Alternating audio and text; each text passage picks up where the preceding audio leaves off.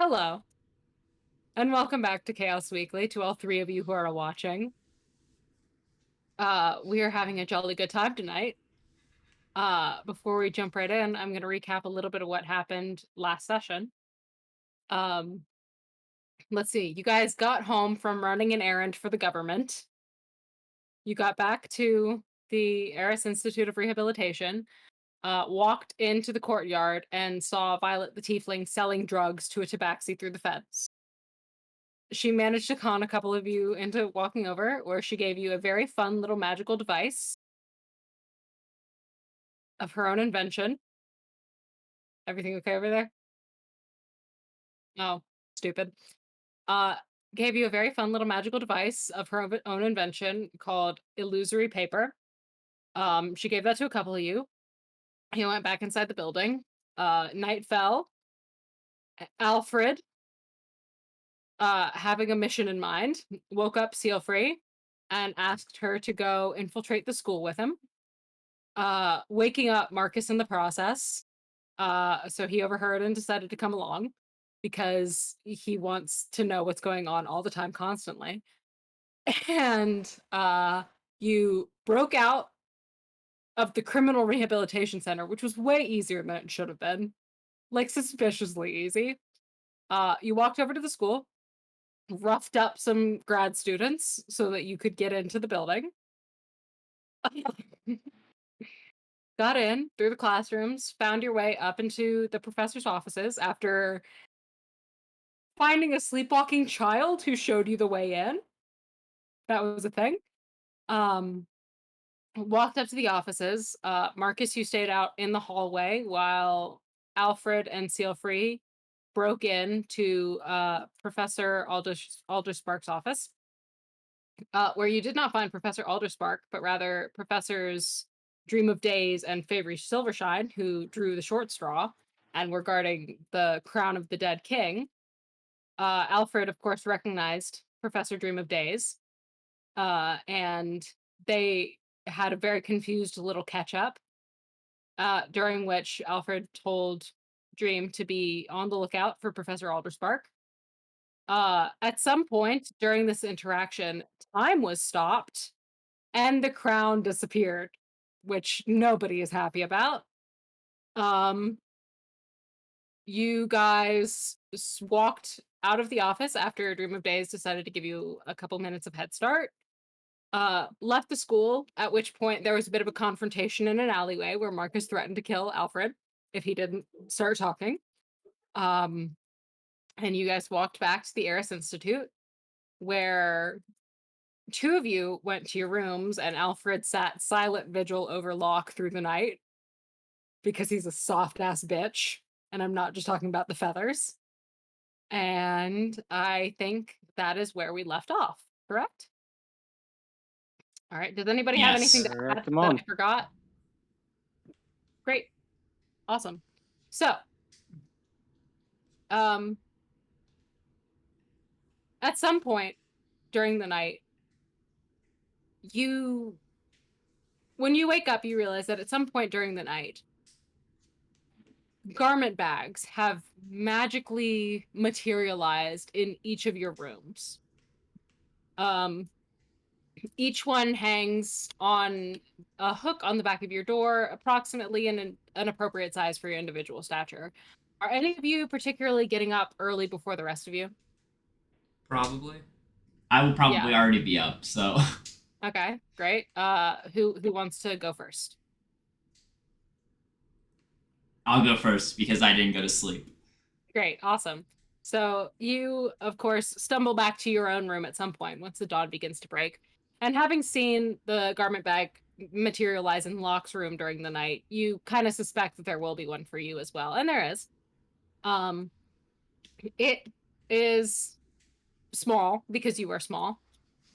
Um, and it's just kind of hanging there. And as you walk back into your room, of course, you notice that there is an envelope with cash in your little mailbox and another day ticked off the calendar.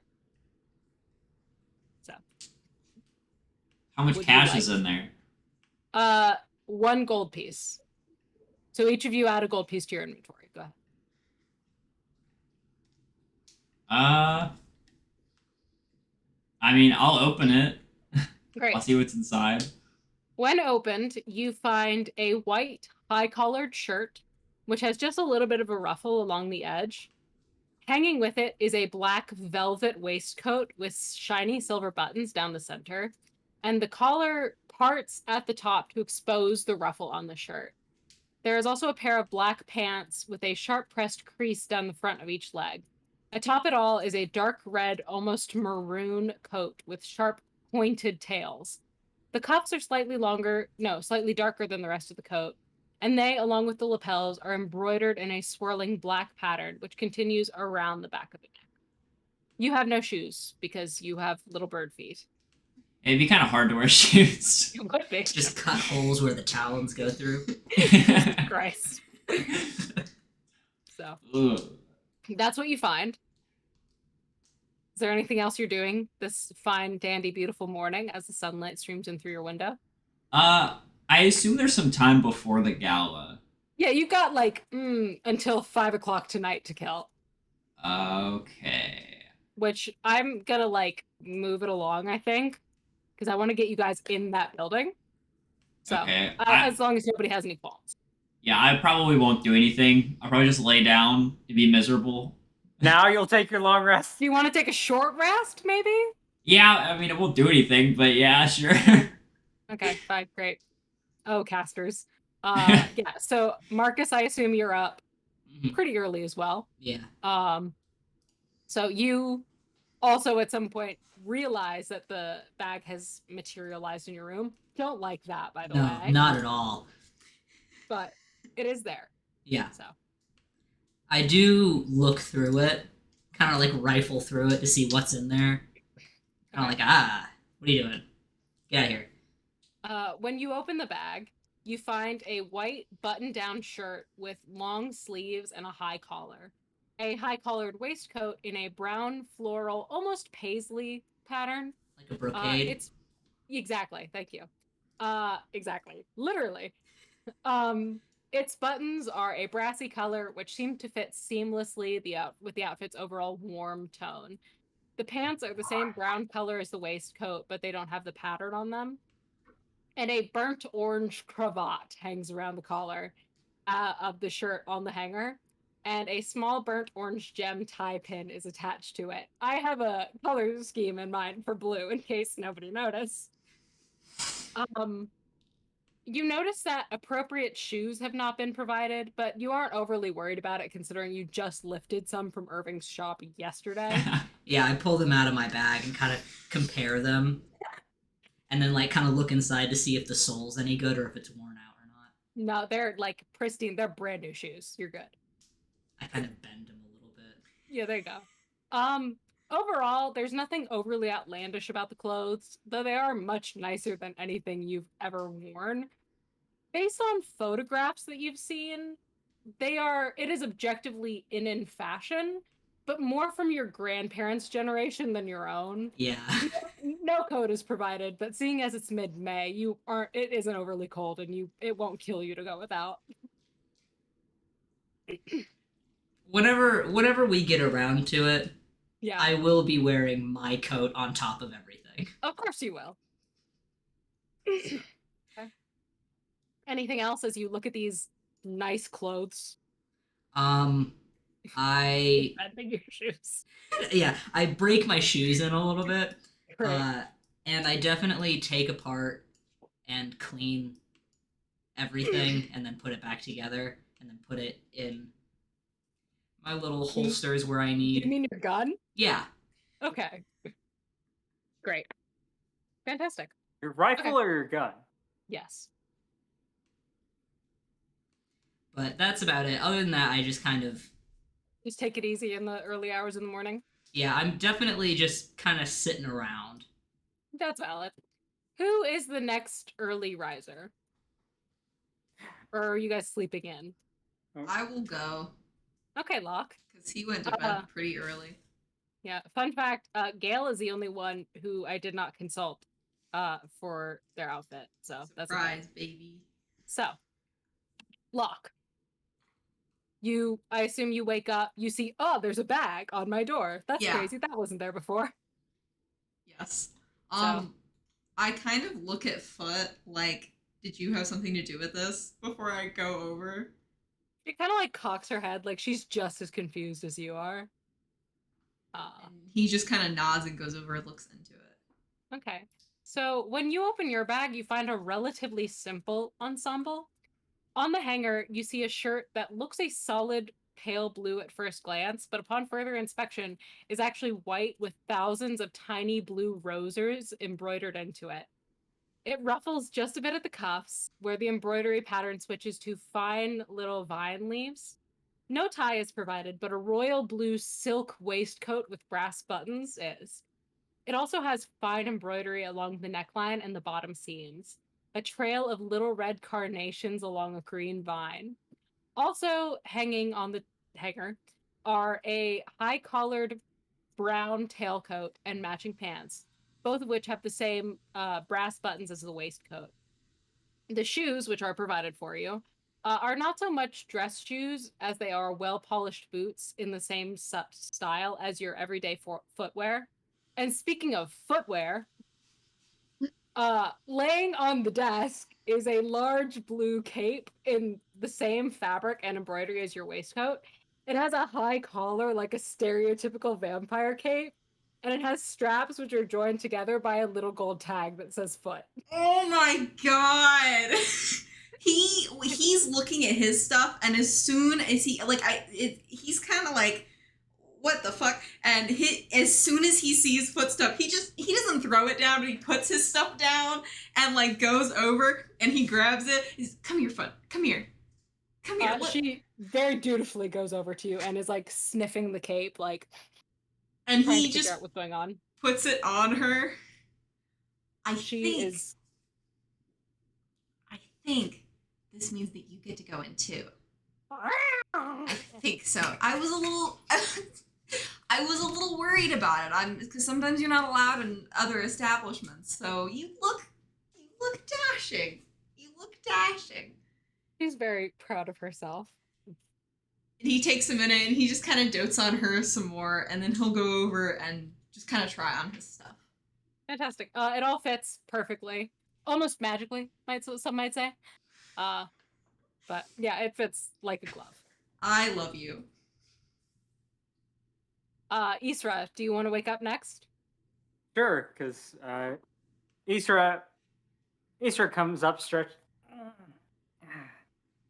Good night, good night, good day, good morning.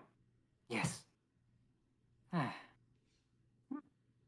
And she'll push open the windows, Disney princess style, and just greet the day with the sun is gleaming. There are bars on the window, but the sun is shining. The wind is light and breezy. It's May 19th, so the weather is beautiful. It's a great day. And I will turn and look over at the garment bag. Like, yeah. Oh, curious. Go over and open it. Thank you. You open it, and your outfit comes in 2 pieces. Sorry, hold on just a second. Okay. Medication. It's a time dose. Your outfit is in 2 pieces.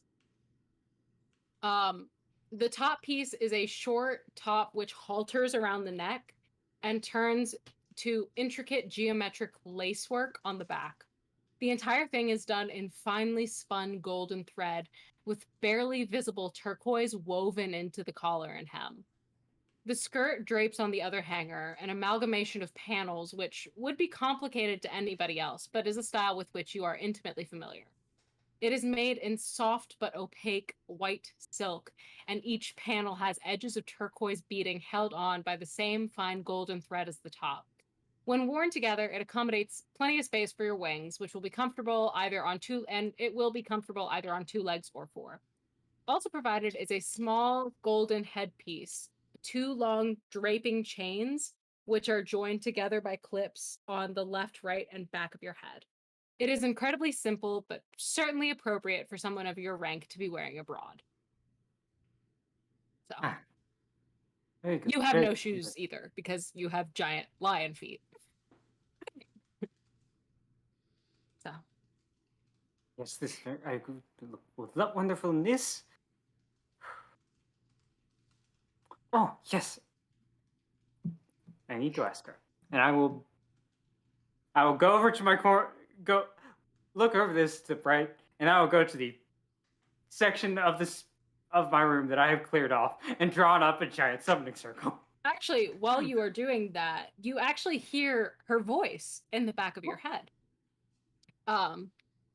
It's just kind of it's happened before, but not very often.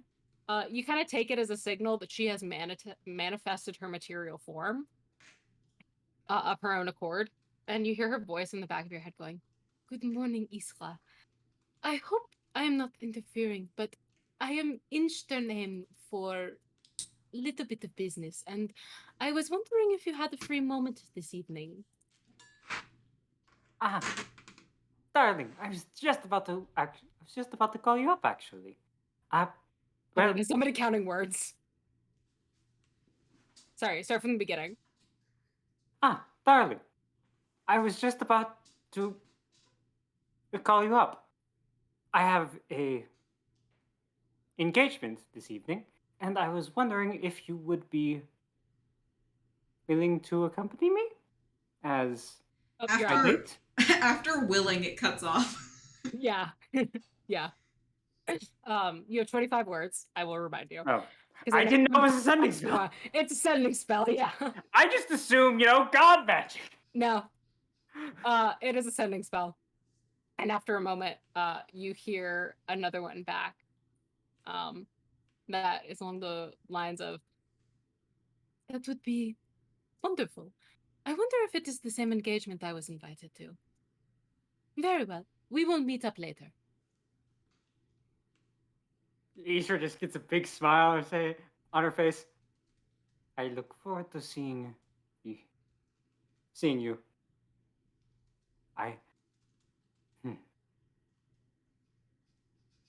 I trust you'll be radiant as always. Cute. Love you. Okay.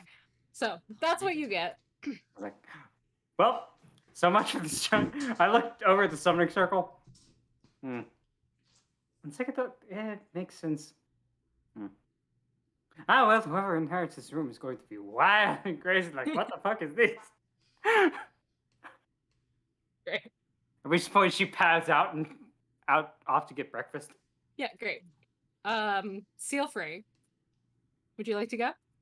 Yes, please. Oh, sorry.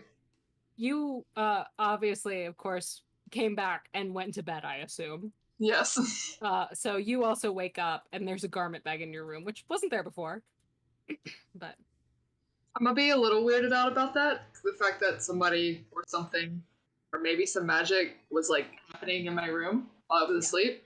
But I will be interested. okay.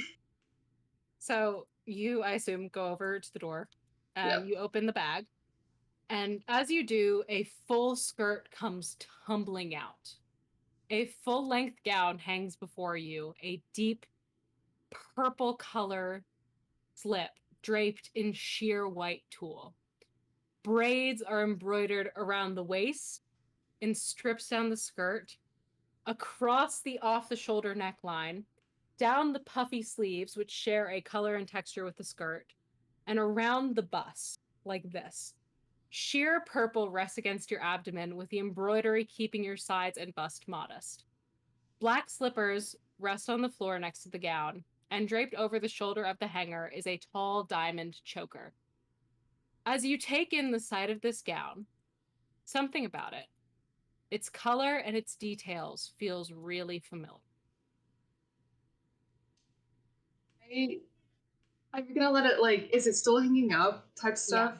Okay, Yeah. I'm gonna have it hanging up and take a step back and get in that familiarity gives me this weird gut feeling to where when you don't really know how to process an emotion, but you have it kind of happens. And then it's gonna kind of get and take over by this almost giddy excitement in a way.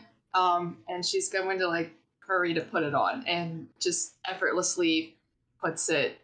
It just is It second fits nature. like It a fits glove. perfectly, and she's very excited. As you look at yourself in the mirror, I would like you to roll an insight check for me. Okay, First hold roll of on. night. First roll of No. night. Hello. Big Oh insight my check. god. It's just a d20, right? Yeah. Plus your modifier, which is A 0. It's okay. love rogues. Oh, I got an 18! Oh my Okay. god, it's a good roll to start with. Okay. Okay, hold on. Sorry. Habda-ba-ba-ba-ba-ba-ba.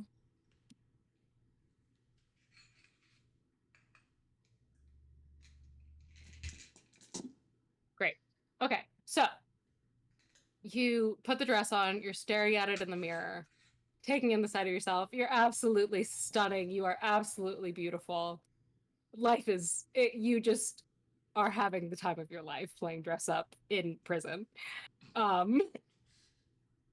So, do you keep it on or do you put your regular clothes back on? I'm gonna keep it on!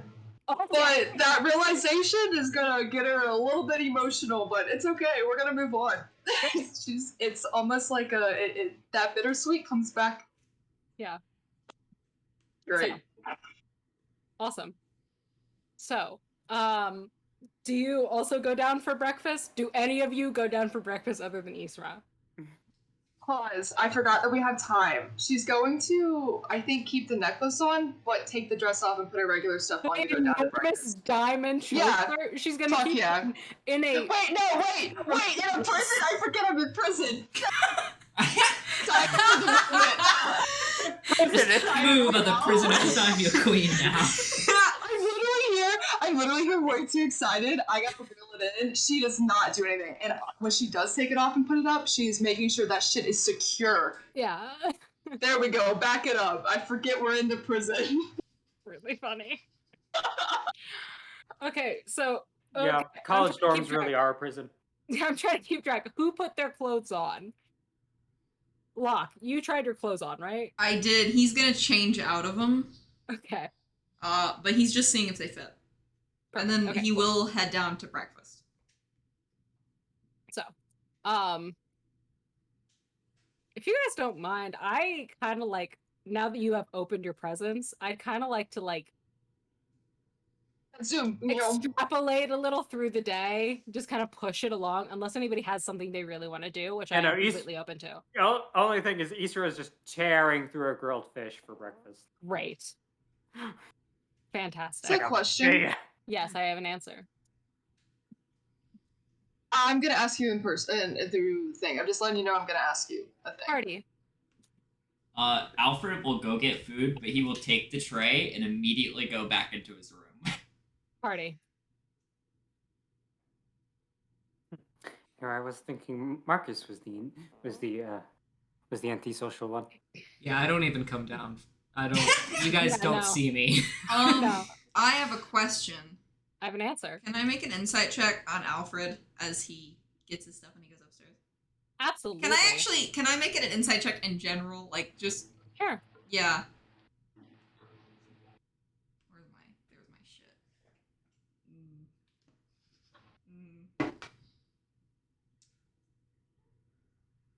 That's a 13? Marcus hasn't come down for breakfast, but like, given that he didn't yesterday either, you're not super concerned about that. There's a lot of tension between Alfred and Sealfree, but you have no idea why. Okay. I'm gonna wait a bit after he goes upstairs. I would just and just eat my food and everything. And I'm just gonna kind of, cause Silver, did you go downstairs? I forget. Okay. Yes. Yeah. If she's sitting next to or away, I don't know, but he's just gonna go over to Silfree when he's done eating and just kind of look at her. I have a question. She's gonna kind of like look at him in that I feel like I know what you're about to ask me a question, and she's a little bit like, oh great. She's kind of like, yeah, yes, can I, what's the question? What happened here? I might be, I understand the, Marcus, he's not super talkative. Alfred normally doesn't talk to people a lot nicely. But he doesn't really tend to just go back and be by himself. Normally he sticks with me or I don't know, socializes to the best of his ability. But something seems a little askew. And You I should was really just eat my fish. and I was just wondering if maybe I was maybe mistaken in that, and if you seem also maybe a little not so right. Um, He's like staring at you, and he hasn't blinked. sorry, hold on. She's gonna kind of like she like puts both of her hands like on the table, like in that nervous way, and she just is like, to be honest with you, I can't I don't know if Alfred would like me to explain what actually happened. Nothing that like there was just a lot that happened, and to be honest, there was a lot of yelling, and things happened, and you should bother him because you seem to be very close to him. And if he doesn't say anything to you, and then she like kind of pauses, and there's a moment. Wait, who's sitting around us right now? Is Alfred anywhere near? He went upstairs. Nah, I'm back in my room. Okay, because I thought he did. She's just gonna like kind of look around, and she's gonna kind of like lean up a little bit, and she's like, "There was a situation last night. I'm just gonna tell you. I feel like not telling you would be a problem." And she kind of like immediately switches with it. She's like, "So last night, Fred came to the room and was asking me if I wanted to sneak into the school, into the office of that necromancer, Dr. Elderspark. And we did, and it was kind of insane, and the crown got stolen from his office. Oh, And Marcus then later on threatened to kill Alfred, and it was a little you scary. took Mark. So You took the. he You took the gave human with you. Alfred paid him 2 gold. You could tell that she's like understands that what happened last night probably shouldn't have happened, and it was like dangerous and like not the best idea. So she's there like almost like a child that's been caught. Why didn't I would understand if he would do it on his own, but I don't, and this is no offense to Marcus at all. But I don't know why he would ask Marcus to go anywhere with him. To be honest with you, he didn't ask. Marcus was just watching us. He kind of had peeked his little door open and was watching, and Alfred asked. And to be completely honest with you, Rock, I don't know why he brought us. To be honest with you, we didn't end up actually helping him in any degree. Actually, Marcus did help him a little bit. He did something quite scary to a poor student, but That makes sense. Yeah, Easter That was doesn't just- overhear all of this, by the way. Does or doesn't? Does. and then so yes, sorry. I guess he did seem kind of perturbed by that crown. I don't I'm gonna be honest with you. I don't really know a lot about Alfred. He's I guess my friend. But I don't really know what his deal is. I guess. So I guess his business is his business. That's just if he knocked on my door or I didn't hear him, I was tired. But I don't know. I'm sure he had a reason. But did he put the crown somewhere safe? Like you said that you took it, or did it? No, look, it's got the time I believe something happened. The crown got stolen, but not by us. there's a situation happening, A and it's kind situation. of Alfred's fault. Kind of. Well, actually, I say that, and I realized that was inappropriate to say. Let me take it back. We were I'm there. sorry, what? We And were- Isra just leans in. Alfred just did made things something worse. stupid. No, it wasn't. It seems like I it was don't- kind of. I don't know if it was his fault, if we maybe had opened a few doors for someone to come in, but I don't blame him. And also too, Are you telling me? Are you saying? You are not telling me. You are saying that the powerful necromantic artifact has Yeah, been the Elvish- stolen. I may be telling you that. You'll I probably need to go find make a out few later. calls. You know, I need to go make a few calls as I go running up towards my room in the summoning circle. I will say this. Someone needs to know about this. I sure hope that I sure hope maybe it was something that was meant to happen, perhaps. And it's Isra died. oh, okay. Well, It's for what to do some that's calls. foreshadowing. I don't know if I She said said she needed to make do a I- call. Okay, I'm gonna keep talking. Hello. We have a problem. There's a Fucked problem out with the for server. whatever reason. Maybe it was meant to happen. Maybe it's no skin off our noses. I sure hope nothing, because those are a lot of bad things put together, that could not be probably not good. I hope it's all okay, but I will say, Alfred, whatever happens to Alfred, I guess. I'd like to say that Silfrey has not mentioned one thing about. Silfrey makes it seem like the whole situation was concerning the crown and not the teacher. Just would like to put that out there in case I haven't done that. He's like, A crown. crown, Awesome. crown, not good. Okay. I appreciate you telling yeah. me, so that's very helpful. For I just feel like if I lied right now, it would be plaguing me till the end of time. And apparently now well. Isra knows. So if Isra is telling people and General Zendraza doesn't already know, there's going to be a problem.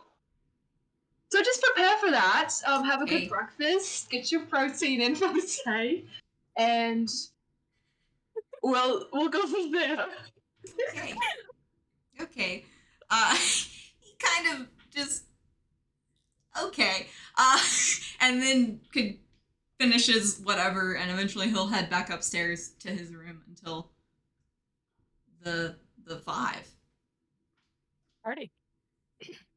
So everybody's just kind of vibing today. Yeah, nobody's No, I'm talking calling to my each wife and letting her know what the fuck happened. Yeah. Yeah. Wait, I want to do something. Can I attempt to contact Marcus? You can. Like, what do Like you mean? knock on his door? I can knock. Oh my God.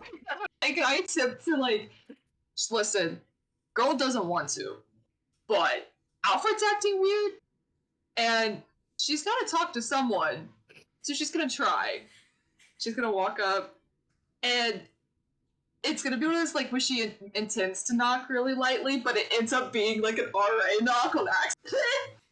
And she's like in like that hard knock, and then she like kind of like awkwardly takes her hand and just takes a step back and like pretty much knows that he's probably not gonna answer, but she's trying her best. There's a really long pause, and then you hear, is there one lock or multiple locks on this door?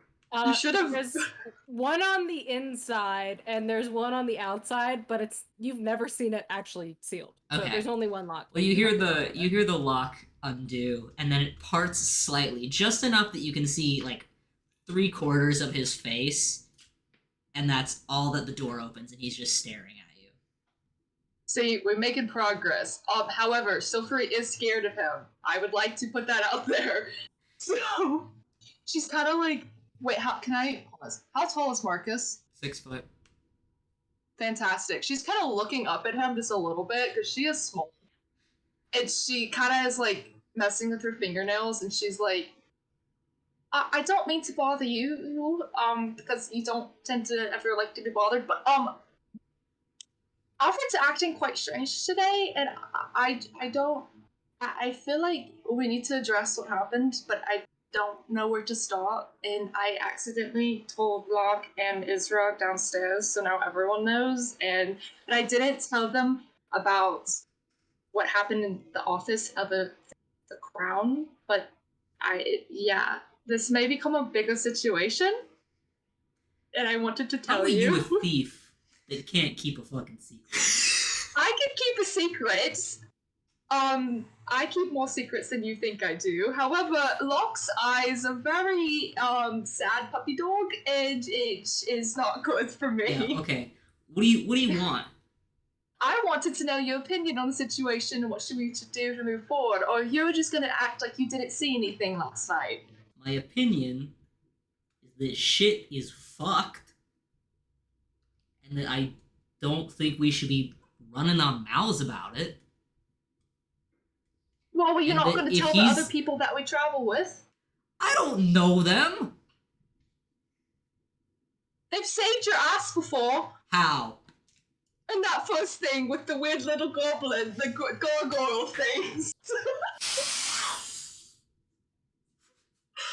I mean, you had your gun, but If it wasn't for this fucking group, I could have just left.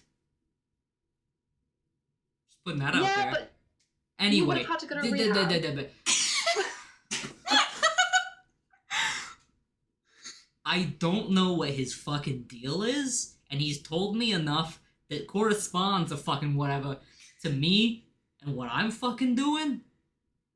So, if he wants to be pouty like a little bitch or whatever, I don't care. If there's something that corresponds to me or my time that I have to fucking spend here, then we can talk about it. And if you've got more shit that you want to say, then by all means, I'm all ears. But I'm not gonna go fucking getting people's help with it if it doesn't fucking matter. Well, considering the fact that this directly affects you, I just didn't know if you wanted to potentially the fact that we're going back to the school tonight at the gala. If you had any ideas and anything that you wanted to, or I take it back. I don't know why I bothered you. Because you don't have a. Never mind. Just might as well have just bothered Alfred and directly interrogated him. But I thought maybe you would have a better perspective on the situation. Well, I can tell you what my fucking plan is. I'd love to know. I'm being forced to go to this fucking thing. I'm gonna go to this fucking thing. I'm gonna keep an eye out for anybody that looks suspicious. And if shit goes down, I pull my gun out. All right, I don't know what I expected. I know it's fine, and we know how humans tend to interact with things like this. So Yeah, sure. Anyway, and she's So just gonna kind of like. the other two fucking knuckleheads or whatever. What are they Well, to doing be about completely honest with you, Israel went to make holes, so I don't know what that means. And Call who? I don't know. She just laughed. You know. I how open the door, I ingrained walk it out is. into the hallway, and I slam it behind me, and I walk over to Isra's door, and I just start. I'll be honest. The whipping of that door Sophie does not like that. No. I will say Later. that girl is the reaction she has is not a normal reaction to that door flying open. It's a very negative reaction. Anyway, she's just gonna stand in knocking the on the middle of the door. hallway, like literally with her hands like she's small. She's making herself so fucking small, bro. And she's I'm just just- watching that happen. Just slamming on Isra's Yeah. door. In a minute. No, open it now. It's unlocked. And I open the fucking door, and I walk And you in. see this. I cannot stress how much this looks like a demonic summoning ritual. Like there are candles lit a glowing red circle on the floor as she is desperately trying to call her wife into being to let her know. Okay. She's about halfway through the ritual. I walk in, see all of that, take half a step back. Do you mind? I'm in the middle of something. I actually do kind of fucking mind. Who the fuck are you calling? My I'm wife. assuming that's you calling someone. Okay, don't. Why? Why? What do you mean, why? Why would I not go? Listen, I understand that the understanding of personal boundaries is a bit strange, but normally when I'm calling my wife, I'm calling her for, well, and she just gets a dopey smile. One particular reason, but Yeah, that I is don't care. different. This is... I hate all of these fucking people. Okay. Don't tell people about the illegal shit that's happening. I'm not going to be incriminating anyone here. I'm going to let them know You about this kinda terrible are. emergency that has happened. Well, how do you fucking know about it? I am very good at gathering information. Oh my god. Do I hear this? I feel like everyone should hear this. I think this is wow. Sealfree, if you are looking through the doorway, you see every muscle in Marx's body tense, like he is trying so hard not to do something reckless. You should do something reckless. I think it would be so much fun. So if we're standing there in the doorway thinking that like the absolute like Marcus is gonna kick something and make everything mess up, and like is his wife gonna explode? Like she doesn't know how this magic works. Like you know what I mean? So she's just like, what have I done? Oh my god. Can I hear what is happening outside of my door or like over in the room? Oh, absolutely. Alfred, you also hear the slamming doors and the screaming human. Ignore it. I'm gonna Yeah, leave okay. my room and kind of walk over to Issa's room and Silfree, who's still in the doorway. What's going on? What do you want? What Look, as you enter the scene, petunias just start growing out of your head. Oh, I just heard shouting and I wanted to see if something was wrong. Great. Okay. So Sophie's gonna like try to do some reconnaissance, at least with Locke, and be kind of like she doesn't touch him, but she's like kind of puts her hand near his Locke and is like, hey, that's a situation I may have caused. He's gonna yell. And that's like all she says, but it's like quiet enough to where like Marcus and Bree, why did I say Bree? Jeez, Isra that are like yelling at each other, like having the really sense motion thing, like can't hear. So I'm like trying to help Locke. Does that make sense? Okay. Yeah. He still stands there and he's just watching what's happening. I am going to step out of this room. And if anyone contacts any sort of fucking authority, I'm going to come back in the room.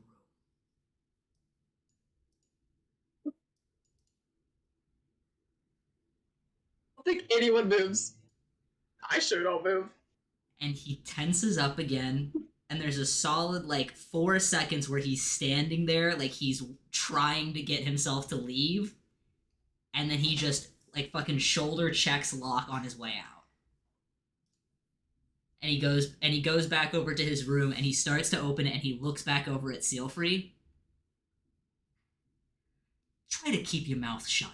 And he goes back in his room and he slams the door. So Feel free to like, let me know when I finish my ritual. So you haven't yet. Oh, well, just let me know. Okay. I'm not gonna lie. If Isra's continuing this ritual, Sophie has a moment of like I'm gonna sabotage this shit because Marcus is scaring the shit out of me, and I don't want this to be called because this is called. I don't want to see this happen. She's like looking at Locke, kind of like, what the fuck am I supposed to do right now? Did someone go to someone? What? Does Locke not know what's happening? No, he walked up after you guys were shouting. I didn't know if Locke had heard the shouting. He Okay. heard the shouting and he came out of his room. Bro, she's like looking at Locke, like what do I do? What do I do? And then Locke's like, I don't know what the fuck's happening. She's like, I'm just gonna go back to my room. She's just gonna go to her room. Is that door locks too? I'm sorry, Locke. Okay. He kind of looks over at Isra. Isra just stares back, light reflecting in her eyes. I don't know what's happening. But I would do what he says. I would do what he says. That's what I would do. Yes, but this seems like something. I don't think I'm sorry to interrupt you, but I don't think there are any there need to be any buts in this situation. He is going to explode. He could probably kill one of us if he wanted to. I would do what he says. I would do what he says. I'm sure you're a lovely person, but that's the only person here that maybe I feel as though the havoc that this artifact could wreak. I don't I think feel it that's is more important. your responsibility.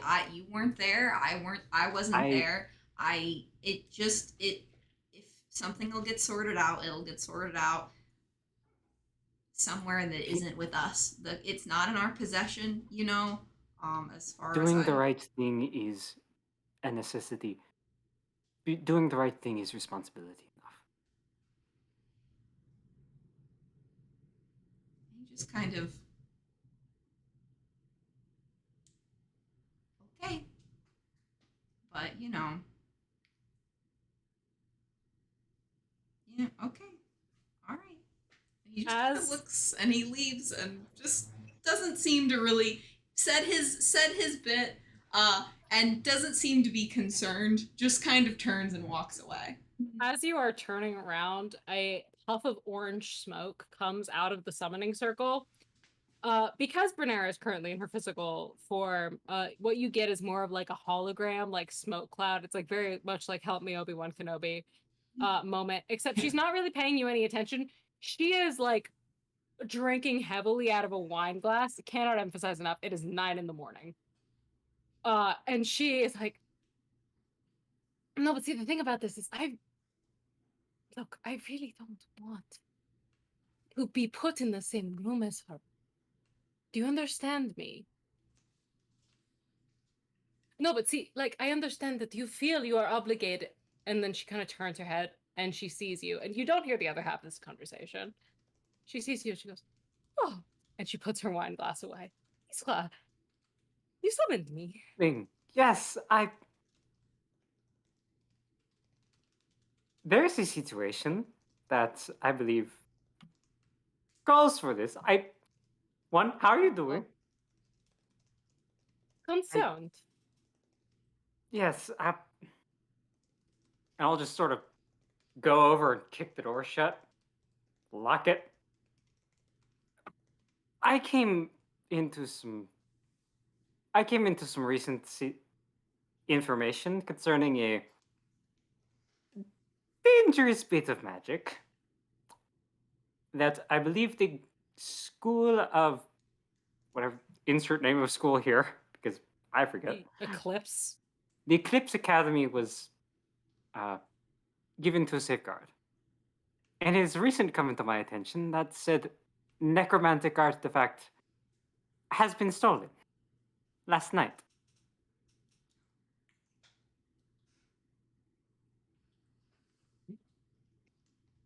Yes, I understand and the response. You say that it is at the Eclipse. It was at the Eclipse under their safekeeping. Okay. Until it was taken last night. Okay. You know what? I will be there later today. I will go please keep your fucking head down. That is my plan. However, it was your. You understand that I had the obligation do- to I do- contact the I highest know- authority I knew. I appreciate it, but also I will go take care of that later. Yes, we will. Yes, we will go take care of that later. I love you. I love you. Please do not get into any trouble. I have no intention of doing so. Okay. Is that is that human boy the one who stole it?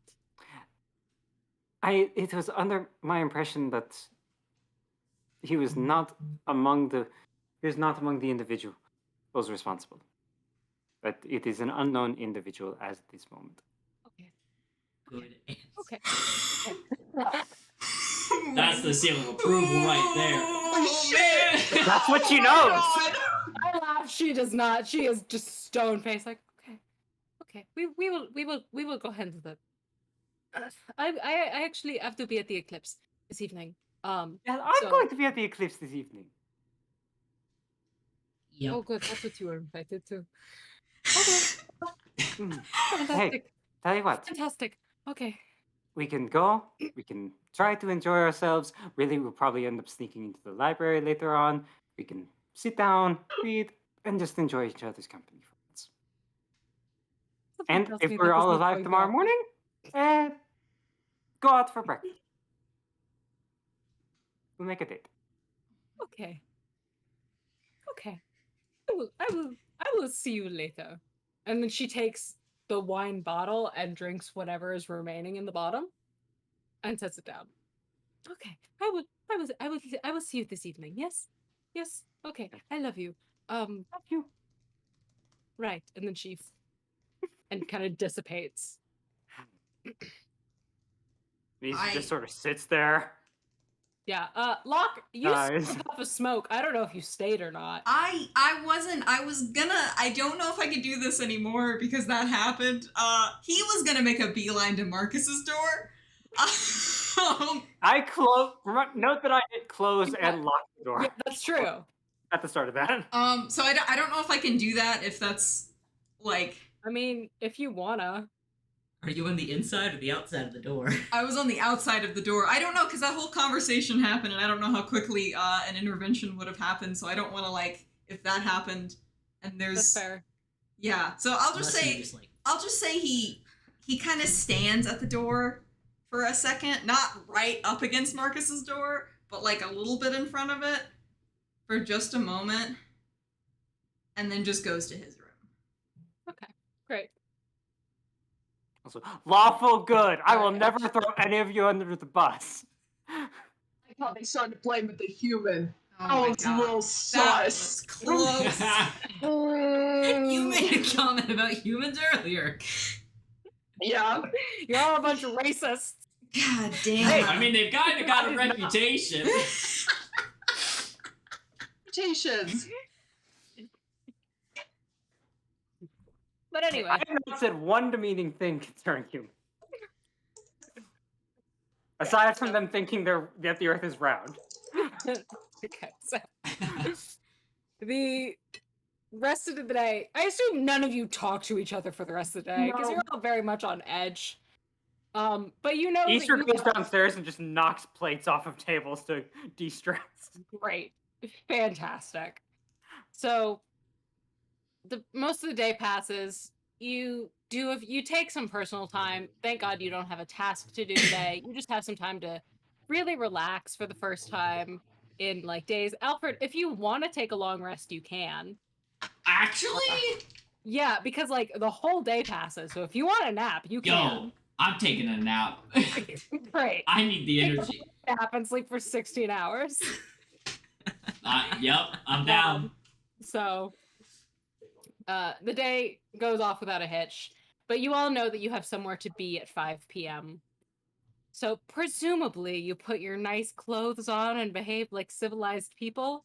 Mhm. I put my nice clothes on, but I do put my coat over them. Yeah. Can I also like do my hair and like Absolutely, smudge babe. some more of my like purplish like eyeshadow like on my face.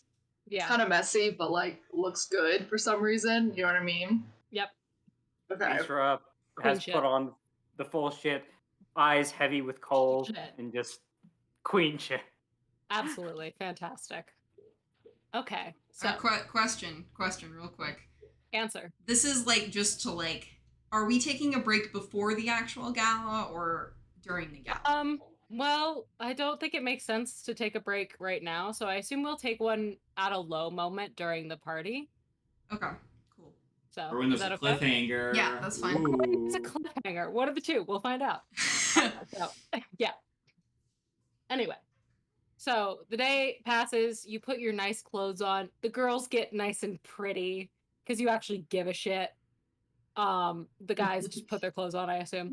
I will say, I actually get nice and dapper for this. Oh, fuck yeah, love that for you. Alfred I love will. Alfred.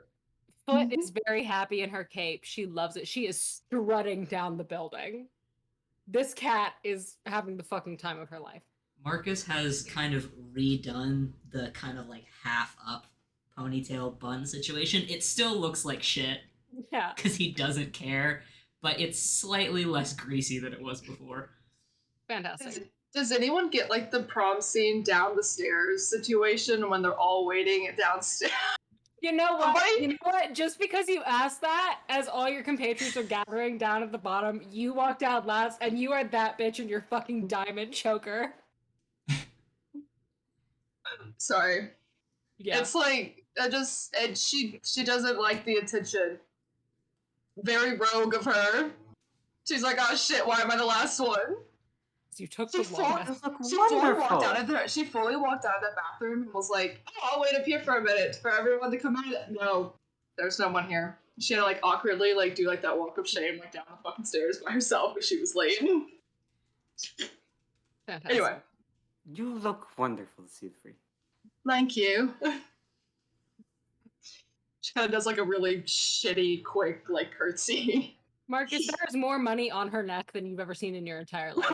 Yeah, he is off to the back and to the side, just staring daggers at everyone. Especially Isra. Right. I think that as Locke goes downstairs, if there were a documentary crew filming the party, he would take this time to look into the camera very nervously.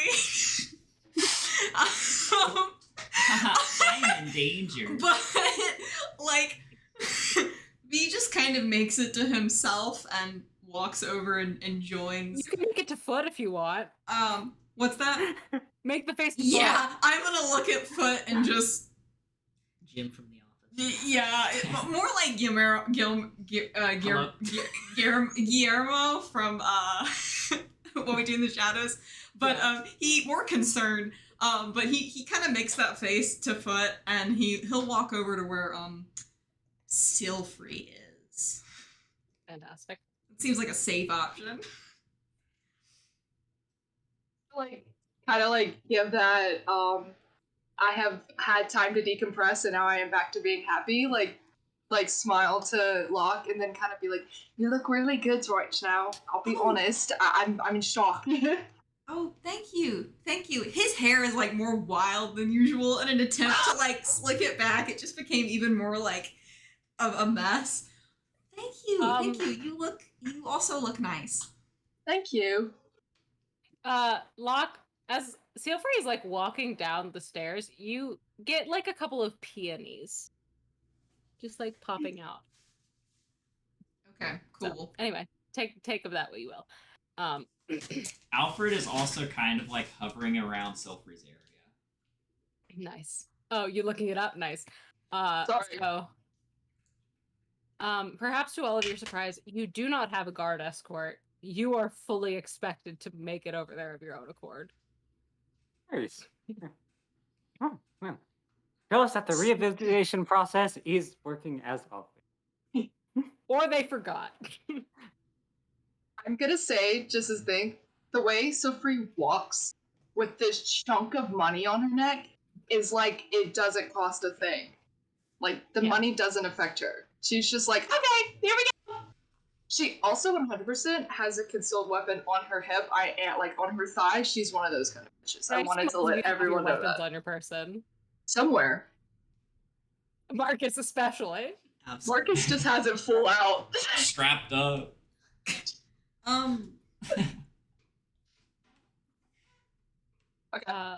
Aesir casts the light spell into the jewel on the center of her pectoral, just so that it glows with a radiance. To a flashlight to walk by. Well, yeah, but more just so that it Yeah. shines off the gem and, Beautiful. really. Marcus is trailing further and further and further behind the group. You said if we bring it. You asked if we brought any weapons with us. Yeah, I assume everybody's got their weapons on their person. Yeah. Okay. I bring my arsenal. Fantastic. So as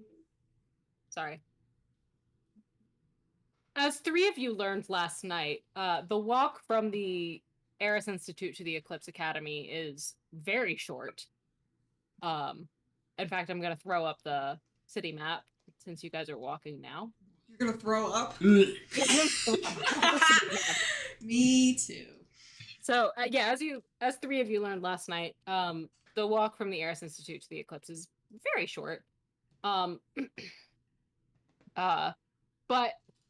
what you didn't, as wasn't the case last night, there are people teeming around the entrance. As you approach, now in like the golden hour of the day, all of you can see it better than you have before. It is, of course, a long, wide building with two arms, each going up about 7 floors. And a spiraling wizard tower going about 15 stories high in the very back.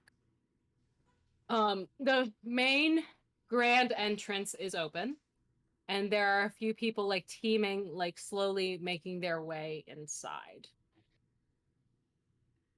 So the sun is beginning to set. It is right at 5 o'clock, and there are people around.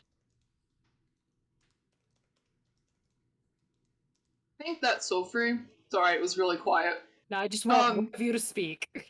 I want Silver kind of looks around, like as they're starting to get along amongst like a lot more people. The like slight anxiety of that starts kind of peeking out. So she's looking around to make sure that everyone is accounted for, and sees that Marcus is like 2 miles back. I'm joking, but he's another thing, and he's far away.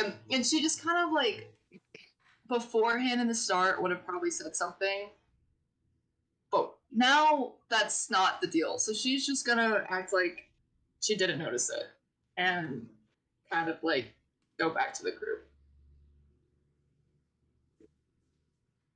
Aesir slips into what she affectionately refers to as engagement mode, where she's just sort of neutral face, desperately trying to show how much she does not want to be here. Or at least as far as crowded spaces go, and is immediately on the hunt for, well, I feel it's obvious at this point. Yeah, sure. Where is my wife? I need my wife here, please. Alfred is actually like walking and carrying himself very professionally. Probably more professional than any of you have ever seen him. And like very put together. Locke is gonna kind of walk next to Alfred, with Foot, and not say anything for a moment, but eventually just kind of look down at him. So a gala, Oh yeah. yeah? You doing okay? I'll say I'm doing pretty alright. All right. And I look down at Foot. He says he's doing all right. Okay. Well, if you're ever not, we've talked about this. Deep breaths, I guess, to just try not to, I don't know. You can be a lot sometimes, and I'm just making sure that there's nothing going on in there, I guess. I appreciate it, Locke. Uh-huh. And you do the same. I guess. Oh well, one can hope. Uh, and he's gonna fall silent, but continue to walk alongside Alfred.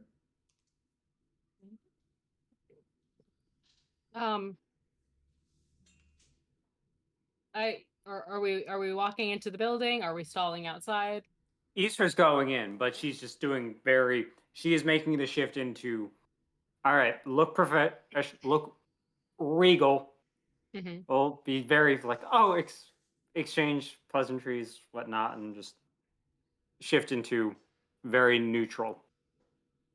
It's fit. Marcus, are we going inside? He's managed to walk there, but he's stalling outside, just kind of staring at the building. Sophie does not like Marcus. Let me clarify this multiple times. For some reason, in the goddamn back of her head, she feels obligated to talk to this dude, and it pisses her off. Anyway, I feel like everyone get to that deciding point where nobody, like, the people, like, Isra goes in, and then Alfred and Locke kind of look at each other like, oh, what are we doing? And so Sophie's like, should we wait for Marcus to catch up with the group? He's kind of over there. And she, like, points directly at him. Like, she knows exactly where he is. Even though he's, like, mixed into the crowd. She's, like, looking in between, like, Alfred and Locke. I mean, I feel like we should probably stay together.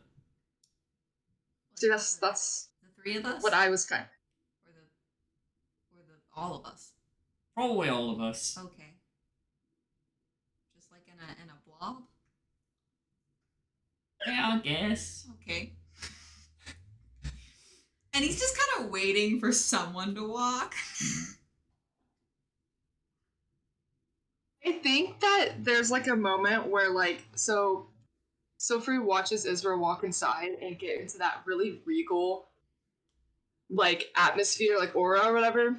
And she kind of, like, takes this weird breath, and then all of a sudden is, like, a totally different person. Like, confidence off the freaking charts, and, like, charisma's, like, freaking... And she kind of, like... It's like, can you guys wait here for a second? And then she walks over to Marcus, takes another deep breath, Hard and she's like, sees Marcus. She's like, I understand you don't want to be here. I know you don't want to hear this from me, but I think just for the sake of how everything's happening, it would be nice that you gravitated towards at least Alfred, me, and Locke. I don't know what Isra's doing. I know you're not friends with Isra right now. I understand. But I think it would just be better to have us all around in case something, like, shit hits the fan. And she kind of gives, like, this, like, attempt of a smile that's, like, one you would be doing to some diplomat that's not really your favorite human being, but you have to make an agreement with. Oh, I was going to change the music. And the scene. I'm so behind. Sorry. Please continue. I'm not talking to any of these people. I don't expect you to talk to anyone. It's more just for your weapon.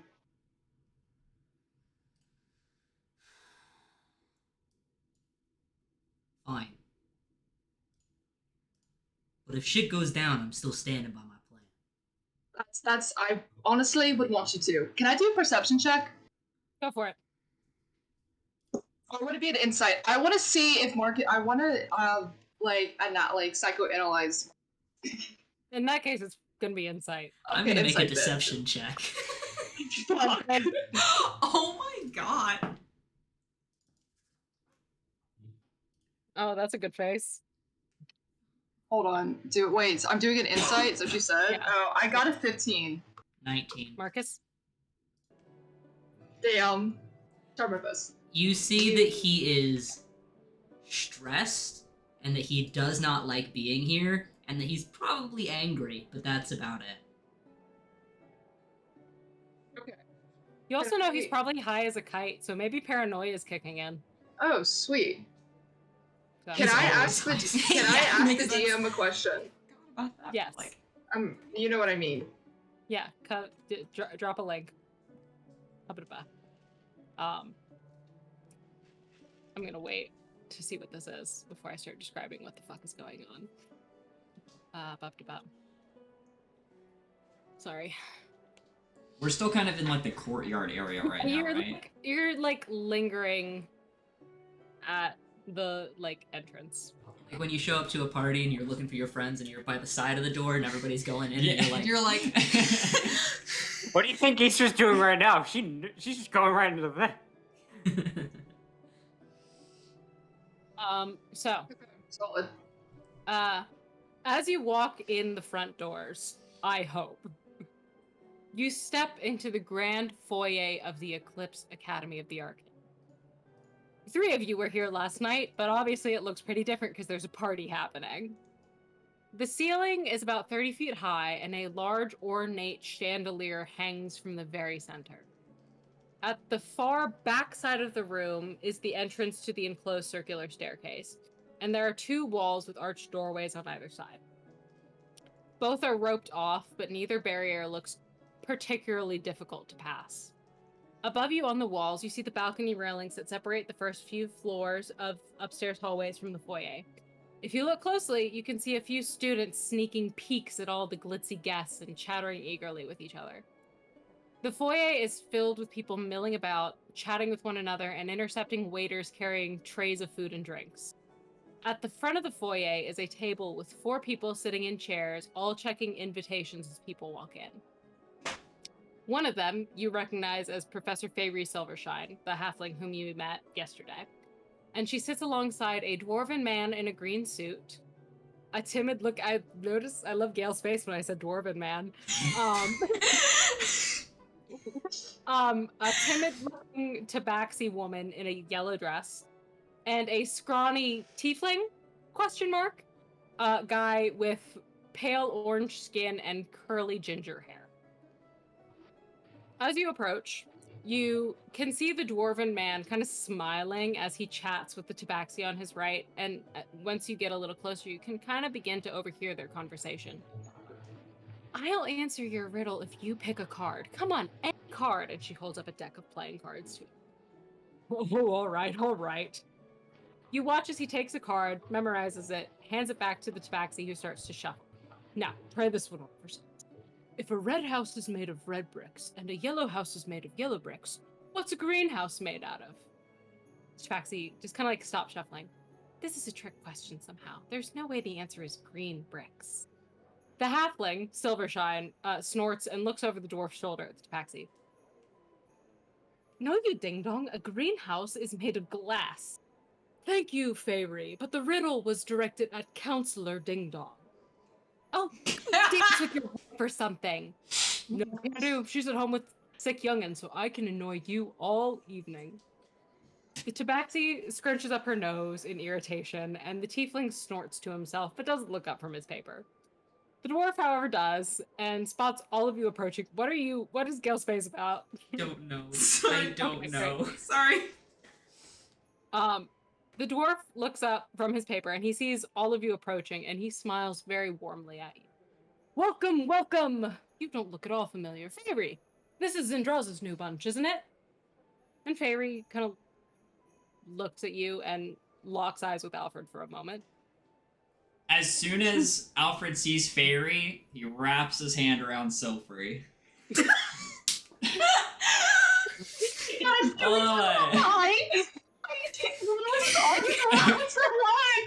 Like you reach up and you're barely around her waist. Yeah. Easter Silfrey- being the first one and not seeing any of this. Yes, we have recently come under Syndra's wing. Fayre kind of nods and goes, yeah, it looks like it's them. Good evening, all. It's nice to see you made the long walk over from the Eris safely.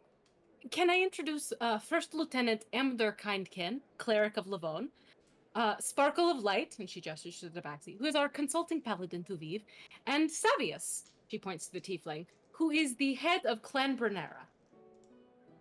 What was the last one? Sorry. Savius, the tiefling, who is the head of Clan Brunera. What was the dwarf's name again? Amder Kindkin. And the tabaxi is Sparkle of Light. There's so many names. Sparkle for short. How do you think I'm I feel? not even taking notes. Like, I can't. I have a cheat sheet for everybody you might encounter tonight. It's great. Woohoo! So Amder kind of like takes it in and goes, "Well, we're delighted to have you all here. We don't get a lot of our rehabilitants at social events." And he kind of looks behind you for a second and looks back and says, "Would you excuse me?" I do not see why we would not. And he nods. Perception check. Okay, roll a perception check. Oh, He stands up from the table and kind of politely nods at you before walking towards the center of the room right by the door. It was literally a 5. It's I not would worth also it. like to make a I perception am check. going to insight though. All of you can make checks. Just tell me what they are. The Well, mine's perception. 5. 16 insight on Mr. Dwarfman. 16 insight on Mr. Dwarfman. I will make a perception check. Okay, Sealfree, you notice that he disappears into the crowd. Wow. Wow. 17. What did you roll, babe? Alfred, what Oh, did you 17. roll Oh, perception. What? Sorry, Okay. sorry. for? Okay, you rolled a 17 perception. Marcus rolled a 10 perception. Easter rolled high on insight. 16 insight. Yeah, and Locke, did you roll anything? 17 perception. Okay. Marcus, you for a very brief second see that he's walking over to somebody that's short, but you don't really get a whole lot more than that. But I'm he's a little also freaked a dwarf, out. so he's also a dwarf, Yeah. and so that's weird. And there's a fucking cat lady here talking to you. That's I'm also just- a thing that's I'm happening. just a little freaked out currently. Seriously. Isra, this guy genuinely just seems to be a delight. He's happy to be here. He said something about his son being sick, but like, he's Hey, having he a great likes time riddles. anyway. I like riddles. He loves riddles. That is what you notice about Mr. Dwarfman. He loves riddles. But it was more a case of he reacted to something, and I was like, yeah, he reacted to like seeing somebody and he walked or something and he walked. okay, over so to it was them. it was a he recognition noticed rather something. than an oh shit. Basically. Okay. But he's delighted to be here. Marcus, no, not Marcus, fuck you. Alfred and Locke, you both notice the same thing. And that is that he walks around the table, goes over towards the door, and is like warmly greeting somebody. He very warmly greets a pink tiefling with purple hair and who is in a very cute, sparkly little purple party dress. And he kind of shakes her warmly by the hand. And she stays still just long enough to give him a very like soft, wary smile, and she disappears into the crowd.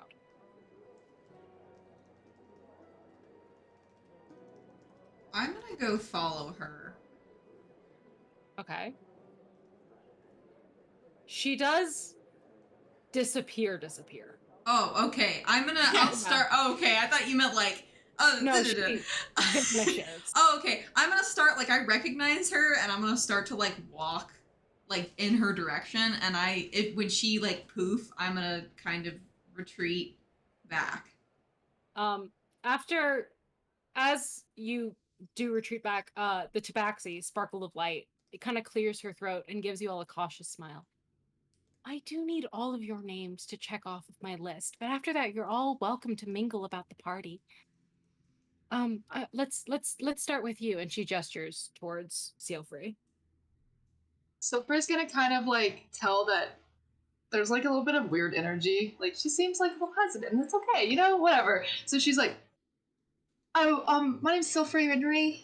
I have," and she like kind of hands her her little like things. Like, "Do I need to give you my Oh, invitation?" that's perfect. Thank you. Thank She you. takes it and she double checks and she crosses your name off. She just puts it away, and she gestures towards Locke. Sir, can you come back here? Can I see your invitation? I'm sorry. And I kind of look for it for a bit, and I'll hold it out. And she takes it, goes, "Thank you," and does a double check and works off. And she turns towards Isra. "Ma'am?" So try. As She takes it, and then she recognizes his name, and she turns and she looks at Savius, the tiefling, and he just looks down, like he's not touching it. I just give him a look, like He does not make eye contact with you. He looks for a second at Sparkle of Light, but he is nope. So she kind of like Is there a Fairy, problem? meanwhile, is still like dead set, like looking at Alfred, like so she marks off your invitation. Is there cause for concern? No problem, ma'am. Nothing at all. Okay. Okay. And then she turns towards Alfred and goes, "Sir, can I have your?" All right. He rings out the invitation and gives it to her. Thank you. Feather bottle? Oh, yeah, you can just call me Alfred. Okay. She marks off and she looks at Marcus I and forgot she about that. shrinks back. And goes, "Oh, I just hand over the invitation with no words. Von Gunn? Oh, it must be a common human last name. I'm so sorry." And she marks it off and she puts it away. Oh my god. Jesus. And as she's wrapping up, Amdur returns to the table and he kind of like gets Locke's attention. He kind of like waves. I walk over. And he holds up his left hand with 2 fingers. And he says, "Mr. Gare, can you guess how many fingers I'm holding up behind my back?"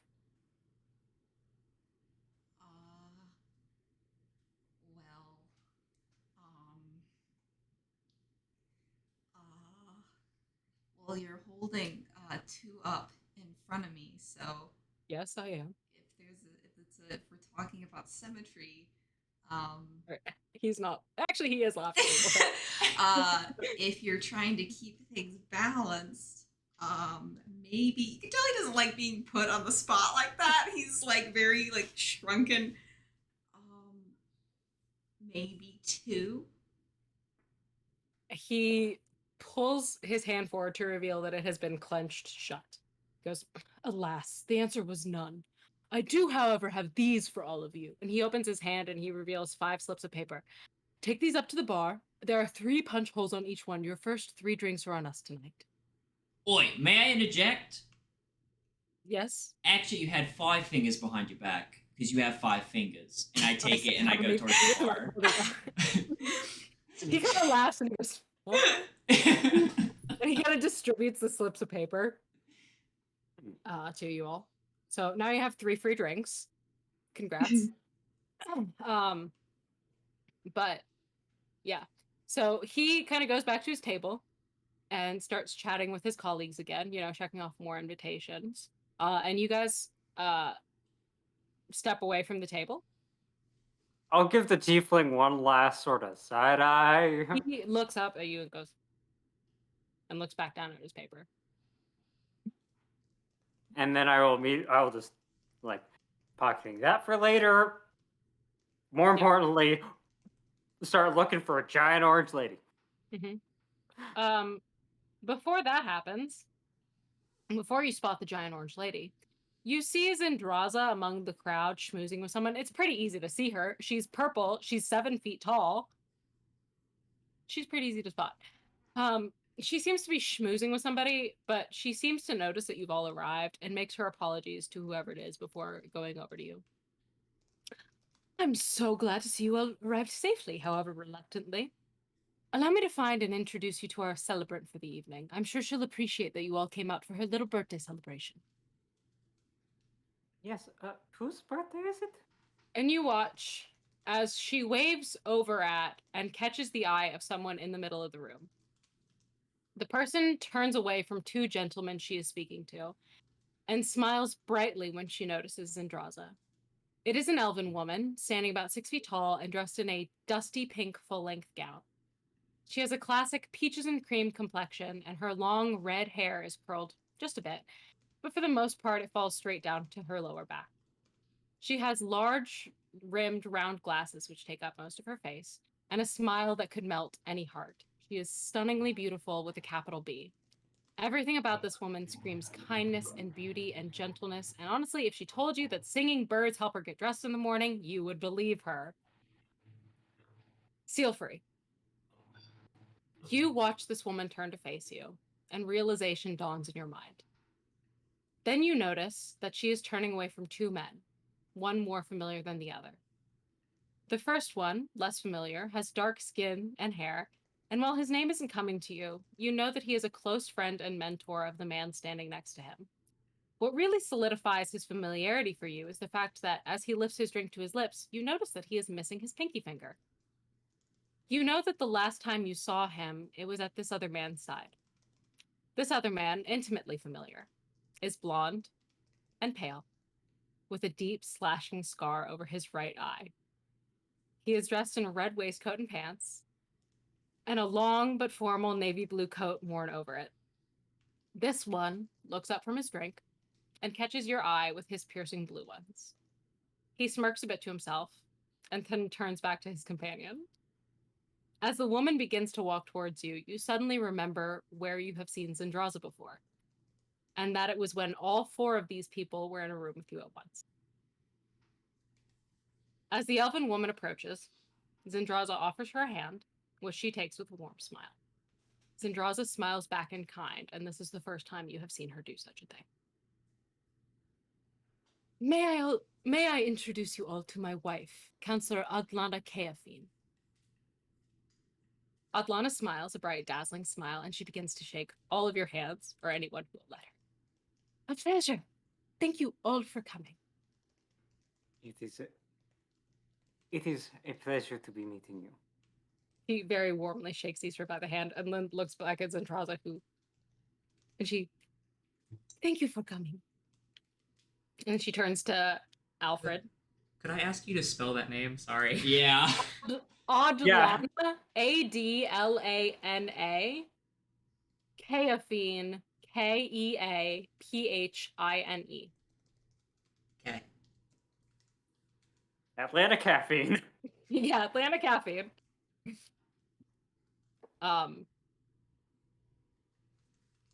She just starts. Oh, hi, Pippin. She turns to Alfred and she's like, "Thank you for coming." I reach out a hand and shake it. And then, of course, Sealfree is next, and she looks at, and then just smiles and goes, "I'm so sorry. I don't think I've caught your name." To be honest, this girl's not vibing. I like to pause and bring it back. Yeah.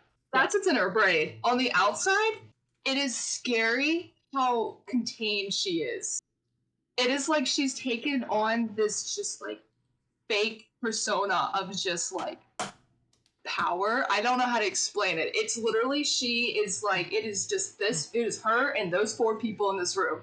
That is it. And she's going to, like, that's going to happen. And she's going to literally hold her hand out, like, the thing, whatever, which is, I don't care, whatever the fuck the other person did. She's going to be like, it's so funny, Winry. I don't believe I've met you. Which is, kind of funny. She takes your hand and she turns it and she shakes it very warmly with like a very like gentle squeeze. Goes, "Miss Winry, it's lovely to meet you." It's just, And she lets go and she turns to Locke. You have a very beautiful suit on. Oh, thank you. I didn't make it or anything, but it I just. assume you got what we sent over for you. Yeah, thank you. Oh, you sent it. Thank you. Oh, of course we wanted you all to look your best. Thank you. I can't get her voice right. I'm so sorry. There should be music playing. I'm so sorry. Wow, good job, me. There we go. So, yeah, so she's just kind of like very warmly. And then, of course, I assume Marcus is just kind of lurking at the back. Yeah, as far like to the back of the group, just kind of staring at everything that's happening. Fantastic. But she sees you and she just kind of nods in acknowledgement. Like she's not going to get too close. obviously makes eye contact. Like he sees that happen, but he doesn't react whatsoever. Valid. She's very like just gonna let it go, and turns back to Zendraza. It. Excuse me. I'm gonna go mingle a little bit more. Is that all right? Have you got everything here? And Zendraza smiles, and again, which was and goes, "Go do what you need to do. I've got everything here." And she kind of like squeezes her hand, and Atlana kind of disappears back over to the two gentlemen she was standing next to. And then she like pauses for a second and turns back and says, "Actually, Mr. Featherbottom, Yes? Zendraza mentioned that you were missing something from Kelric. Yes? Kind of leans in. Do you want to come speak with him?" No, I'll save it for later. Okay. She kind of smiles and turns back to her companions. With that, his grip on Silfrey kind of tightens. With the mention of that. So I would like to notice that when Alfred put his arm, or like his feather around Silfrey or whatever, I don't know. Locke looked at Foot again, and then in that moment he looked at Foot again.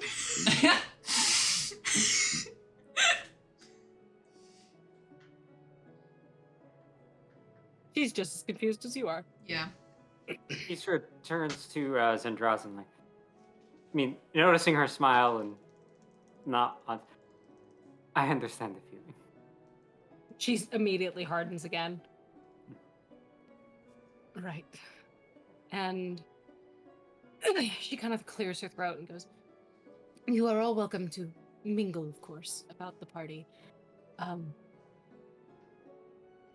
Have fun." And she kind of steps away, where she catches the ear of Counselor Eivor, who you met the first day when, you know, gargoyles attacked her home. And you hear Eivor, in not so much of a hush, go, "Never seen her." And Zendraza. And the two of them walk off. What'd she say? Mother's here. eye contact with that guy. Which guy? You know the guy. I do know the guy. Actually, Sorry. he does make eye contact with you. Fuck. From his group Okay. again. And you hear in the back of your mind, "You know, I wasn't sure if I'd see you here, my dear. I see you got the letter sent over. Fucking hell. You look lovely." You have 25 words to respond if you want to. No. There's no response going back to this man. And second thing, the amount, Alfred, you can, since you're literally holding on to Silver, you can feel, but there's just like a full body tense shiver that like goes through her. That's like, the urge internally that she has is literally like wants to vomit. Like I don't know how to explain. You don't send back any words. It's just fart with reverb as your. No, like no. Do Literally, Do I see who you're making eye contact with? Roll perception. You are looking from. Yeah, you are looking from like Yeah. below her, so that puts you That's at a- disadvantage. That's a the 5. feminine urge to like rip the clothes off of your skin because they are burning you. So, I'm sorry. I'm losing my marbles, bro. Hey! God. Get your library to do that in. Literally sitting here in my freaking dorm room. Yeah. Adrenaline. Anyway, okay. Uh, Yes. She can't stop looking at him. Like Yeah, it's like if she looks away from him, she's going to die. Anyway, I'm continue. asking if I can make a general insight check. Absolutely. Okay.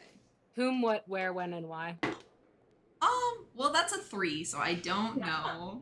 You are at a party. Could I also make an insight check specifically on Sealfree and Alfred? Absolutely. Let's see if this works. It's a 6 Um, off of Sealfree- Silfree. Silfree seems to just be having a negative vibe, but you don't know why all of a sudden red columbine flowers come popping into your hair. Okay. Marcus, you rolled perception or insight. What was it? It doesn't matter. Oh, did you roll a 1? I rolled 2. So I'm gonna say that he starts to try to figure out what is up with these two, and then immediately he's like, "Fuck that," and just starts surveying everything. So Great. Easter, did you have anything you were gonna say? Sorry. One, a clarification because it's been several months since that first session. Yeah. Zendraza's mother was. She never told you.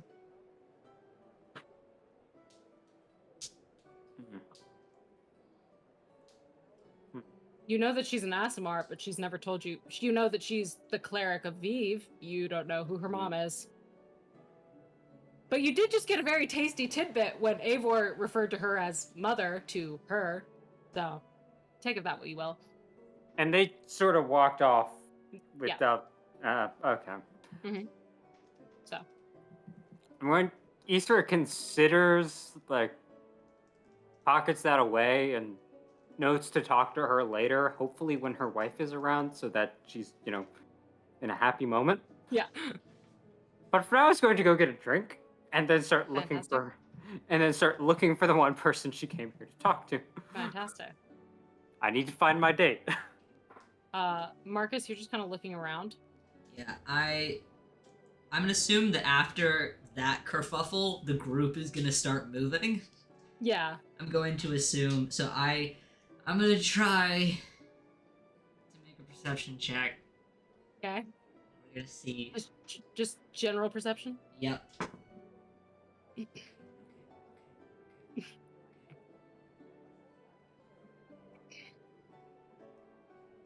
18. You are in this room full of people you don't want to be around. You've just seen a elf woman and that really tall bitch again. Don't like either of that. Yep. And you are surrounded by freaks and weirdos. Yeah.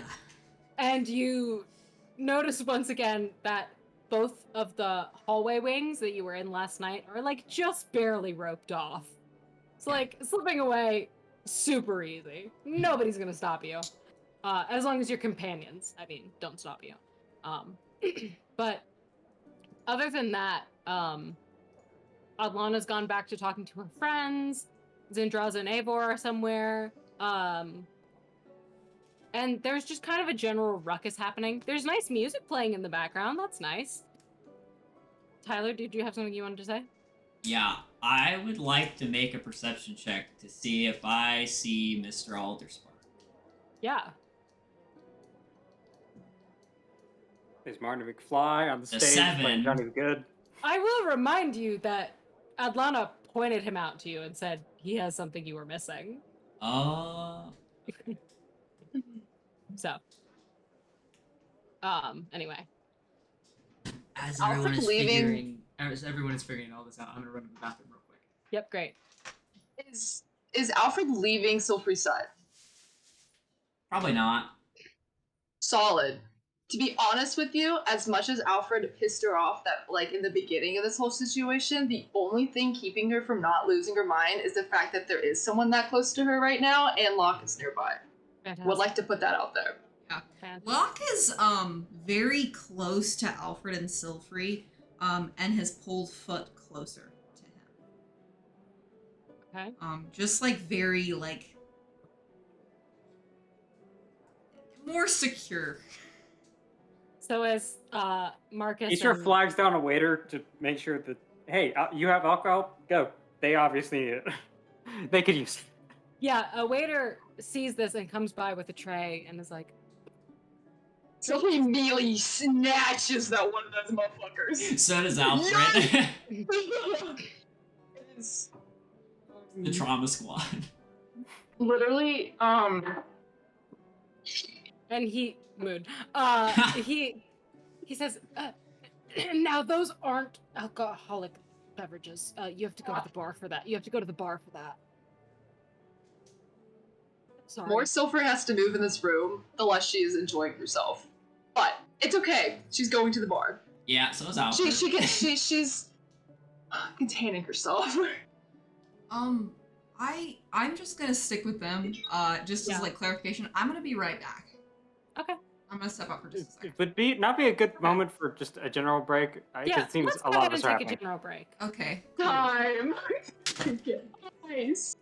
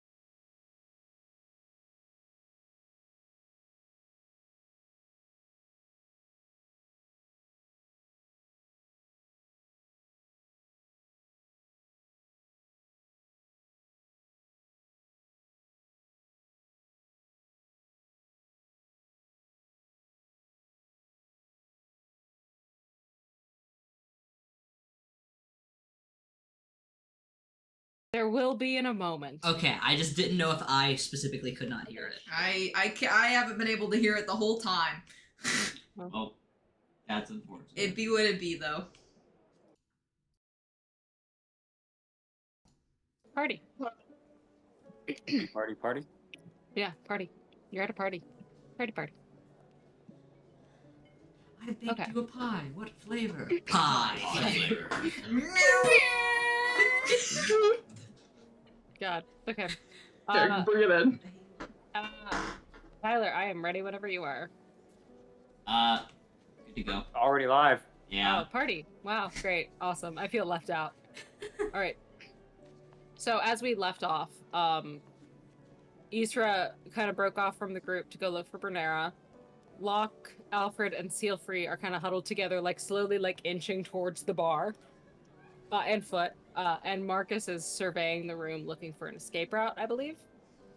I'm trailing not too far behind the group, Cluster. Okay. but I am just like Yeah. everything. As I guess, as far as Easter is concerned, I will clarify. Mm-hmm. She is obviously she's obviously looking for Bernera. Mm-hmm. But if Bernera is not immediately in sight, then she's going to switch into party mode. Just grab a drink from a passing waiter. Just sip it, but sip it, since I know you understand what that means. Yeah. Drink it, but not really. And begin the inevitable task of quote unquote mingling. Okay. Just empty pleasantries with various people, and she's switching into tactical party mode. Okay. She is. Would anybody like to roll just general perception checks to see what's Yes, going please, I oh will. god. I on? Absolutely. Wait, do you want me to roll another Beep. one? No, you're good, I think. Oh, Yeah, Unless man. you're like 15. looking for something else in particular. Wait, do I have a modifier? Perception? Oh, I got a 17. Nice. Yeah. Natural fucking 20 or Fantastic. 22. 21. But 21? 21. 21. 14 14? for anybody who looks like they shouldn't be there. Fascinating. Okay. no, and for Easter, she's compartmentalizing. She's on the lookout for one, Bernera, and Mhm. two, to see if Adlana, Adlana. if either Adlana, yeah, she's waiting for, or to see if there's a moment when Adlana is in a lull between conversations, like at an approachable moment. Okay, great. Um, Sealfree, look. Oh, yeah. Sorry. Yeah. I rolled 16. It's just a general like paranoia has set in Okay. with him, so just Okay. general. Fantastic. So, Sealfree, I assume it's just like a general, like, or you're a little more focused, I think. I was gonna see if there was anyone else in this room that I know. Alfred, what about you?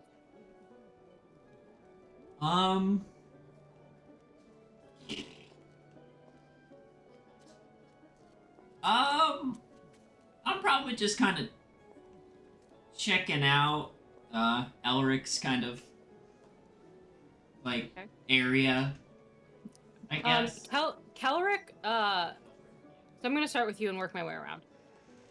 Kelric seems to have, in the time that you shifted towards the bar, kind of disappeared from where he was standing. Sealfree, you notice that so too has his compatriot. Both of them seem to have slipped off at some point. So they are no longer where they were. And, you know, it's a big building. Or maybe they're just in a different part of the room. You really don't know. But other than that, Locke, you definitely notice how on edge Alfred and Sealfree seem to be. And, like, everywhere they look kind of grabs your attention too, but you're not really seeing anything that's, like, visibly standing out to you. Except for that tabaxi that was by the door, Sparkle of Light, seems to be in, like, a very hushed whisper with somebody. um, a dwarven woman, maybe. They seem to be very hushed in a corner somewhere, but that is really the only thing that stands out to you. Um, Isra, you do notice a couple of familiar people. Um, well, one and a half familiar people. Anyway, this is a really long-winded way of saying that Irving, the man who owns the magic shop, is speaking to another tall furbolg man who looks exactly like him, only with neater hair and less plaid patterns going on. Other than that, they are identical, and the two of them are speaking to a. No, wait, no, you know him. It's the blue tiefling that was in the meeting room with Zendraza yesterday. The three of them seem to be chatting about something.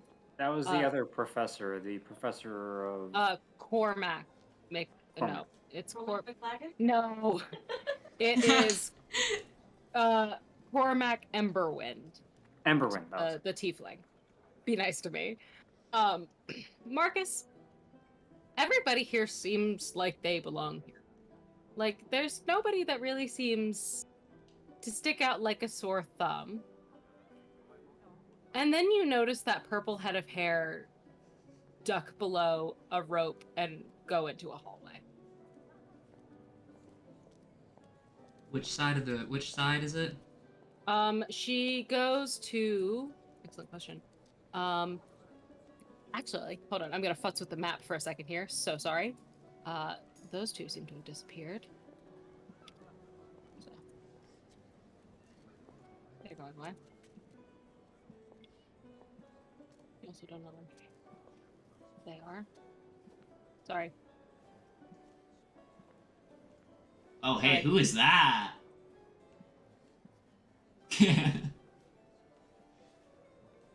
She seems to be going off into the right-hand hallway. I'm gonna move you guys into the building.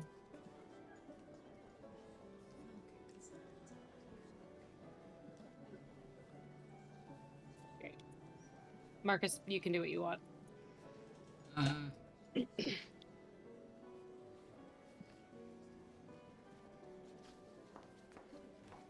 But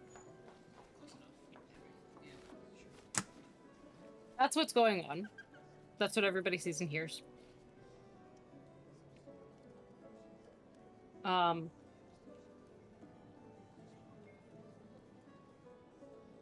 But other than that, I mean, it just seems like there's just people enjoying the party. Mhm. You know? Nothing overly suspicious seems to be happening except these weird little wizard clusters. But then again, it's a wizard school, so like. Yeah. Once again, with a natural 20, no sign Yeah. of my wife. She's not in the room now. Okay. And then, is there ever a moment when Adelana seems open or able Adlana. to squeeze into a conversation?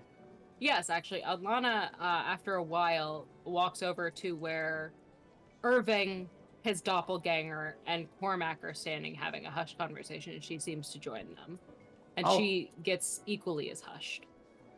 I'll squeeze I'll saunter. I'll nod to whoever I'm saying nothings to, and then make my way over there.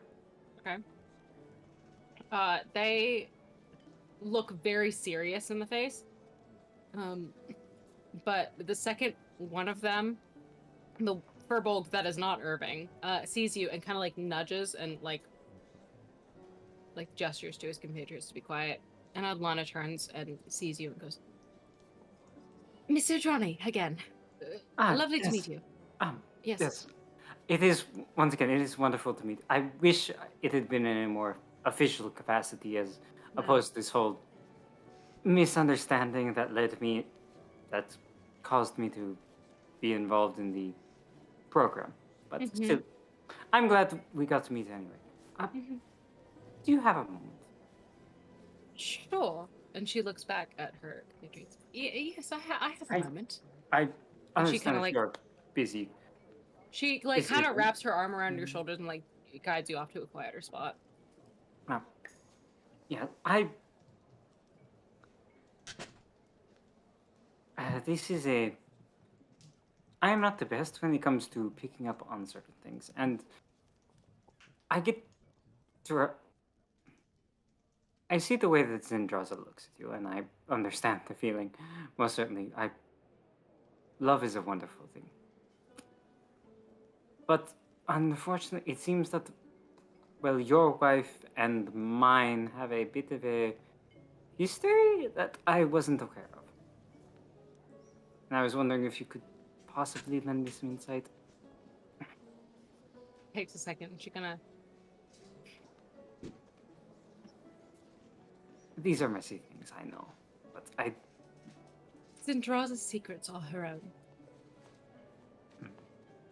I don't think of them as secrets, but how she feels is that she's entitled to do so.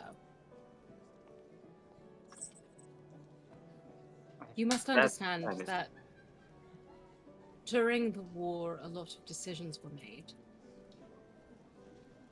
And not all of them turned out well. And Renera made a lot of decisions. And Zindraza followed a lot of orders. If you catch my drift. And not all of them turned out very well. I see. Now I feel kind of bad. I feel as though I want to help bridge the gap, however I can. I only mean good things. Good intentions, so to speak. I've been trying for a long time to get her to open up, but I'm afraid it's been almost 100 years.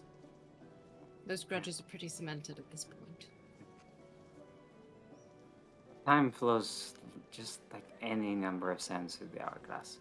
And those of us who live long enough to see much more of it pass by, well, if we stop the flow, that is a lot more sand that builds up. And soon enough, the hourglass breaks. Still, at the very least, could you? I don't know. I don't want her to have a poor opinion of me because of things I'm not directly involved with. I'll give her a reminder. I appreciate it. And again, I see the way she looks at you and I can't help but, well, know the feeling. It is wonderful, isn't it? It really is. You know, just between you and me, I didn't give her a choice. Oh, She'd now that's the story. gotten very jaded. And tried to cut herself off, and I refused to allow it. And here we are, 70 happy years later. I certainly look forward to when I have that amount of time. I mean, that longer relationship. We've only. I think our 20th anniversary is a few weeks away. No, Well, 30th. 30th is a few. 20. 20? 20. That was it.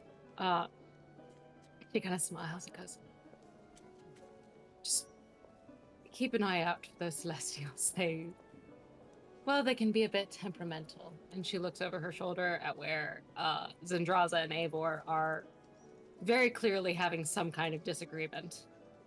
And Adlana just, if you'll excuse me, I have to go deal with that. Yes. And she kind of puts I her would- hand on your arm and squeezes it and goes to deal with whatever that crisis is. I'll leave you to it. As I turn to the trio of wizards and just look at them. Irving and Cormac and the Tiefling are all just kind of like sipping drinks, like trying very hard not to overhear what you're talking about, but also like they've gone back to having their conversation. I'll narrow my eyes at Irving before patting away. It's like, He narrows his back at you and goes, I remember you, you Waving little his shit. yeah.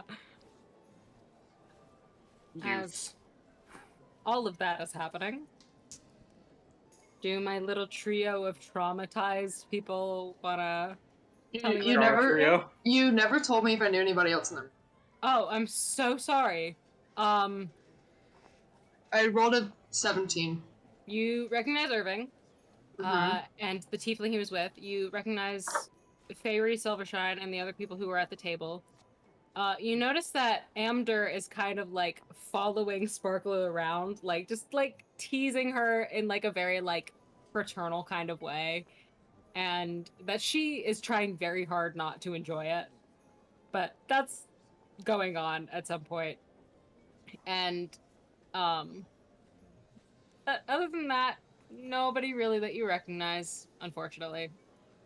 So the homies that I know, Yeah, they're gone. They They're like have- no longer. gone off. Okay, sweet. Thank you. Yeah. You, Cool of course, beans. Adlana is, out and about, but Oh yeah. It's solid. I think I'm. Can I talk to Alfred? you can do whatever you want to Alfred. Absolute swag. Oh So- my god! I'm joking. End of the night, he's just hanging from the chandelier, I'm gonna, like in the SpongeBob movie. Just Yep. I'm It's gonna do on a everything. Wait, can I do a perception check or an insight, whatever check on Alfred for like mental vibe? a vibe check. Vibe? Can I do a vibe check on Vibe Alfred? check. What does that look like? Insight. That is a 12. Insight equals vibe check. Alfred, what does she notice?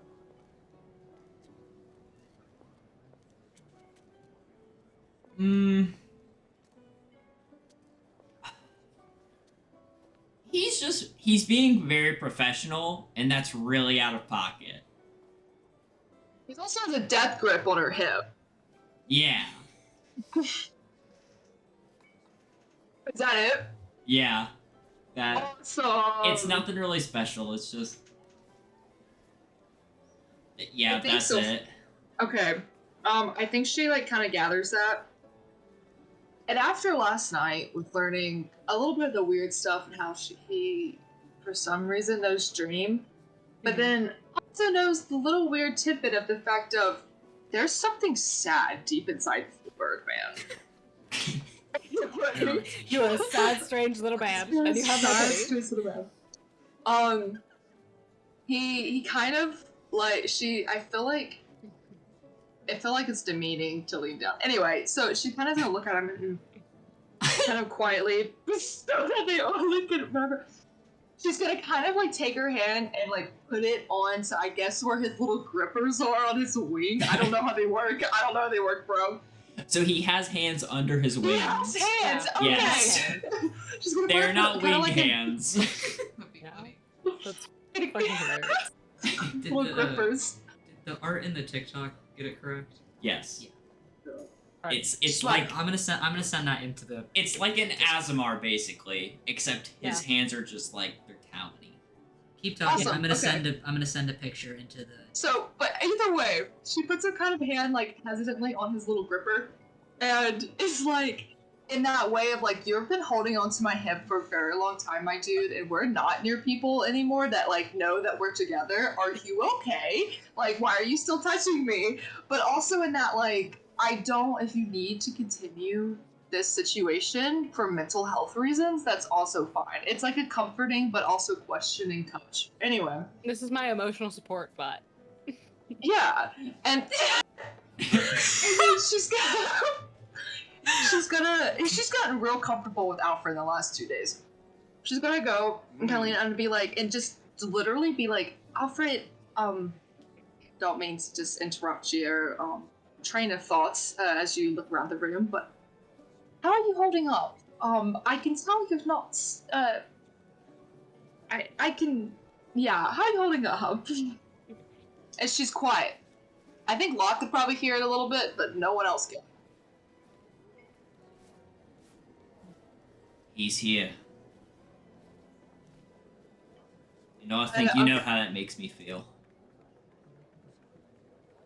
So Frey's going to kind of like nod a little bit, and she's going to be like, I think this she's like hesitant. She's like trying to find the words to figure out what she's about to say next, and then she's kind of like, I understand slightly, I think, how you're feeling, essentially. Do you have a course of action that you want to do? Because this can get really messy, or we can just go and continue on with the night like nothing's happened. And you can go deal with this later. What are you thinking? Because I know you're thinking. I think I'm gonna have to talk to him. But I'm gonna need a few drinks first, and I'm gonna get a drink. She's like, let's go really quiet. She's just gonna kind of like clap her hands together and she's gonna turn to Locke. How tall is Locke again? He 6'4", 6'2", 6'4", 4 Girls- sounds girl- right. 6'4". Girl's like- I think he's 4. He's taller than Marcus. Yeah. She's like looking up at him. He And, looks she- and down. she's like, how are you doing this fine night?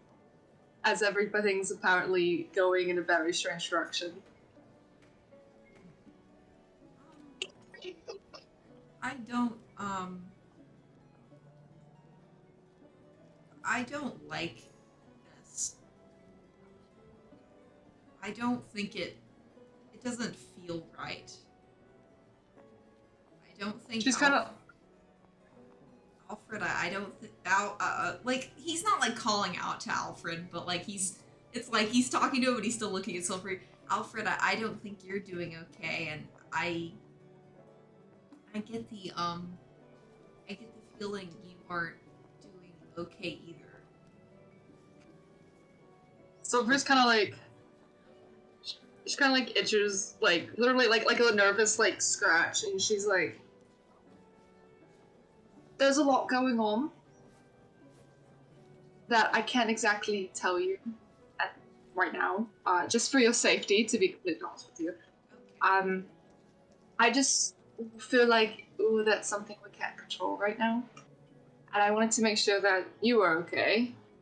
And if you had any ideas of what you wanted to do to potentially distract ourselves from the inevitableness of Alfred approaching that professor." Oh, I don't know. Maybe some water. I would like to leave, but I don't know if we can do that. This seemed like something we had to be at. So, I'd like some water, and I don't know. I just don't. I don't like it. So, but you know, it is what it is. She kind of just like nodding. She can tell how awkward he is in this moment, and she doesn't really want to push the awkwardness, knowing that like he's just kind of. He is very like, you can see that he is like trying to be polite. Like, you are not a problem. He's just very clearly like not liking the Uncomfortable. situation. Valid. She's just gonna kind of end the conversation there. Gonna Yeah. nod and be like, well, she probably would ask him if he wanted her to get him some water. Oh yeah, if you don't mind. That's what she's gonna go do, and she's also gonna get the most strongest drink she can possibly get her hands on. Fantastic. The bartender is just. It is a sweet, sweet halfling guy standing on a step stool behind the bar, and you kind of get the sense that like he's here to like. This is a grad student who needed extra cash, and they hired him out. He still has his student ID clipped to his apron and everything. Like, that's what he's here for. And he kind of and looks at all of you over the bar and goes, "What can I get you?" Alfred. Give me 2 of the strongest things you got. And I hand him my little ticket thingy. He takes them out and he punches them both. And he hands them back to you. He goes, "1 second." And he disappears under the bar. And I do mean disappears. Like, he just like jumps down from his step stool and pours something, and he comes back and he. Right. I have here 2 glasses of. It's Shaolia whiskey. You're gonna like it. You're gonna like it, I think. It is not cheap, so drink it. It's on the council tonight. He does this.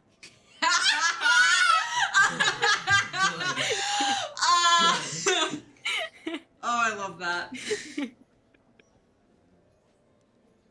Uh,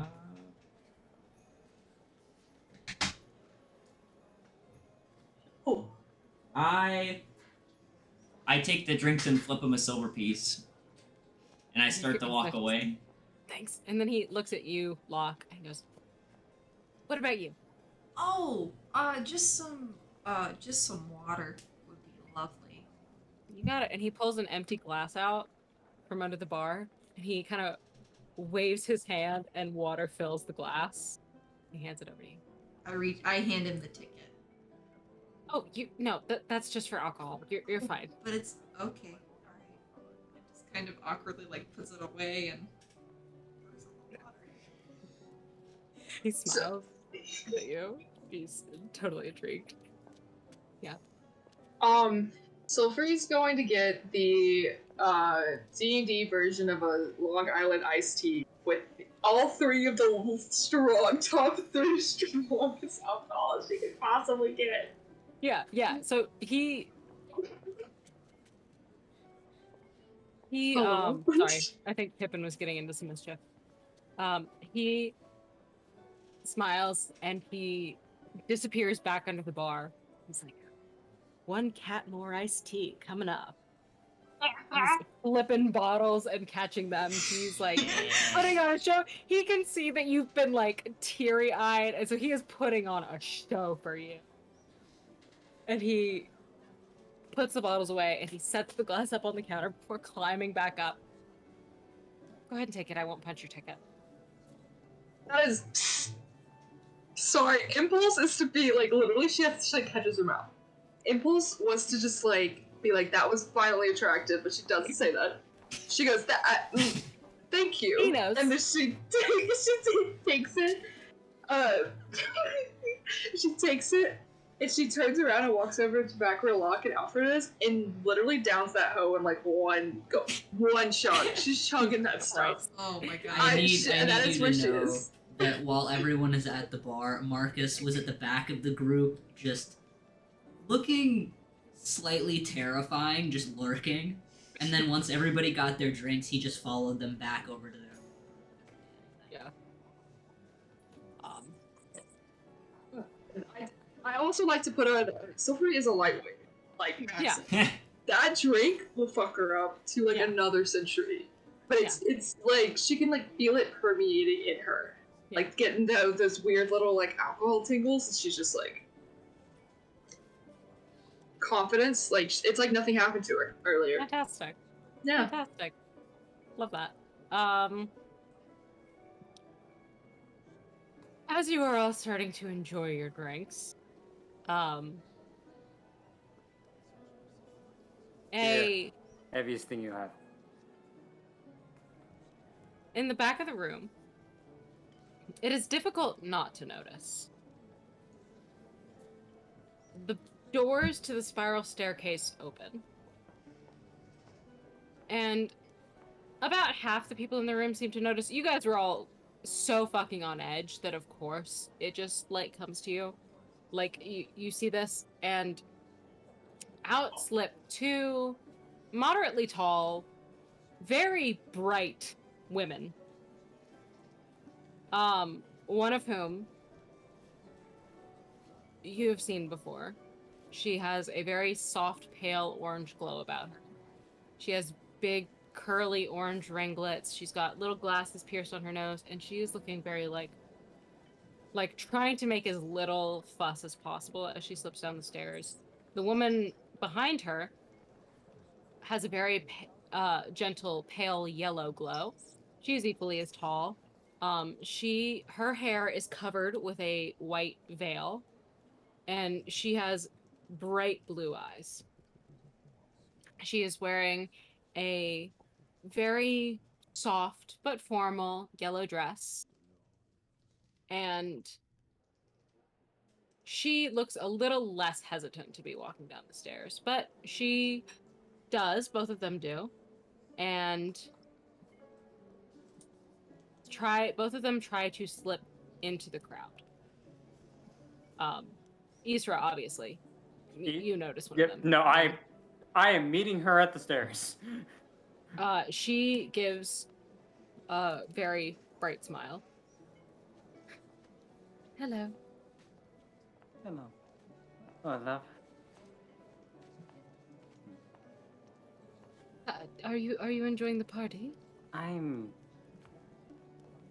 enjoying it as I'm enjoying it at least as much as you. Well, that's not very reassuring. Yes, but I also understand these things are well, these things are what they are. But now that you're here, my night has turned for the better.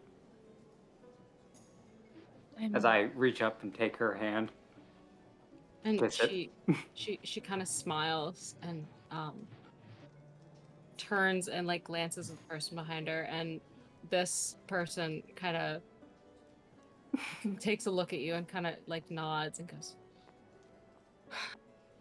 "Ah, so we finally get the chance to meet." And Renera goes, "Oh, yes, of course. Isra, darling, this is Nova." Ah, Nova. It is a pleasure to be meeting you. This very like bright yellow lady just kind of like reaches her like glowing hand out to you and shakes it very warmly. I take it, kiss the knuckles, less enthusiastically. I have heard so many things about you. Mostly good, I trust. Oh, good. And Bernera kind of like smiles to herself softly and just kind of.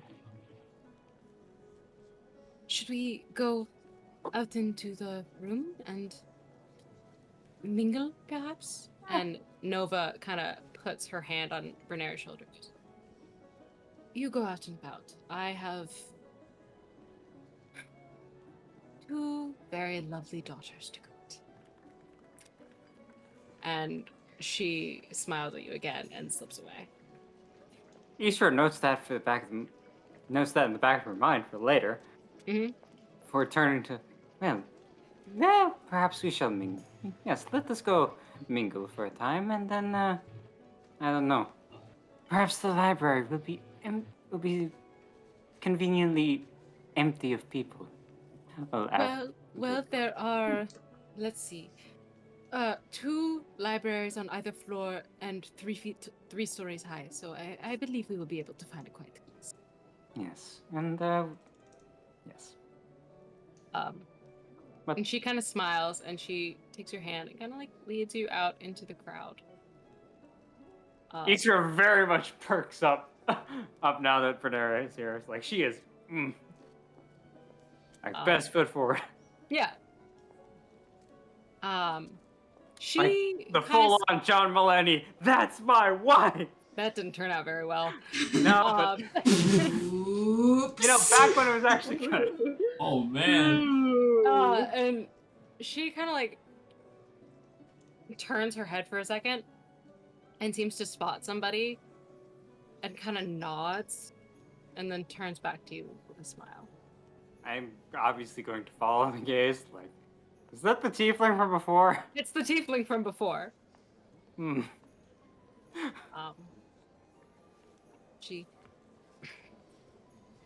and starts walking in a direction that feels completely random, but just out into the general crowd. I'll lean her towards the trauma trio. This is like, because they haven't had an actual proper introduction yet. Yeah, great. She follows because she would follow you to the ends of the earth right now. and she spots your friends who are enjoying their beverages slightly away from the bar. And of course, the three of you notice the bright orange lady is back again. And she puts on her best smile for the lot of you and just kind of,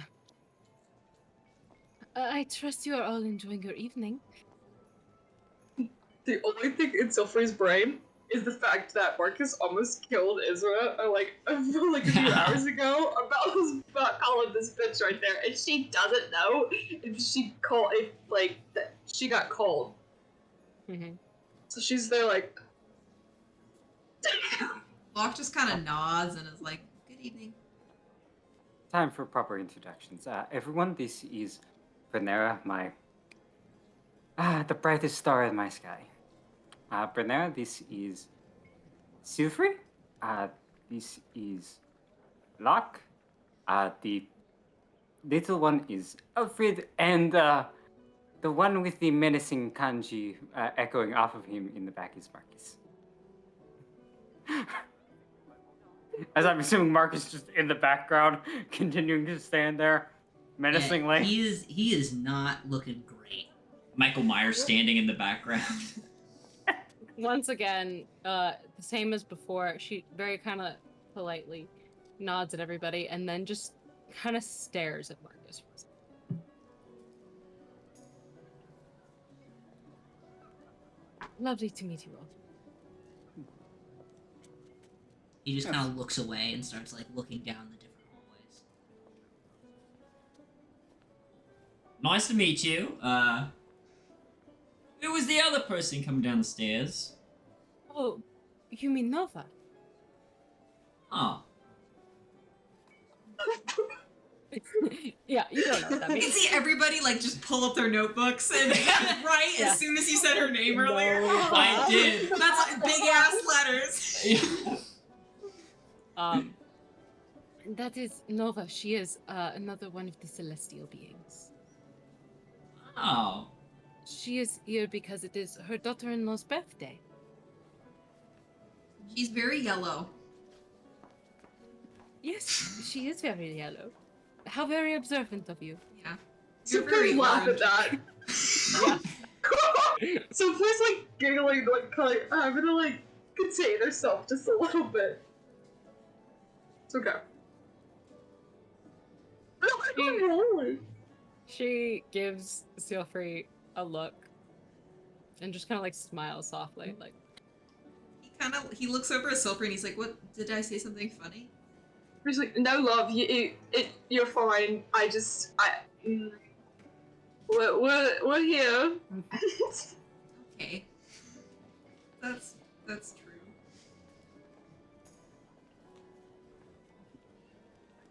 But yes, I just thought that it would be good to have have a proper introduction, since last time was such a awkward.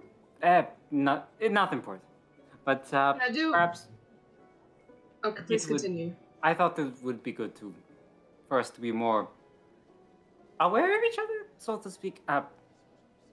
Brenner and I have a connection, and I was hoping that if your schedule for the next few weeks was more open, we could spend more time together.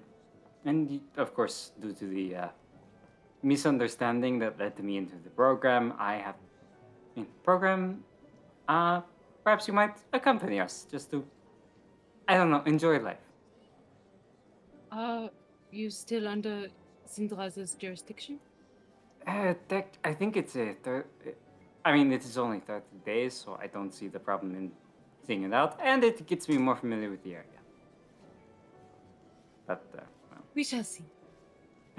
but yes, no, I don't think my parole has any issues with me, going out for personal reasons. They seem to be very lax in security as far as the program goes. I've been noticing that. Yes, that does seem to be the case. Sealfree, did you have a question? And I would like to do an insight check. Sure. On what?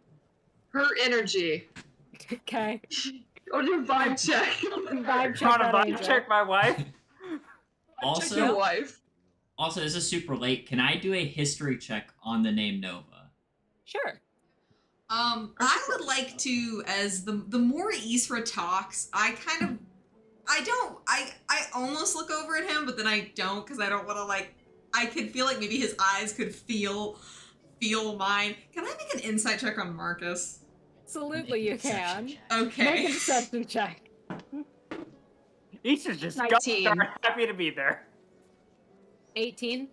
I got a 19. 19. History check? No, that No, was Alfred. Mine You was are history. vibe checking. It's vibe checking. Yes, please. You are vibe checking. Brunera seems to be very on edge. Great. She does not want to be here. She is putting on a face for Isra, but she very much does not want to be here. I would like to say something after Okay, they let do me- their check. Let me take a I got a 16. What are you looking for? yeah. Since she walked up, is there any are you about to do since she walked up and the more Isra talks, is there I don't know the word for it, but I don't know, just are things getting worse? I got a dirty 20. Okay. But he seems to be really stressed, and he doesn't seem to have any growing animosity as the conversation continues. But he also doesn't seem very present. You just can't quite tell why. Okay. Alfred. 21. 21 history. Yeah. You know the name Nova. You, unlike most of your compatriots, well, some of your compatriots, have the privilege of a formal education, and you know the names of, it's like U.S. state capitals. You definitely learned the names of all the angels at one point, but, they only come back to you very sporadically. And you know the name, you saw her walk in, and it kind of, clicks in the back of your head, and you're like, she is a patron of... It's not charisma. It's not that one. It's not wisdom. Oh. Wisdom she's the patron of. But, other than that, you know that she had some kind of hand in the war. All of the angels did, but, history-wise, that's about all you get. That's good enough for me. Cool. So, Sealfree, you wanted to say something? Yeah, I'm gonna look at her, and in my newfound lack of filter, a little bit that's starting to slip away, she's gonna look at her and kind of in that weird pointed way, be like, "So, how are you enjoying the party tonight?" It is perfectly pleasant. Hmm. I want to Sorry. insight that. Oh my god. Easter doesn't need to insight to know what that means. Well, I mean, it's a. Damn, that sucks. This party is perfectly pleasant. Damn, yeah, that's a 7. Pleasant. As this is happening, Yep. I don't know who all would notice since he's at the back, but Marcus takes a slow step backward and then peels off from the group. And I want to go down towards the right hallway. Okay. Sure. Let's play with that for a second, if you guys don't mind. 100%. Yeah, Bernera continues to make very painful small talk with you guys. Yeah, for a and moment. Easter is whispers up, it's just say the word and we'll go. If you'd excuse me for just one moment, I have some. I'm so sorry. I have something I need to do. And she kind of nods very warmly at all of you, and she squeezes your hand, Isra, before peeling off and walking in the direction of that orange tea. I will sit there patiently waiting and be like, which is she's lovely, isn't she? As I patiently wait for her to come back so that we can both get the fuck out of here. So I think like the vibe's not good right now with anybody. No. Oh yeah, I think this And- party's shit. Like everybody's just this. It's not it. Yeah, I mean, Locke is Easter no is still longer- very much putting on like the formal front, but it's in the back of her head. It's like, all right, okay, I'm letting you finish your business, but as soon as you get back, I think we both want to get the fuck out of here. Locke is like looking, he's not looking at anybody anymore, just like very slowly working on his water so that it can take a while until he has to talk to somebody to get a new one. Very. And actually, no. Easter goes over to the bar and makes sure that by the time Bernera comes back, she's got 2 heavy drinks for the two of them, so that they can both take these drinks and leave. As you guys are still like huddled, like waiting patiently, after a while, you kind of spot Irving and the blue tiefling again out of the corner of your eye. And they walk past you, and they seem to be saying something in hushed whispers to each other. And Alfred, you specifically hear Cormac say to Irving, "So wait, we don't know know where the crown is right now. We don't know where it is." And Irving's like, "No, listen, there's a bunch of theories, but," and he kind of trails off as he walks away. As you guys are taking that news in, I want to Marcus? tail them. Yeah, absolutely, go for it. Yeah. Yeah, you can Marcus. go for- yeah. Actually, no, Alfred, you and whoever's with you. Sorry, I'm getting the hang of this still. Jumping between scenes is hard. Yes. You're good. Yeah. You can swap to Marcus if Especially you would when- like. Especially when you have so many NPCs around us. Yeah, no, it sucks. Yeah, I have had a lot of time in the spotlight. yeah. Cormac and Irving seem to be going down the right-hand hallway. Where Marcus just disappeared to? Yeah, you guys don't know it, but it's the same hallway Marcus just went down. Marcus, you meanwhile, so you have slipped under the rope, I assume. Yep. What are you doing? I am finding a water closet or a coat closet or a empty room of some sort. Fantastic. And also, I would like to make a either perception check or investigation check to see if I see any sign of Violet around. Okay. Go ahead and do that. Which one As would you that are, be?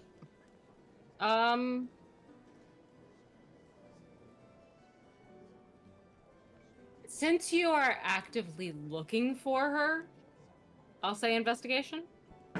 Whichever one's higher. Fuck it. Marcus is looking to do some coke off the bathroom sink.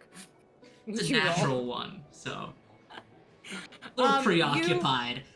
You are walking down the hall, and you remember that there's 2 hallways on either side of this big ass fucking library, which on the one side has classroom buildings, like 3 of them in a row, and you actually duck in towards the first building and notice that there is a conveniently placed public bathroom in there. And it appears to be empty. I'm gonna slip in there, and if there are any stalls of any sort, I'm going to like slam all the doors open to see if anybody's in there. You slam them all violently. And when you get to the final one, you slam the door open, and you see Violet with a tourniquet in her teeth, her metal arm like shooting something into her vein, and she looks up at you and goes, "Hi." Yeah, alright. And I'm gonna walk over to the sink, and I'm just gonna like put my hands on the sink and just kind of like And start taking my coat off. She finishes what she's doing and she takes the tourniquet off and kind of shakes her arm out a little bit. Hand me that. Okay. Are you sure? Hand me the. She hands it over to you. I take the tourniquet and I start doing it up for myself. Oh, the tourniquet. Okay, yeah, she hands it to you. He's taken his coat off and he still has his holster on and he's rolled the really nice fancy sleeves up. And he's like Just pulling the back marks. tourniquet in his in his teeth and he's rifling through his bag. She goes, oh, sorry. I've got some of what I'm. Do you maybe want? You sure? And I'm gonna start rifling through my bag and find what I'm looking for. It's Venge. It's the good stuff. No debts. Listen, you don't have to pay me for No. it. It's a Shut party. up. Shut it's up. communal. Shut up. And I'm gonna start doing my thing. She kind of takes a second. She teeters on her little high heels that she's wearing. She is wearing heels taller than Marcus. Which she's quite enjoying that little fact right now. And she kind of steadies herself out. She grabs the bathroom stall and God, this fucking sucks, doesn't it? I said shut up. Right, but like I know you don't want to be here any more than I do. And I mean, clearly if you found your way over here, like it fucking sucks in there, right? I just turn away from her and I'm just getting ready. And I pull out my nice stuff. Yeah. Your good shit. Mm-hmm. Okay. And I'm gonna take a little bit of that and then I'm gonna set it down and I'm just gonna lean on the sink a little bit. The second it enters your veins, relief just washes over you. And for the first time since you walked in this goddamn building, you feel normal. Mhm. Like the anxiety is finally calming down. And she's kind of like rocking back and forth on her heels, like she doesn't know what to do in this situation. I'm gonna hand her tourniquet back. She takes it and she pockets it. What you got there? None of your fucking business. Looks like Fladry. I said it's Damn, none of where your the fuck fucking. did you get Fladry I from? said none of your fucking business. Okay. She kind of like puts her hands up, like, you know, her little metal arm, which now that she's wearing her little party dress, her arm is completely visible again. So she's kind of like scratching at her head and like trying to figure out what to do. And as she's figuring this out, make a perception check for me, actually.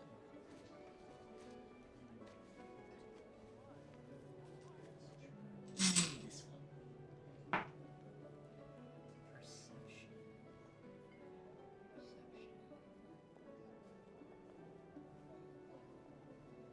16. You start to hear footsteps coming down the hallway. He immediately like stands up a little bit straighter. And she very visibly does the same thing, like the paranoia is setting in.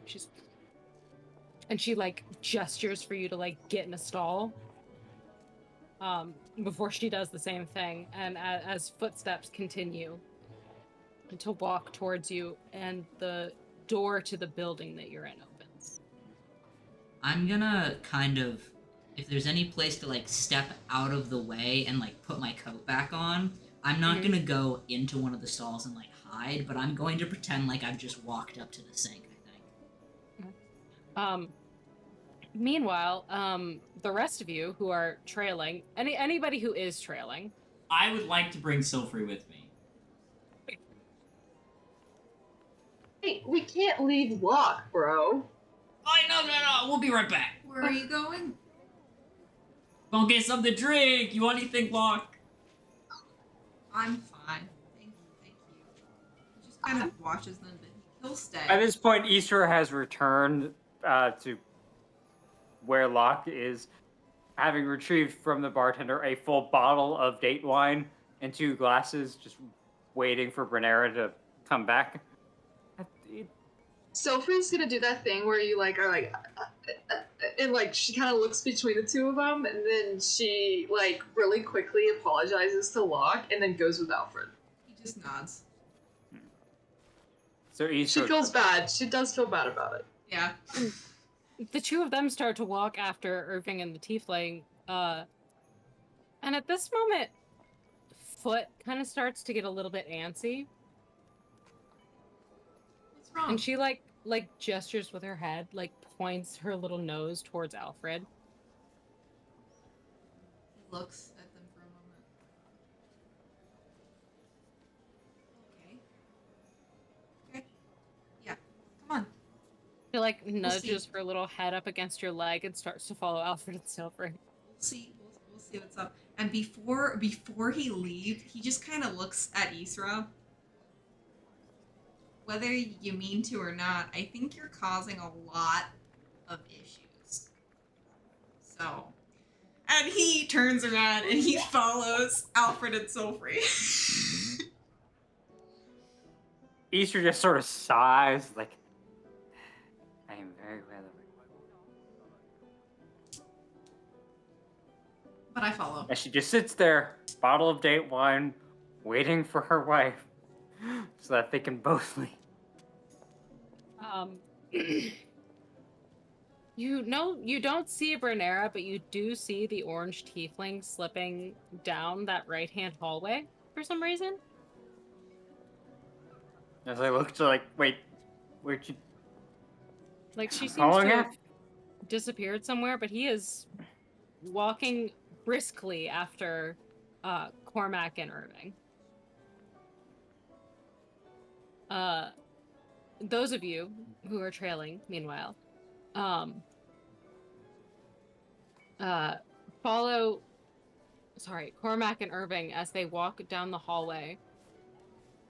Are you going stealthily at all? Or are you just gonna like okay. Well, it's like that stealth when you're blending in, but you're not sneaking, but you're like looking like you are just walking.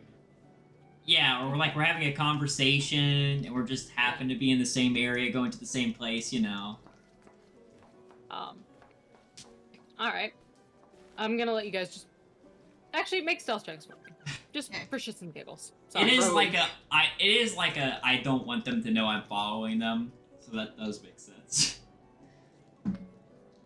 Yikes. 17. 11. Okay. 12. All of you blend right in, and it doesn't seem like Okay. they notice you as they're walking. They look very determined. You watch as they scurry down the hallway and turn and open a door and go inside. Marcus, meanwhile, the door of the bathroom opens, though you are thankfully in a corner where they can't quite see you yet. And all you hear is Irving in a very hushed tone saying, you know, not for nothing, but I think they're gonna sell it to that human bitch. I mean, if her grandfather wanted it so badly, and Cormac, just don't even start to speculate like that, right? It's not worth it, right? Okay, just. And he kind of puts his arm on Irving and he goes, look, it's gonna be okay. We're gonna track it down. Nobody needs to worry. And for fuck's sake, don't tell the general.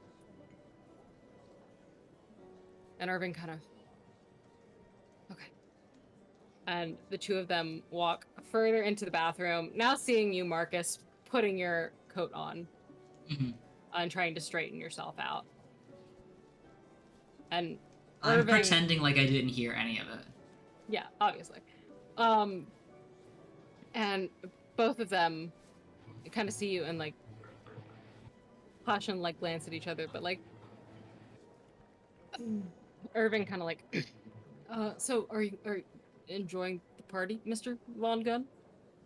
I turn like I've just realized that they're there and that they're talking to me. Huh? Enjoying the shoes you stole from me? Yeah, they're quite fucking comfortable, actually. Good, I'm glad. I was hoping you would take them. Cool. Okay, now can you move? I'm done pissing. So can you move? The towering furbolg wizard just kind of like stands out of the way so that you can get to the door. I make my way over to the door, and I leave and I let it close. But then I stand next to the door and I just kind of hesitate. You stand next to the door and you see Alfred and Locke and Sealfree and Foot. Oh yeah, what a party! I mean, like, Alfred, don't it's be. shit. Don't be. Don't. Oh, Marcus! He's just kind of like looking questioningly at everybody. The door opens again and Violet kind of slips out. I kind of move out of the way so she doesn't bump into me. Well, well, well. Hi again. Locke waves at Violet. Hi. Hi. How's it going? You guys enjoying the party? Good shit? No. Everybody No. shut up. No. Everybody shut up. And I'm gonna press my ear against the door and see if I can hear anything. Make a perception check for me.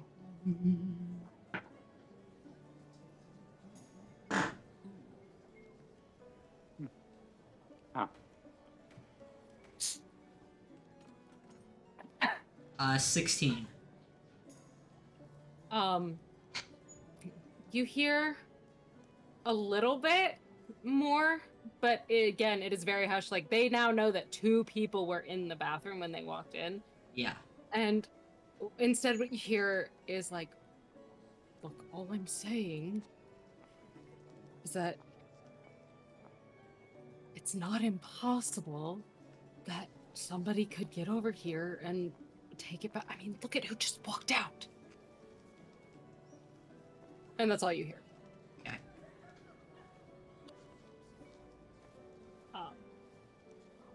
The rest of you, Violet kind of like leans against the wall, like she's very visibly steadying herself. Good party? Silver's like, you've already asked that. Did you answer? I yeah, didn't I feel said like it it was necessary. I said it was shit. It's not very good. Right, you did say it was shit. Sorry. Oh, okay. Anyway, I gotta go, I'm gonna grab her wrist and then very quickly let go of it. which rest? Whichever one is closest to me. That would be the metal one. Yeah, I'm gonna grab it and then very quickly let go of it. And then look at everybody else, kind of like, Shit, Shaq, what the I fuck are you in wouldn't- here for? And then look at her and go,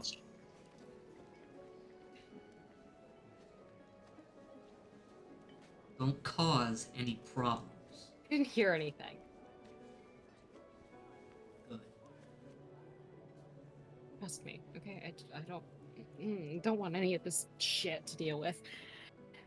And she kind of turns and walks down the hallway a little bit, then stops and looks back at the party and stops.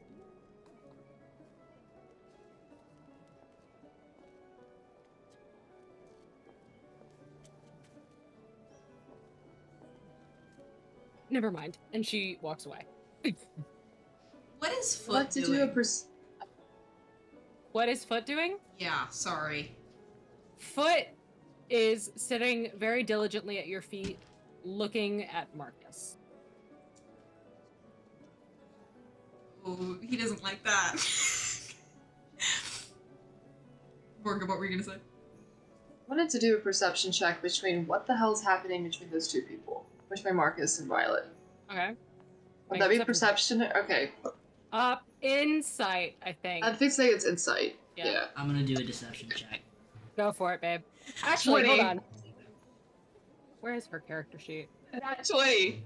Oh shit! Fuck. All right, cool. Wait, you Marcus, got a what just nat happened? 20? Yes. I also just got a nat 20. Fucking away. God damn it. Oh my god. Hold on. Whose modifier is higher? I don't have a modifier in perception on insight. Marcus, I'm pretty sure you have a my- modifier on deception. My deception. Where is my deception? +2. Yeah, Fuck. Marcus, you win. Yeah. Fuck you. Eat my He's shorts. he's angry, and he doesn't like angry? anyone right now, and he's suspicious, Well, and he was Whatever. just in the bathroom. I just had the mental image of Marcus like curled up in a corner, like no talkie, me angry. it's just like he touched her arm. That's so weird. Sophie's gonna be thinking about that for a while. You notice that she has gone down the hallway a little bit, opens a door, and then very quickly shuts it behind her as she walks in.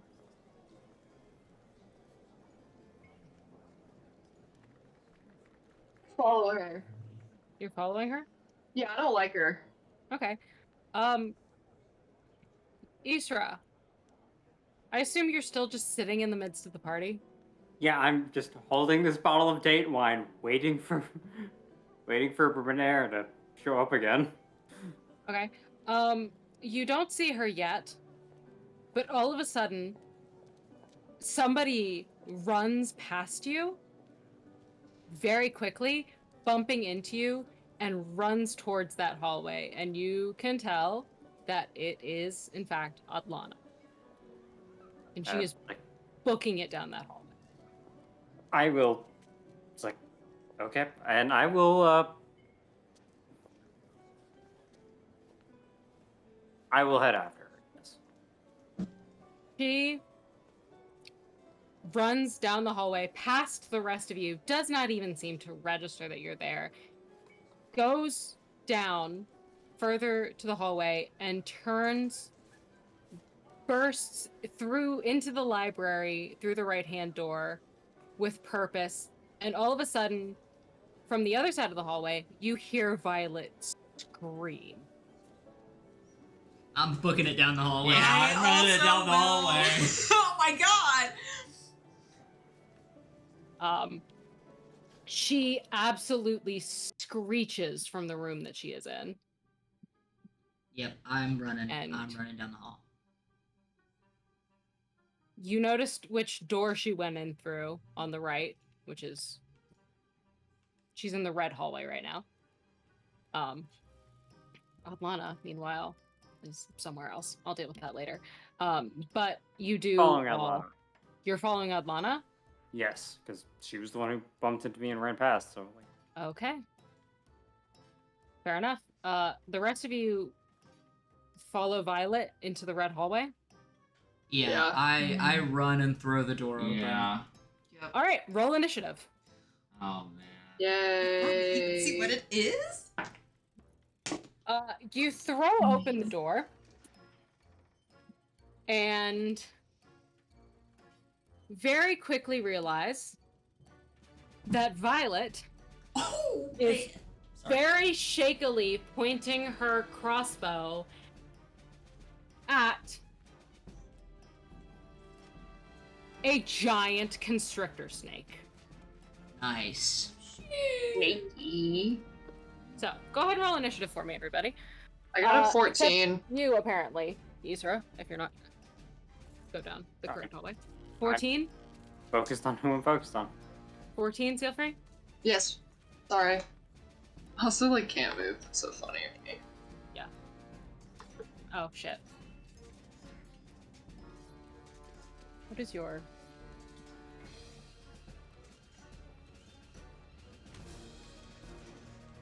Nice.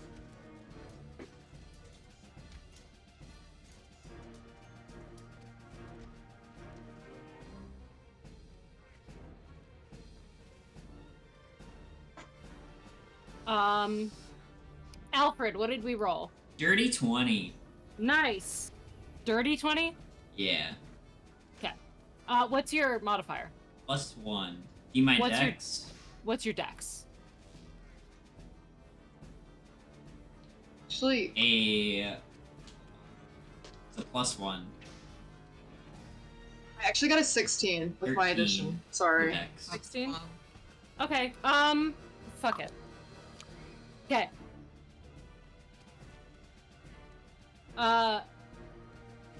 Locke, what did you roll? 7. Nice. What Nice about you, win. Marcus? Be a fat 6. Nice. Okay. Let's see.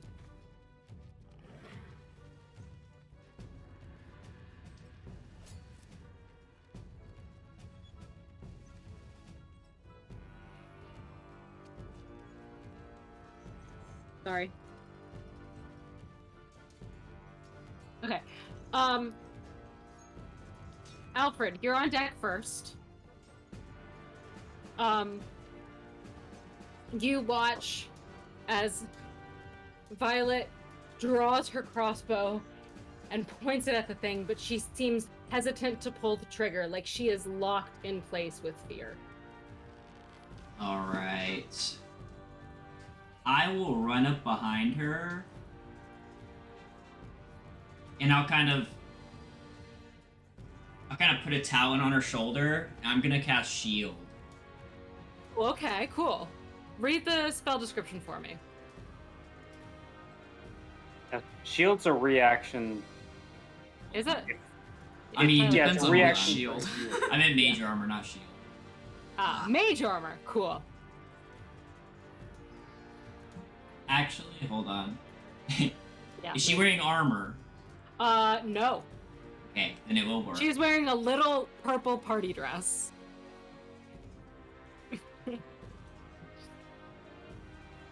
So it's plus her dex?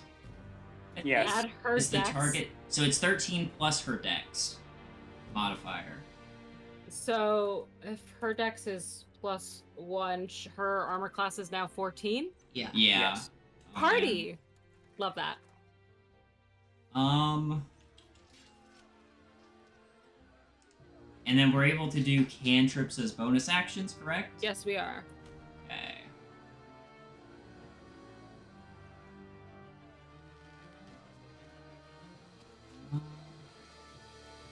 Goodness, there's so much to do. That was what? 1, 2, 3. There is so much to do. I'm a caster. That's accurate. Yeah. It's really fucking like that. Yeah. I am going to.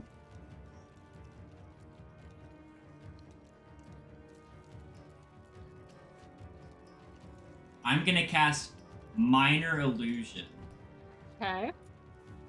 I love that one. around. I haven't looked at this in so long. I'm so sorry. Oh, good. So it's in 30 feet. Mm-hmm. I'm gonna cast it like. I'm gonna zoom in. I'm gonna So much. do Minor Illusion and put a rat right here Okay. on my ping What exactly is the function of this? Big fat to juicy. try and make It's a fake to rat. try and make the big snake look at the nice and meaty rat on the ground. Big Okay. haunches. He Nice wants a and little meaty. snacky, I Thick, guess. The rat caked up. Yeah. God. I hate you guys. Okay. It's a delicious looking rat. Yeah, just. As you are doing that, Violet kind of like takes a deep breath, knowing that she has the mage armor in place, and she grabs something out of her pack, locks it into her crossbow, and fires. And you watch as a shimmering green crossbow bolt streaks towards the target, toward the snake, and okay, let's see what happens. Just goes right past its head. And here go. Shit, fuck. And she. Sorry, I haven't played with her character sheet a whole lot yet. It's like that. Where are you?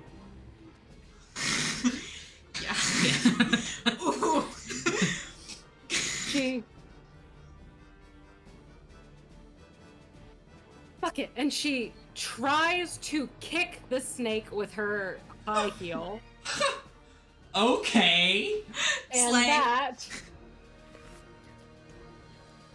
also misses, and she falls flat on her fucking back. Lucky for...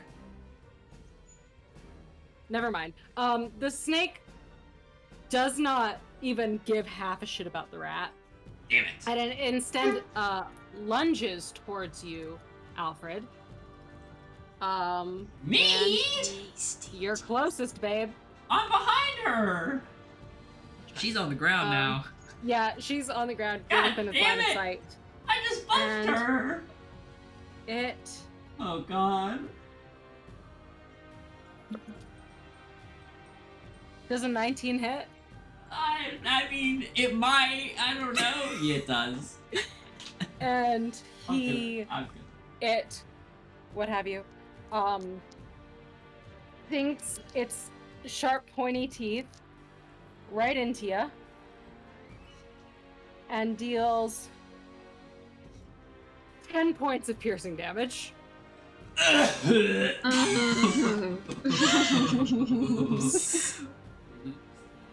And then Oh no, there's not an end then. Oh no.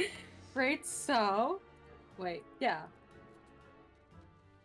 Wait, sorry.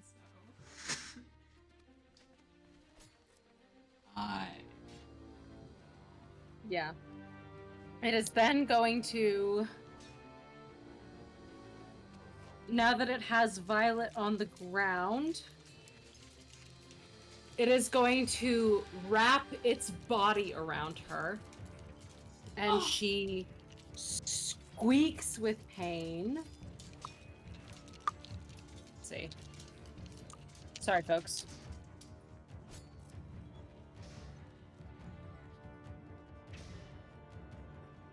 And luckily, only takes her out a little bit.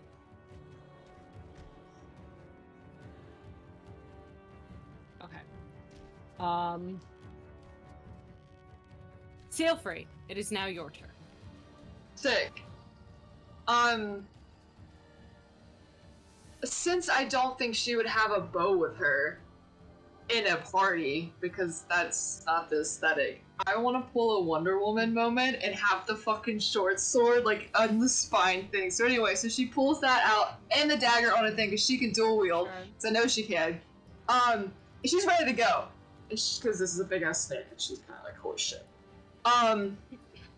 Let me pull up this thing whenever. I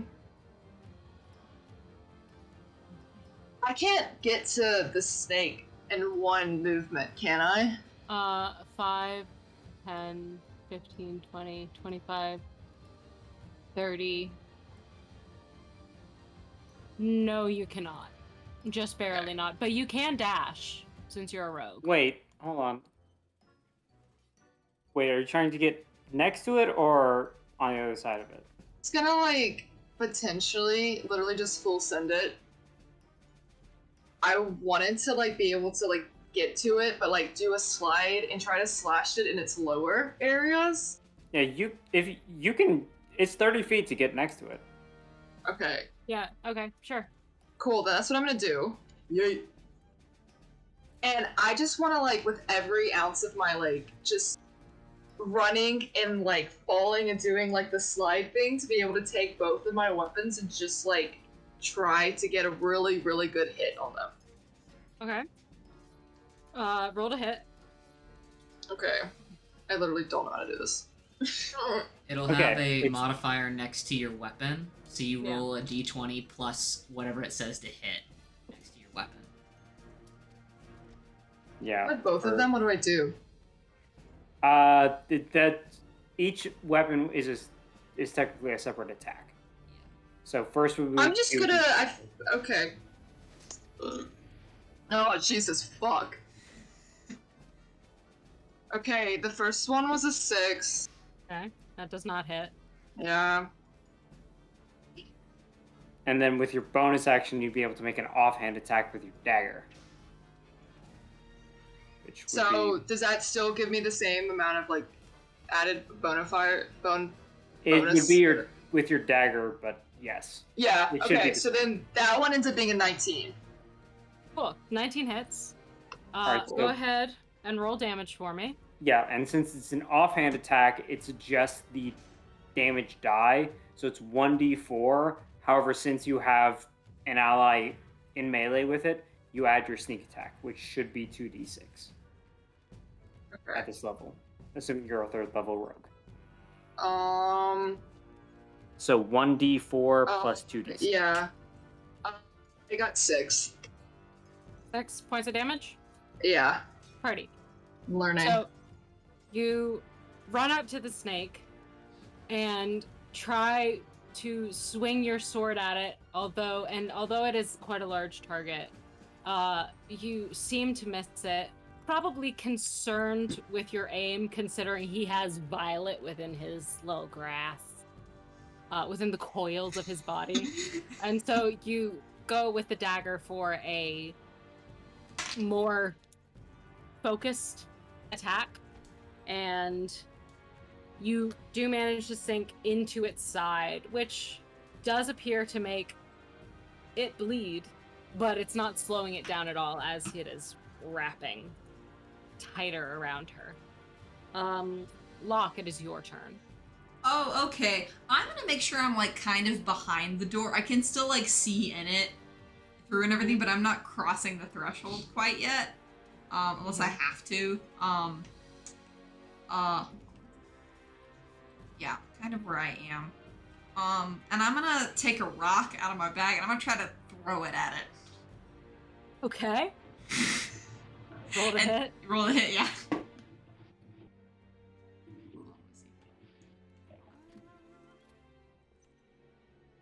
That's a 14? 14 hits. It's gonna be 4 points of damage. Fantastic.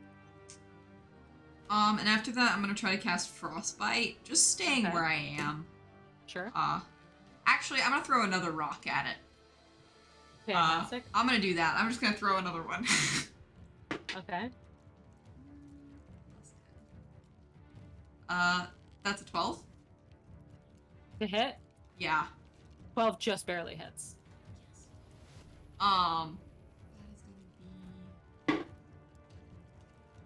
7 points of damage. Cool. Just to stay where I am. You manage to throw one of your little magic rocks and hit it square in the head, and it honks off. And you're like, oh, shit, that actually worked. Okay, cool. I'm sorry, you don't say shit. You go, oh, No. beans, that actually worked. And so attempt to do so again, throwing a rock, and this time it lands like in its neck before bouncing off, and it kind of hisses at you, but is very much focused on squeezing. Marcus, it is now your turn. Okay. I am going to move over here, I think, so I can get a good side look at this creature, and I'm going to reach in my coat and pull out my pistol. And I would like to, I'm going to try this. I would like to try to expend a grit point and do a disarming shot. Okay, cool. So I have to see if I hit first. That's the question.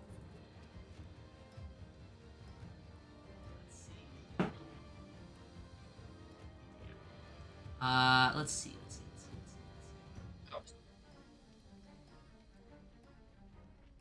That's a 10. And does not hit. Okay. I'm gonna take my second shot then. Okay. Yeah, of course that one hits. Yeah. The 23 to hit. Yeah, that hits. Hunky dory. Okay. Okay. So, but you used the grit point on the first one, which didn't hit, correct? Yeah. I'm Okay, assuming that well- you're doing it that way and I have to say it beforehand and not after. I appreciate it, yeah. 'Cause that's how Um, most people do it. Yeah. I'm just curious how you've got two So- attacks. Because he can pull the trigger twice in 6 seconds. But that So- is 4 points of damage. Okay. So you. Sorry. Reach for your pistol and try aiming towards where its muscles are the tensest, hoping to God that you can get it to release. Well, hoping to something. But unfortunately, that bullet just goes right into the wooden floor of this magic school. Somebody's gonna notice that later.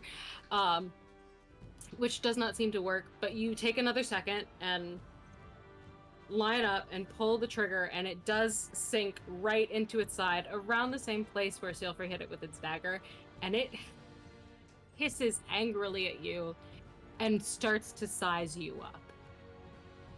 I'm gonna cut in real quick to say, Isra, if you have followed Adlana into the other room, you are now with her,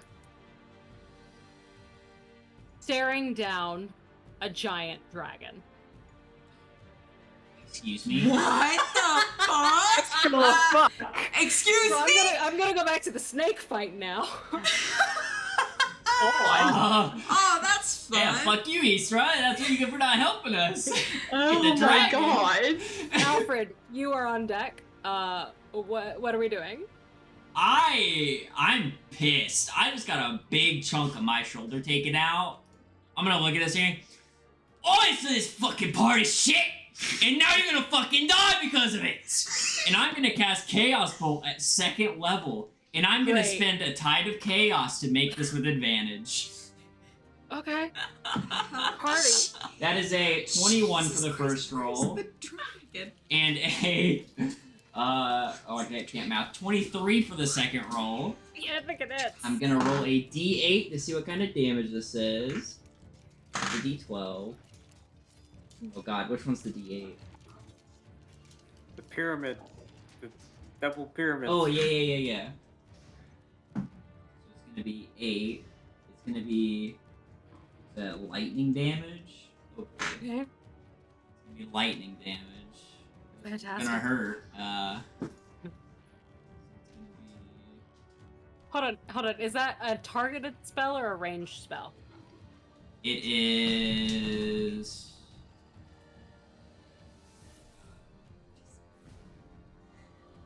Oh no, it's a ranged spell. Okay. Read the description to me, please. Okay, you hurl an undulating, warbling mass of chaotic energy at one creature in range. Make a One ranged creature in spell range. attack. Okay, yeah. Cool. Against Okay, the cool. target on hit. Okay. And- So it's 'Cause 2d8. I was concerned that you were aiming lightning at the person with the metal arm. Yeah, that clicked Extra as soon as you said conductive. something. It's gonna Yeah, unless be- there's a specific like mechanic in place, it would. There's no danger of that. Yeah. Okay. Normally. If it was like creatures within a certain range, then I was concerned. Yeah, no, Yeah. it is a 2-hit. Yeah. Okay. Cool. Damn, that So- sucks. Chain lightning. It's 4 damage. Hold on, the d8. 2d8 plus 1d6 plus an Plus- additional 1d6, so it's 2d8 plus 4d6. 2d8 plus 2d6 damage. So it's 2d8 of lightning damage. So the 2d8 was 4. Okay. What is the? It doesn't say what the 1d6 damage is. Is that just lightning as well? I believe it's the same damage type, yes. Okay. So 2d6 additional damage on 5 extra lightning damage. Okay. 9 total. Damn, that sucks. Well. What was the second? Okay.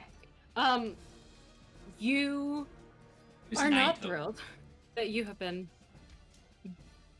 gotten the shit bitten out of you. Wait, hold on. Marcus, did you deal 4 points of damage or 7?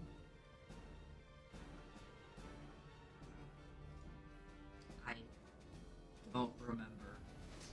I thought it was 7. Sorry. Yeah. I thought it was 7. It was 7? Cool. Because Okay, that's just- such a number.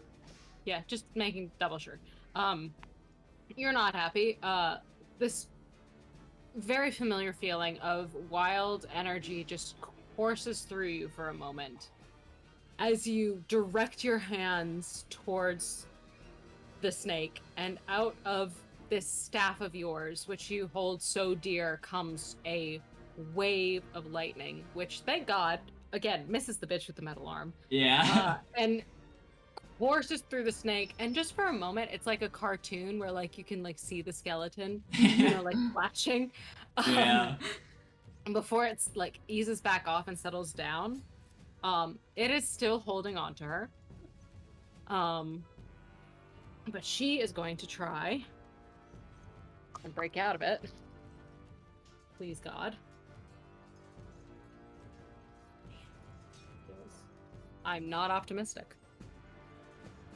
Oh, cool. She very carefully, like, wrenches her metal arm out and slowly pries herself loose of the snake's grasp and wiggles out before laying on her back and kicking it again with her heel, which is going to be a... it misses. She's still laying on the ground, but, you know, she gave it her best shot. The snake is now mad at multiple people, and it is going to lunge for Marcus next.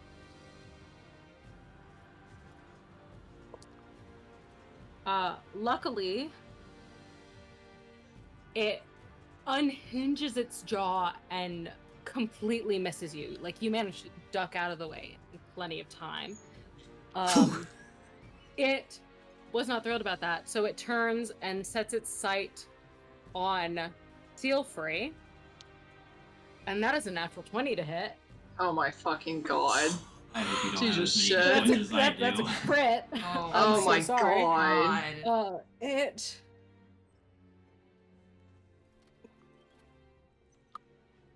Sorry. Okay. It lunges towards you, towards that very pretty dress of yours, and sinks its teeth into your arm, dealing 14 points of damage. Oh my fucking god. Yeah. So that's happening. But it is now your turn, so. Okay, I want to take my big ass, well, I guess sword, or whatever, and I want to fucking, like, I'm just, like, I can't do anything yet. But anyway, she screams, like, in that, like, anger, like, thing, whatever, and just fucking, with her arm thing, whatever, and just, like, down. I just literally anything, stabbing, it just, she's got to get the sword on this thing's neck, because if it's launched, it's still on her, right? Yep. She just wants to stab this thing through the head. Okay. Awesome. Roll to hit. Oh my fucking god. Gonna pee myself. Don't do that. Oh my fucking god, kill me now. It's literally a 9. I honestly, I'm just gonna die. Total or on the die? No, that's like on my die and with the modifier on top Okay, of it. so total. Just wanted to check. Yeah. Alright, So- well, again, A 9. and you can use your bonus action to make an offhand attack with your dagger, like you did last turn, or you could. Yeah, I'm gonna do that because Jesus Christ.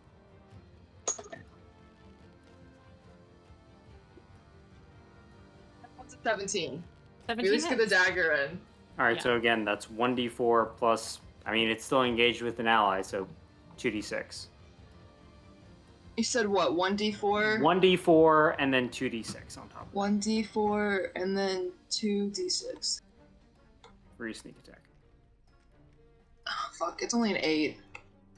Hey, that's not What? nothing. Oh, wait. An 8 to hit? No, you rolled with 8 17. damage. Yeah, 8 Oh, damage. 8 damage. That's great. That's great. Well done. Alright, thanks. That's still good. Yeah.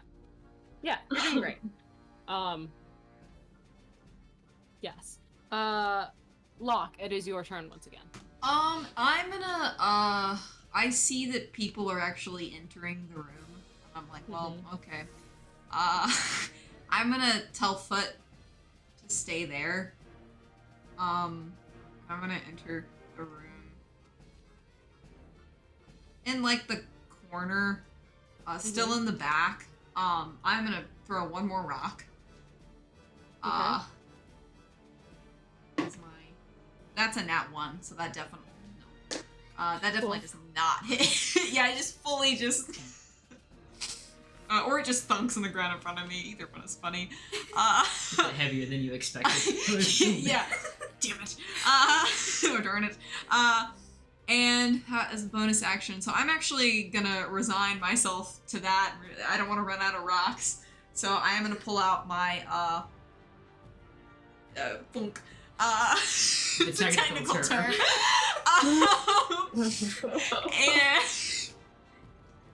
I am gonna try to shoot the mother fudger. That was ass. What the hell? Longbow. That was an 8. So nothing. It just for... hits right next to the Yeah, and rock. I'm just like, I guess I'm just underestimating gravity. I don't. And I'm gonna. That's gonna end my turn, I guess. Okay. Sorry. Marcus, Mm-hmm. your turn. I'm going to, because Violet is on the ground, correct? Is on the ground, but is no longer grappled. Okay, I am going to grab like the shoulder of her shirt, but not touching her, and just drag her towards the wall. She's wearing tiny little spaghetti straps, my Yep, guy. and it's getting dragged. It's stretched out now, but he doesn't care.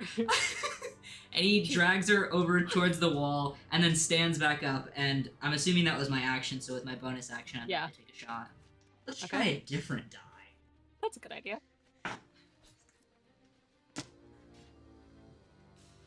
It's an 11.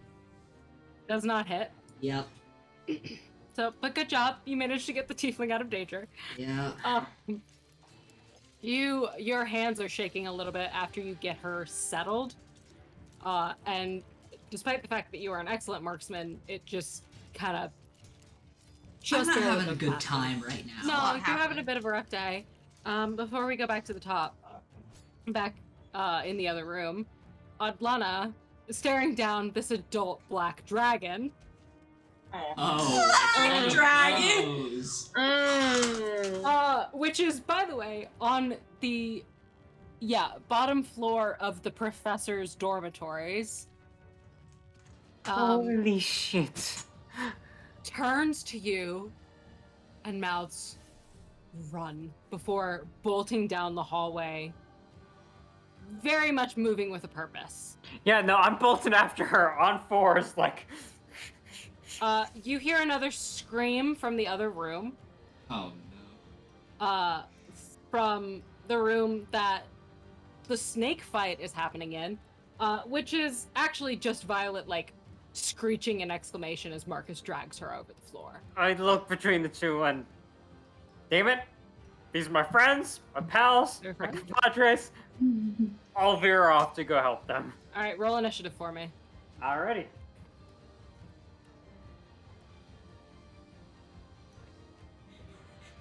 I don't. That is a 2 on the die for a 3. Okay, cool. Fantastic. Alfred, you are on again, having just watched Sealfree barely manage to stab it after getting bitten. Locke missing completely. Marcus also missing, but dragging Violet across the floor. And you turn, and Isra is now in the room. Oh, look, you decide to join the party! And I'm There's gonna. a black dragon back there. It's a what? Hello? What the fuck? Snake. The Easter just sort of poofs off, like hops to the side as she sees the snake.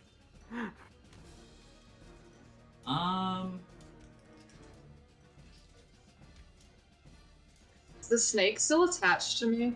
No, it's let you go. right Okay, now. cool. But it's okay. right next to you. Okay, swag. And oh man,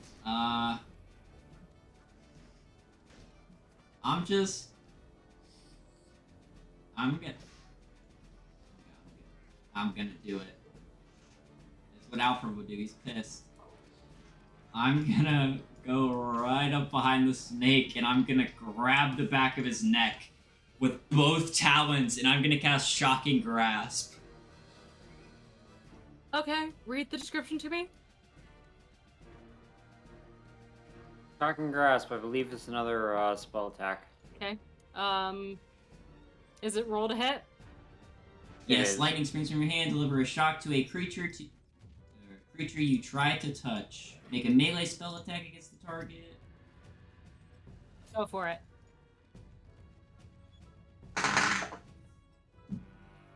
That's a nat 20. Ah! You Uh. are fucking pissed. Yeah. It has hurt you. It has hurt Steelfree. It has hurt this tiefling girl who you don't know why she keeps showing up. But Yeah. you're not having a good time. Honestly. Your talons grasp into its throat from behind while it's distracted by Marcus shooting at it. And lightning courses through your fingers and into the snake once again. It's Go ahead and 5, roll it's a nat 20, so it's 10, right? So it's 10. Yep. 10 Yeah, points of assuming you rolled the lightning. 1 die, then yeah. Ready, Rooster. Do you have a bonus action you would like to use? Nah. I mean, Shocking Grasp is a cantrip, so you could Shocking Grasp again. You could. You could also use a different spell I'm gonna- if you wanted to. Yeah, you have I'm an gonna action sing. left. I'm gonna cast it again because I'm pissed. I'm gonna sink like my a talons taser. deeper into his neck, like a fucking roll to hit. defibrillator. Roll to hit for me again. That is a 18. 18 hits. Roll damage. That's a 6. Okay. Win some, you lose a few hundred. Sorry. Marcus's die. Your talons are just absolutely coursing with lightning and fury, and you are so fucking done with this party as it just courses through the snake twice, leaving it plenty vulnerable as Violet, from her position in the corner, reaches into her bag, pulls out her antique hot pink pistol, and takes aim at it. You're And- proficient, right? And Alfred's like screaming at the top of his lungs. He is not having it. God, I love that. Firearm. Yeah. Owl screeches. Just yeah, Owl screeches and he's just screaming obscenities. He really does not want to be here. We need like a soundboard with owl noises. Yeah. Also, foot noises. And Foot she noises, is going great to band name. Take aim at the motherfucker. And that Woot woot, bitch! a 16 to hit, so it will.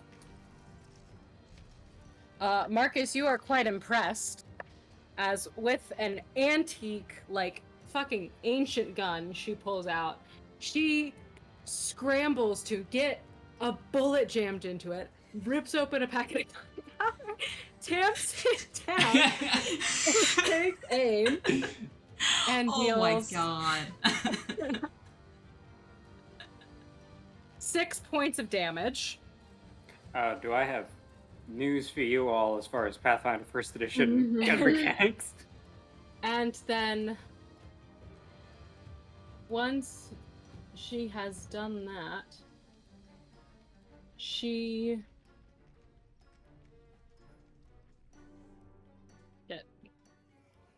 She is going to do nothing, quite frankly, because she's at such a distance that she really can't do a whole lot, but she's pretty pleased with herself. I'm not going to say that she can do that twice in 6 seconds. That's a lot to do in 6 seconds. Which means it is the snake's turn now. Not thrilled with Alfred, not thrilled with Sealfree, not thrilled with Violet, not thrilled with any of you. But it is going to slither past you towards the edge of the door. And lunge for Locke next. Yeah, that makes sense. So is the snake leaving my vicinity? Yes, it is. Then I would get an opportunity attack, right? Yes, you would. I gotta swing with my staff. Oh man, I haven't done this yet. Oh, what is this? Alfred would with the also get fucking one. horny bat. Huh? Morgan would also get one. Yeah, seal free. What is? You can make a dagger. What's the plus to hit for a quarterstaff? It doesn't Oh say my on the God. yeah. Morgan. It's your proficiency bonus plus your strength modifier. Strength! Oh no! Uh-oh.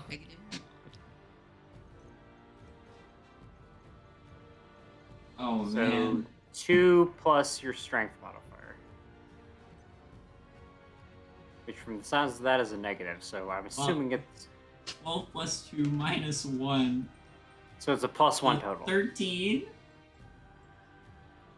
Yes. I get to 13 bonk hits. it. Oh 13 yeah. hits. Alright, so D6 minus 1 for your damage. Oh no. Don't roll a 1. Yeah, it's a 2. You roll a 1. Oh, okay. Well, you still do 1 point of I damage. bonk it for 1 damage. Bonk. Yeah. Seal free, you also get an attack of Alright. opportunity. I just want to fucking chunk my dagger because it is a range and it hopefully will fit. I think So it'll make a fit, dagger so- attack. Yeah, the dagger attack's the same as. Okay, so that's a roll to hit, learning the things. Oh my god, that's a 19. Fantastic. 19 hits. And then damage is a. Technically, and this is yeah. getting into rules minutia. Sneak attack is once per turn. Not once per round, once per turn. This occurs during this snake's attack. So since the snake is engaged as you make the opportunity attack, technically you get sneak attack with the dagger. This is true. Get sneak attack with a dagger? What do I do for sneak? I just hit It's the. the- That's the plus- 2d6 you've been adding. Okay, so I got a 7, so that actually gave me more damage. So 7 for damage. Fantastic. Yeah, the sneak attack is the additional 2d6. It is starting. Wait. I have another. Wait, back up. It's an additional 2d6 on top of my actual damage that I've done with my 1d4. Yes. Oh, I love It is rogues. 1d4. The base damage for your dagger 12. is 1d4 plus Wow. your 12? dex modifier. Yeah. Then you get I heard 12 2d6 on damage. top of that for your sneak attack. Okay, that's absolute swag. I love that. I love that. So I got 12 damage. This motherfucker is looking rough. It is just barely holding on to itself as it lunges towards Locke. Which is a natural 20 to hit. Oh, and double damage. Cool. Cool. So no. it is going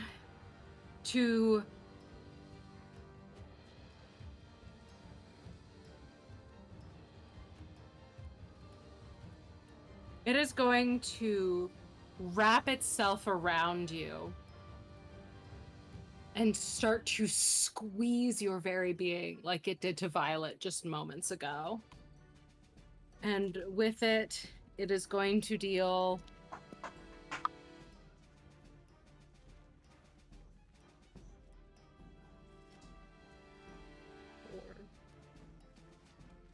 It is going to deal 20 points of damage. God! There's a dragon in the other room. You're a d10 hit die. You should still be up.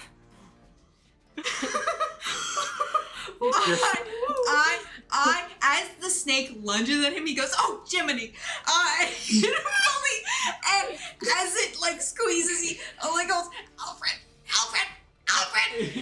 And he sees that Alfred is so free. It is Sealfree's turn. Yeah. next. But actually, it has another attack. It has another attack. Oh my god! God! You know what? This thing has multi-attack? Yeah. Most of them that we're gonna be fighting this level do. Fuck. With Locke firmly within the grasp of its tail, it lunges towards Isra, who is the next closest. Joy! And it is going to try to bite her. And that is a 17 to hit. Yeah, that hits. Yeah, I thought so. Warlocks, you're so squishy. And with the bite attack, it is going to be 2d6 plus 4, and that's going to be 13 points of piercing damage. Okay. Hellish Rebuke, motherfucker! Okay. As orange flames shoot out from the bite wound and burn across this thing. I need a reflex save from this motherfucker. Okay.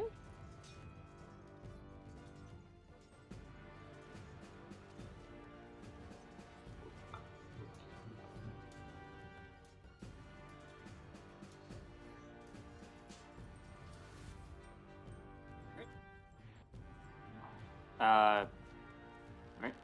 What did it get on the reflex save or dex save? Dex save? Sorry. All right, I'm once again.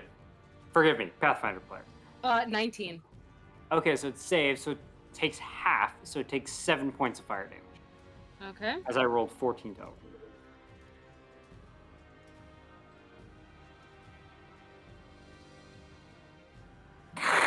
Okay. As the hiss turns into a at the it there. starts to react viscerally to the feeling of the flames shooting up it. But it still holds onto Locke for dear fucking life as it falls to Sealfree's turn. Livid. He's messing with Locke, and I don't like that. It's messing with Locke. So, I don't have my dagger anymore. No. So I have my short sword. So when I just run up, I can dash, right? Yeah. Mhm. And I just want to just baseball, swoop, at its neck. Okay.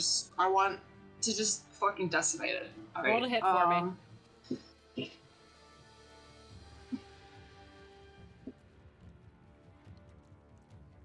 Okay, that's an 18. How do you want to do this? Fuck. I think she's okay. She's fucking livid. Tonight sucked.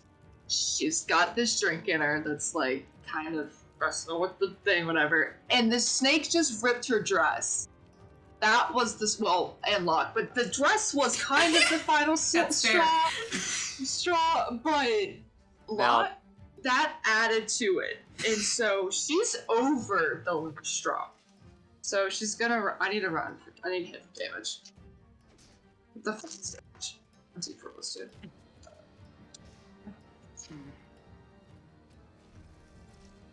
Okay, that's a 5. Does that even kill it?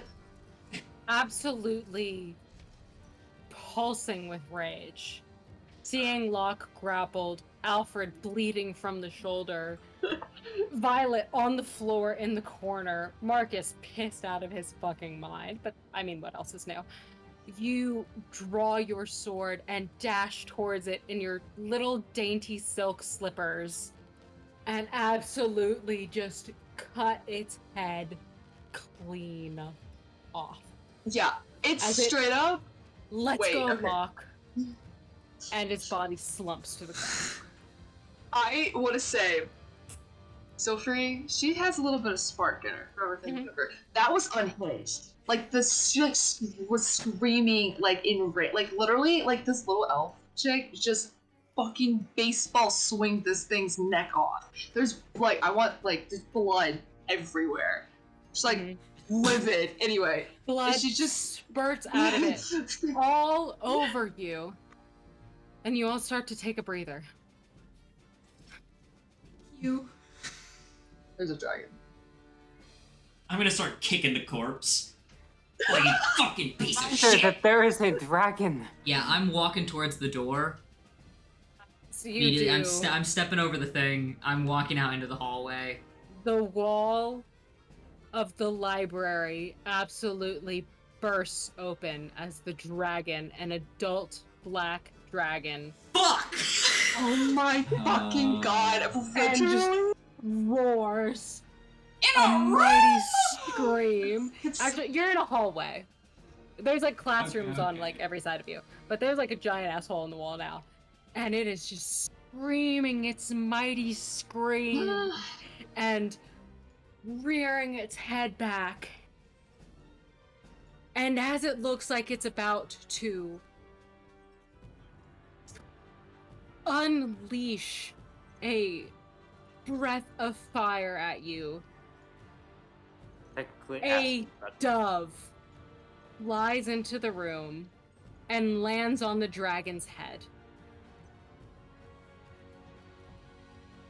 Isra, from out of the corner of your eye, you can see Adlana standing in the hallway next to Fairy Silvershine, whose basset hound is running into the room behind the dove, and you watch as Adlana murmurs some incantation.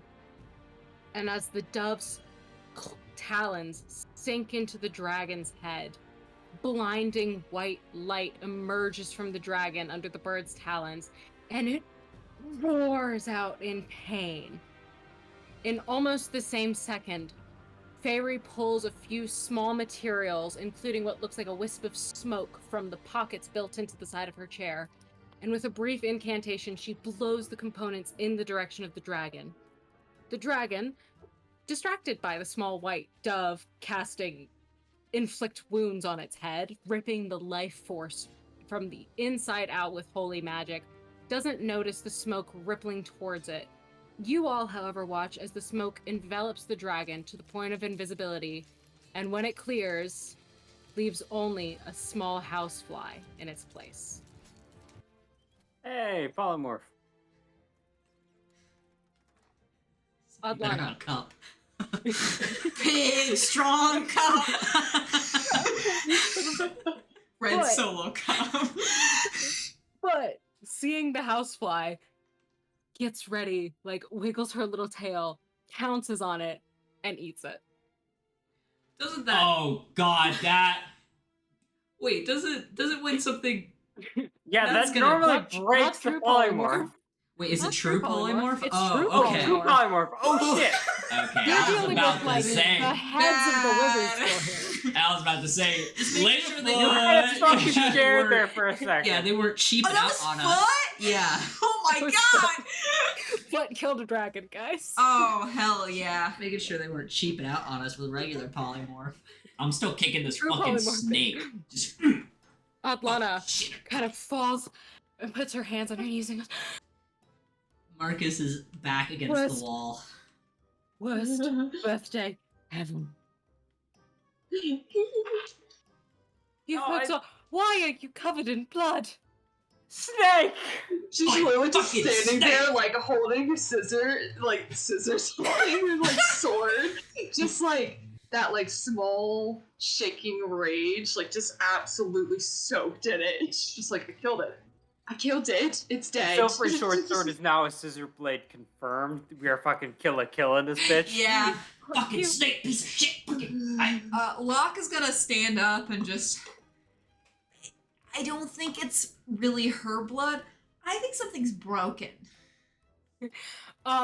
As Adlana is like taking in what's going on, you feel or you hear like a small like rustle behind you, and Violet stands behind you and puts her hand on your shoulder lock, and you feel a small tingle as you gain back.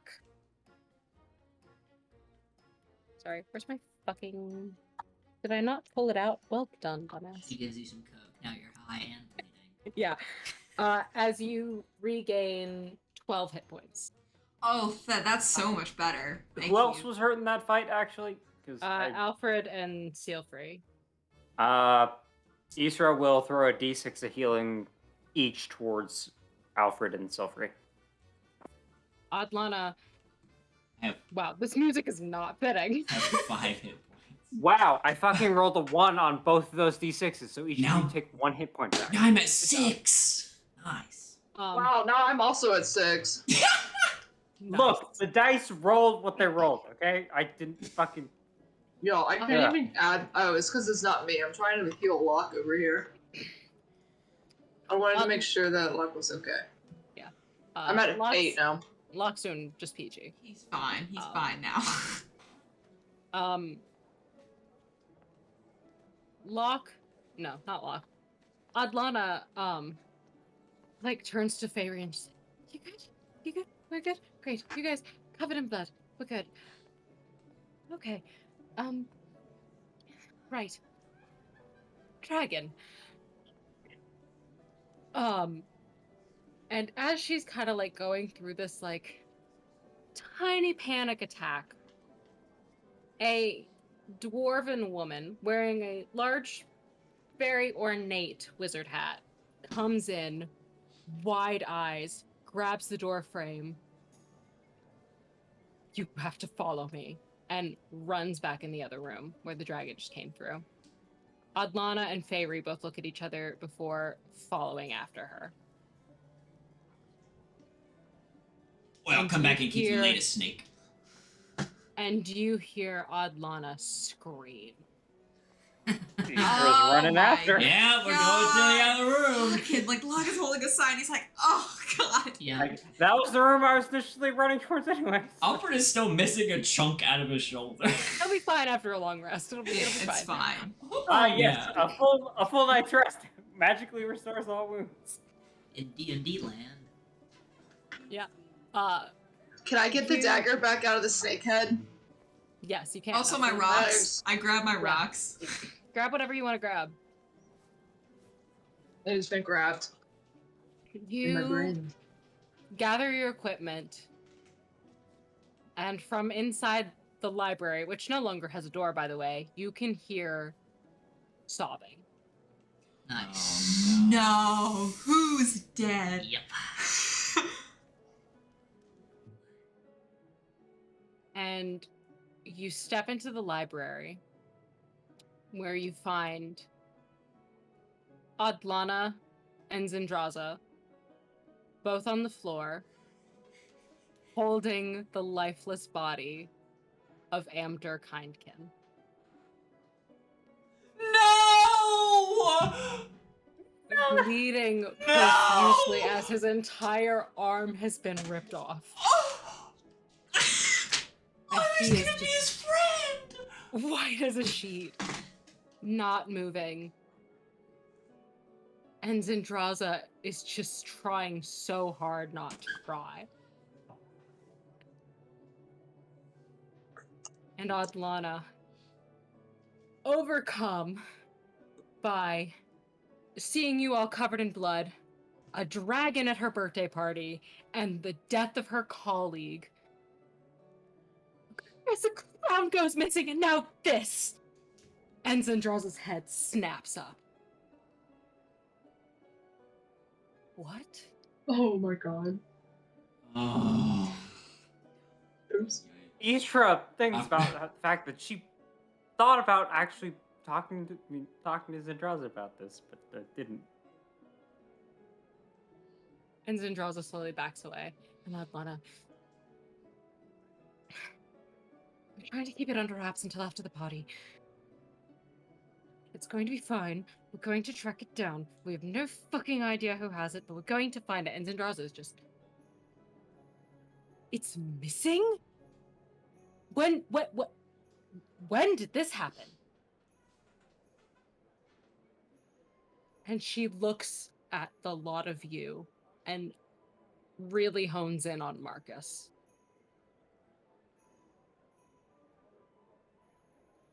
When did this happen?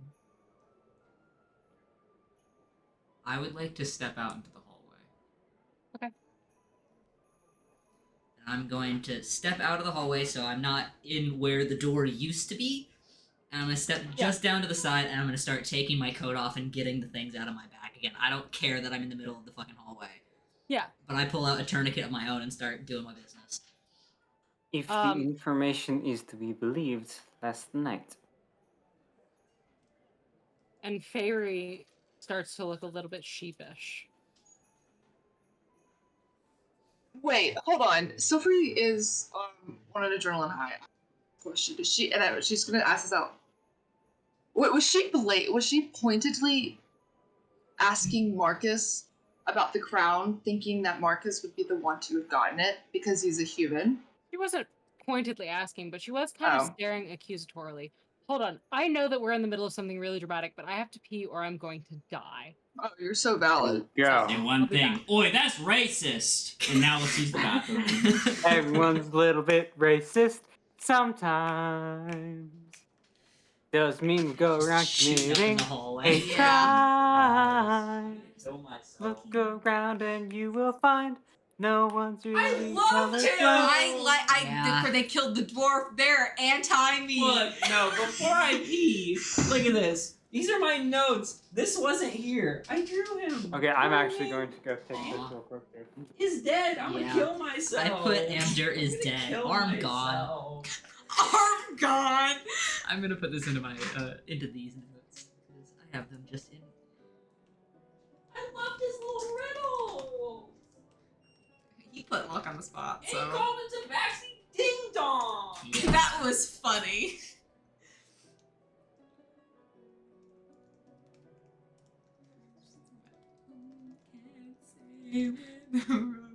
I don't even know if we're still going or not, or if we're Oh, on break are again. we not? I have no idea. Oh my god, that'd be so fun. No, Nope. we're still going. Hey. Hi.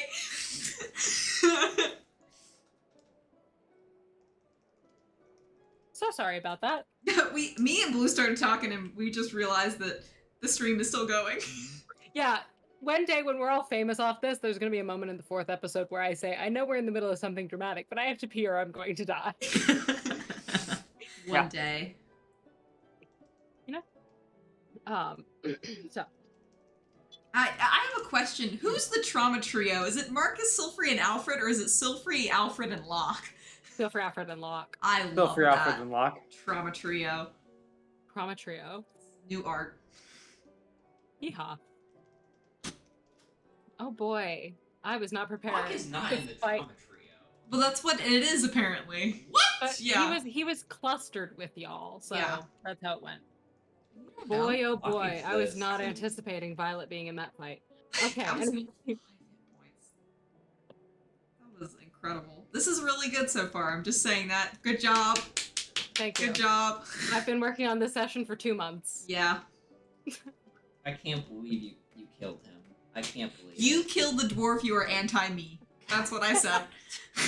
There's another dwarf in the same room. You're fine. Yeah. She's a pretty Mm. lady. Split dwarf. There's There's a number of different things I should have played. Sorry. Marcus has slipped into the hallway. The rest of you are watching this fight between these two lovely women who are married to each other. As Zendraza just like glares daggers at Fairy. Like, you knew that we were vulnerable, and you let me fill this building which has children in it with possibly dangerous people? And Fairy, just hold on 1 second. I didn't do shit. I just showed up and took tickets.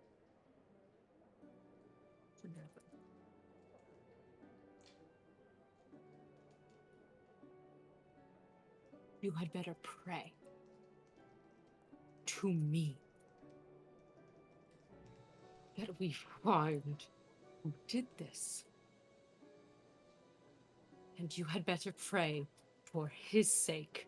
And she points down at Amdur's body, that he wrote down the name of his successor.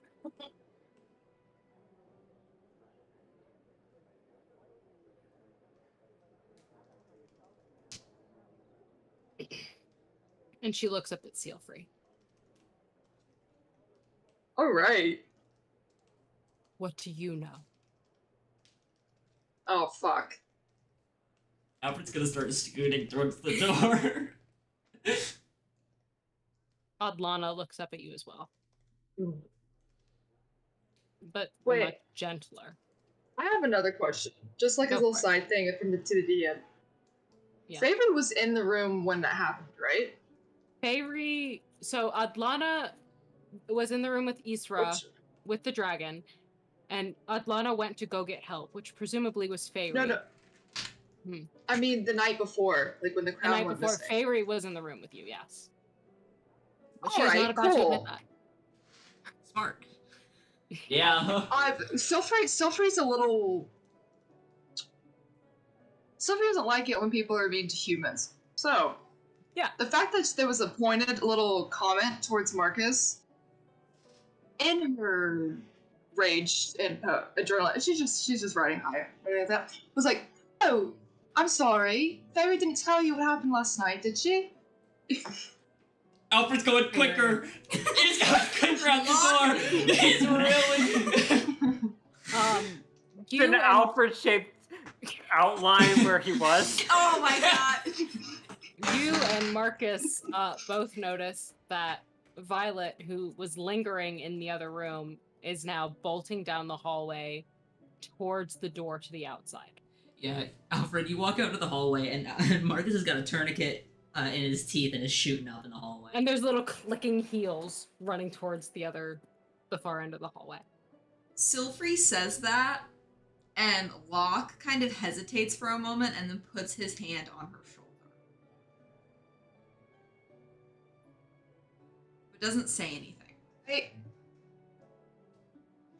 there's a slight flinch when he does it, but she doesn't move away. I think it's like gives her more even ammunition now to continue on. That's like the bad part.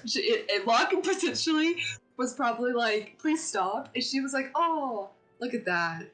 Someone wants me to stop, and I'm not about to stop. However, she's not telling them that anybody else was in the room. Like at that night, she's just being like, "Oh, she didn't tell you what happened then," and like that was Very. it. She just leaves it at that. Suddenly looks very, very scared. And silent. And Zendraza looks at her, and then looks at Adlana, and looks at the dwarven wizard again, not the dead one, the wizard. And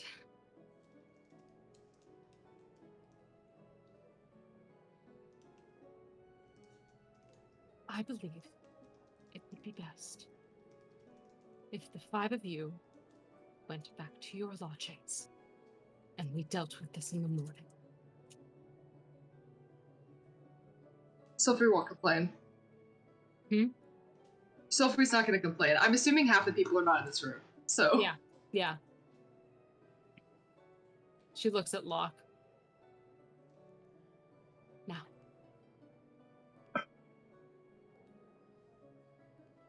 He turns, and he's still kind of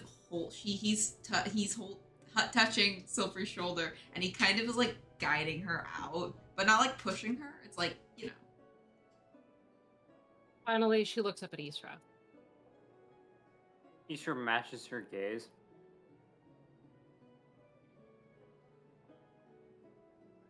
She opens her mouth to talk. And then just kneels on the floor next to her friend again.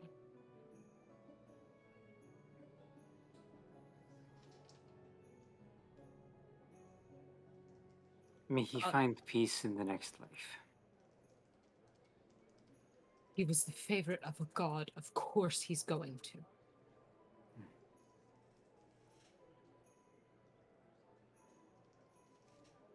There will never Curse be for the dead. someone as dedicated as he was.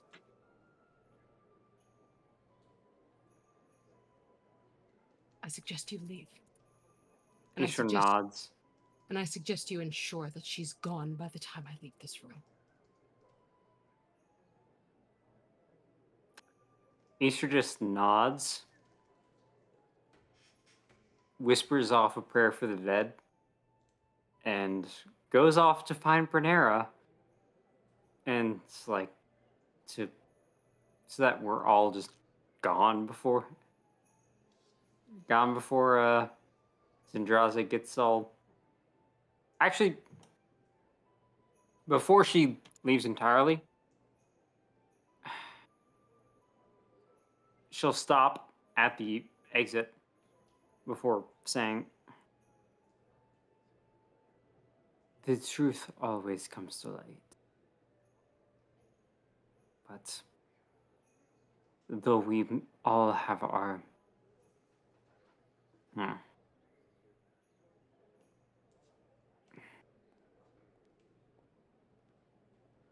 sorry, I'm trying to think of the best way to say this.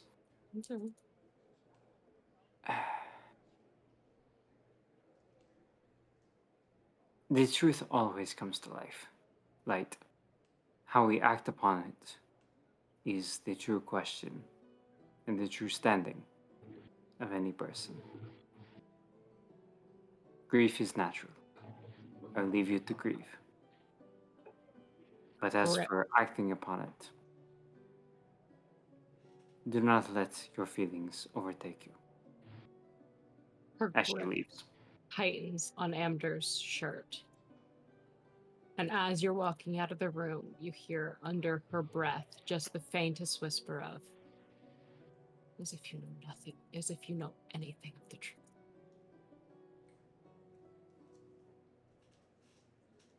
As that is going on, as you are leaving, you do eventually find Bernera.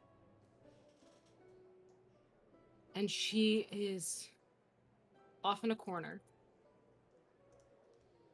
As I she is off in a corner, checking on people, making sure they're okay, and getting them safely out the door, which seems to be what the other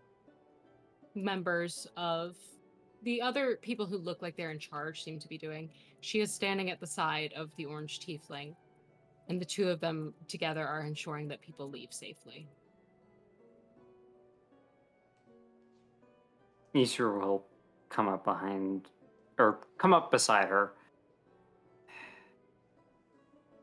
I trust you are dealing with the situation in your own way.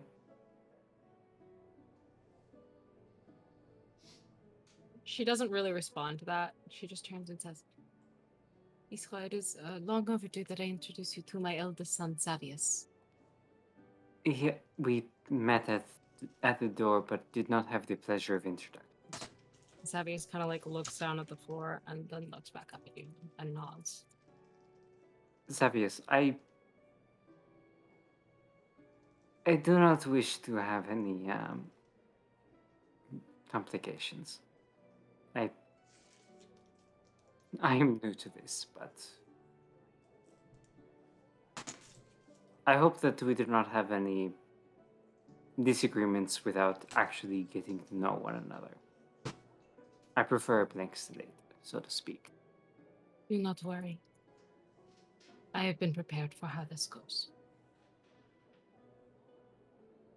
And he goes back to focusing on getting people out the door, and Bernera turns to you. Would you like to leave? I would, but I shall wait with you until the work is done. I understand you go. I think it would be best if I slipped away now. Then let us go. She takes you by the hand and starts leading you towards the door, which I assume the rest of you are finding your way to. Yeah, Marcus starts putting away his stuff Covered in after blood. everybody comes out into the hallway and sees him. Finishes up, puts his stuff away. Man, they really all are just like silently. I don't think Sophie's talking to anybody. I think she's realized she might have just fucked stuff up, but at the same time, like, she's covered in blood walking through a crowd of people. And Locke, she kind of like touches Locke's hand that's on her shoulder, kind of leading her, just to be like, you can let go of me now if you want. But she doesn't like push the hand off. He removes it, but and just kind of steps like more next to her, but doesn't say anything. Just kind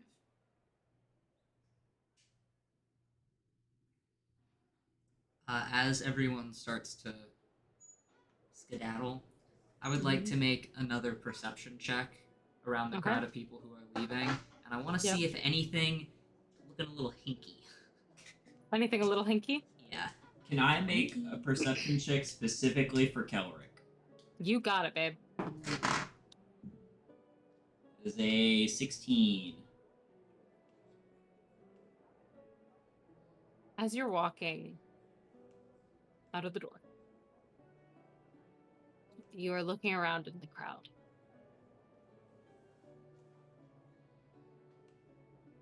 At this sea of people who just a moment ago were lively, drinking, listening to music, talking to one another. You do not see Kelric Alderspark among them. You do among them see Kaidos Dawnspark. For just a moment. Before he glances up at you, smiles. His dastardly little smile. And disappears from your sight entirely. You do notice, Okay. before he does so, that he has a large bag on his hip. That is maybe perhaps just large enough to fit the crown inside. Okay. Marcus, what did you roll? It's gonna be a big 11. You among the crowd of people, you don't really see anything that's too disconcerting. Mm-hmm. Not among the crowd anyway.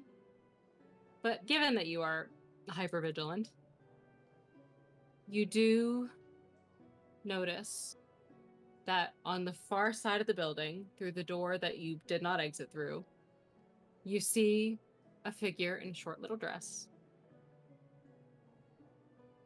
Grab right here and take off. Like at a necklace? Yeah. Start running or just poof? She just starts running. Okay.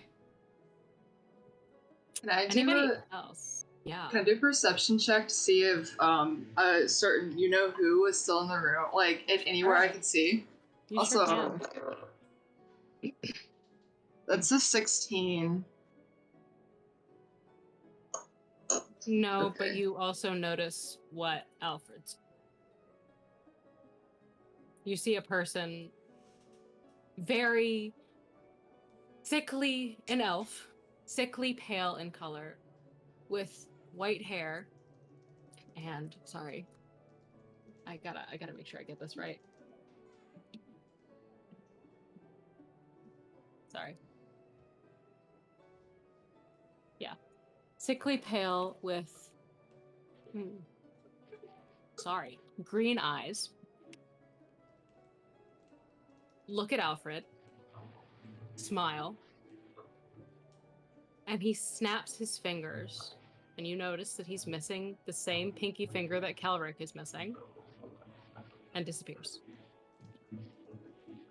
Can I ask Alfred if he saw it? You can do whatever you want. Awesome. I'm gonna like if I'm not near Alfred, I am now, and I'm like, kind of like Teleports behind Alfred. literally, I'm like rushing to get to him, and I'm like Alfred, and like kind of like a Alfred, like a like I'm nudging him with my leg because that's He's double Arthur fisting. what? He's double Arthur fisting. Oh my god. Bro's like, did you see that man look at you? It looks like he could probably fall over if you pushed him hard enough. Alfred doesn't laugh at that, but I do. Yeah, I did. I unfortunately did. You know the one that is missing a pinky finger and conveniently has a bag about size of hanging off his side. You wouldn't happen to know anything about that, would you?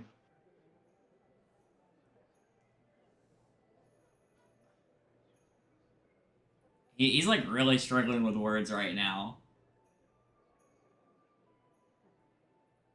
I think we need to have a talk. Do I see these two talking? Well, since you rolled 11 perception, I'm gonna say no. I do follow Silfrey. Yeah. And I am You standing. you see this. Yeah. Silver's like, well, okay, I'm surprised I didn't have to convince you of that. I think we should do. And while we're at it, I think I may have something else to tell you as well. Because I'm slightly concerned. And what would that be? That's not for right now. I haven't decided if I want to tell you yet. But just if you need to trade information to make you feel better about telling me about your situation. Tonight when we talk. All right. Can I And she ask kind of like sits back, like kind of straightens herself back up. You know, a little bit less conspicuous. Can I ask a question, Alfred?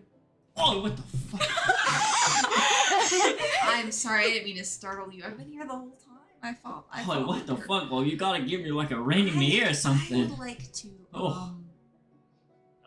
I would like to request that perhaps I sit in during this talk. Not really to mediate. I don't think there's going to be any violence. I just to participate. I suppose. I am assuming. He really lowers his voice. We are not inviting the snitch.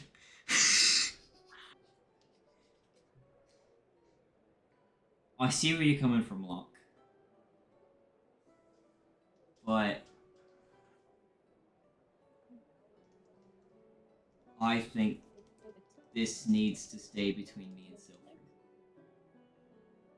I don't understand. It's to keep you safe. From what? We're all. There seems to be an equal amount of danger in here for everybody. No, there is not. And with that, he walks away. Insight check. Go for it. That's not very good. That was a 7. I mean, I'm not trying to deceive. Probably nothing, I assume, though, because, When he said that, he seemed genuine. he lets Alfred walk away, but he kind of looks at Silfrey, like, So Free has that hesitant look on her face. Well, I don't have to have an accent. And she kind of like does like a, and she's like, I won't lie to you. I think I don't think this I think me even knowing this, and then she stops because she goes, I'm already my amount of danger that I live in daily, just as life goes on, most likely won't change if I know this information. You, on the other hand, I don't know your situation, and I think if he doesn't want to say anything to keep you safe, you should take that into consideration. My information is something that I still don't even know if I want to share, so I'm sorry. that's all right. It's not your fault. I'm just confused. Alfred is acting very strangely. I don't think I like it. I don't normally. I don't know, but you talk to who you want to talk to. I'm probably just going to go to bed, I guess. So Free feels like shit. Locke has the ability to get into her fucking head, and it's just because he's this big softy that looks like he could probably be super tough, but like doesn't want to be, and it's like in her soul. Anyway, she just feels really bad, and he's just like, I'm sorry, it's not you. wait, don't internalize this, please. Good God. It's just I don't know. I don't know why he's trusting me with information. To be honest with you. Well, he likes pretty women. You're very pretty. So maybe that might be it. That might be a factor. Um, but Dude, it's okay. Not a lot really. Not a lot gets to me. So she's just gonna let him believe that that's why it is. he didn't know. She will definitely try to change the energy and be like, oh. No, she won't. She's gonna do like that, and she's gonna stop and be like, I'm not about to play that game with this woman. And then she's like, stops. And she's like, you should, maybe if you talk to him one-on-one without me being around, maybe it'll do something for you. I don't know. He seemed pretty set on it. Maybe another time. I don't know. I don't know. I'll think about it. But, you know. Right. She's kind of like turning to make sure that Marcus is still in some degree following them, and then she's like, well, you can walk with me then.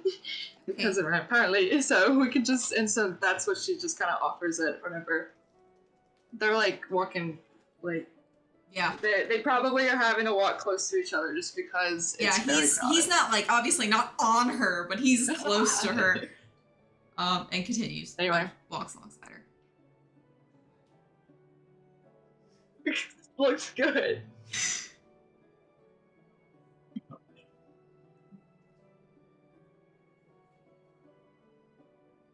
All right.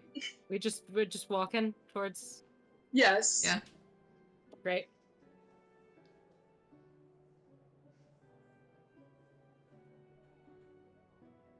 So, the night is falling.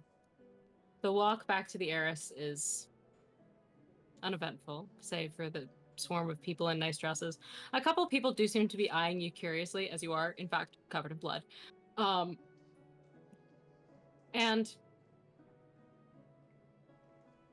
as you arrive back at the gates, the guard who is standing there kind of acknowledges you all, is confused that you're covered in blood, is very confused by the giant orange shiny lady, but just lets you in because he doesn't get paid enough for this, and just kind of lets you back into your lodgings, where you may all, bathe if you so choose. Please. Yeah. Yeah. I show Bernera my dorm room, like, this is where I've been staying at. Don't mind, well, you know about the summoning circle. It's a typical case. But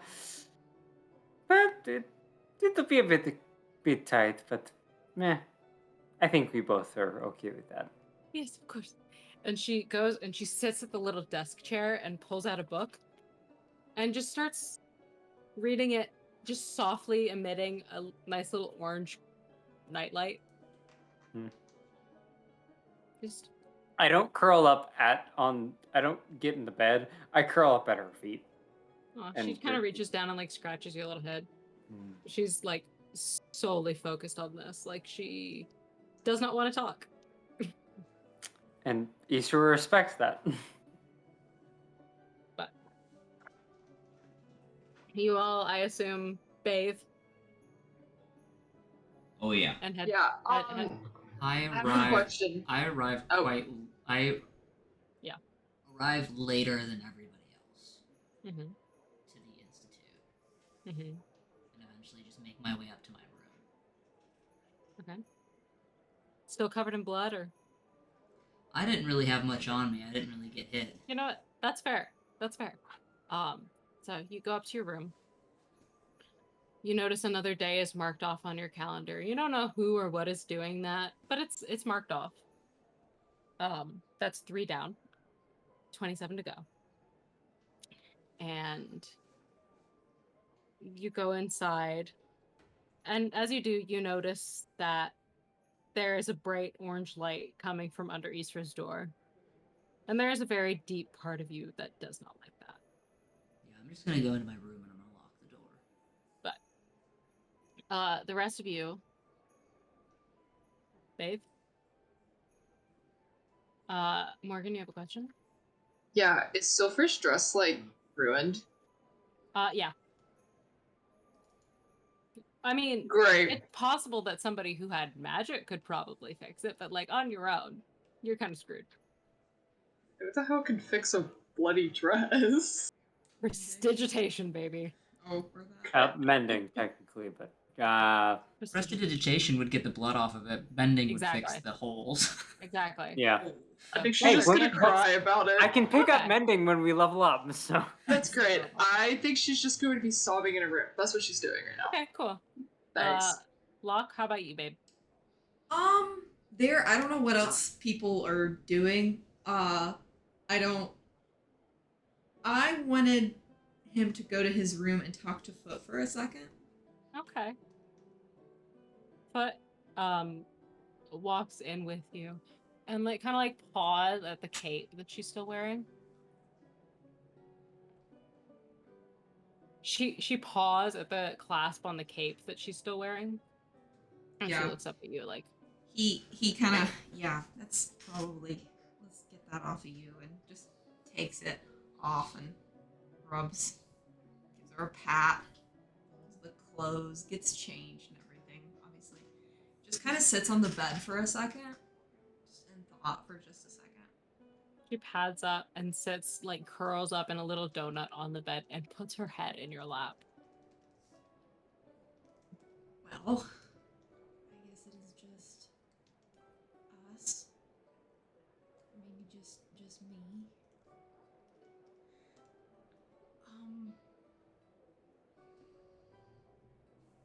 We could try to leave, I guess, but I don't think that's a good idea. I'm gonna look at her. And can I make a... I was gonna ask this earlier, but things got kind of crazy. Can I make a retroactive insight check? Okay. First of all, when she was staring at Marcus, did it seem like her attention was towards him or the door? Who? Foot. Foot? Yeah, earlier. Sorry. Yes. Outside the bath. Yeah. You can make an insight check, yeah. Okay. Well, that's a 2. So. Damn, that's a 5 technically, but you know. You're pretty sure she was looking at Marcus, but you really can't be sure. What do you know?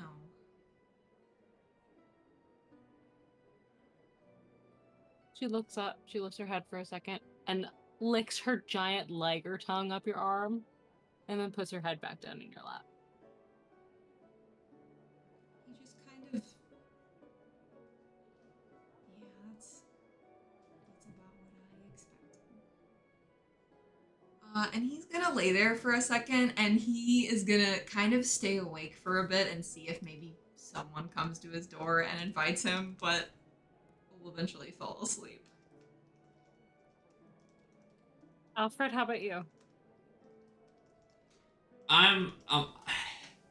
He's just gonna go to his room and kind of sit on his bed in thought until he thinks it would be a good time to head over to Selfreeze. I have a question for the two of you. Yeah. Would you Mhm. like to end here?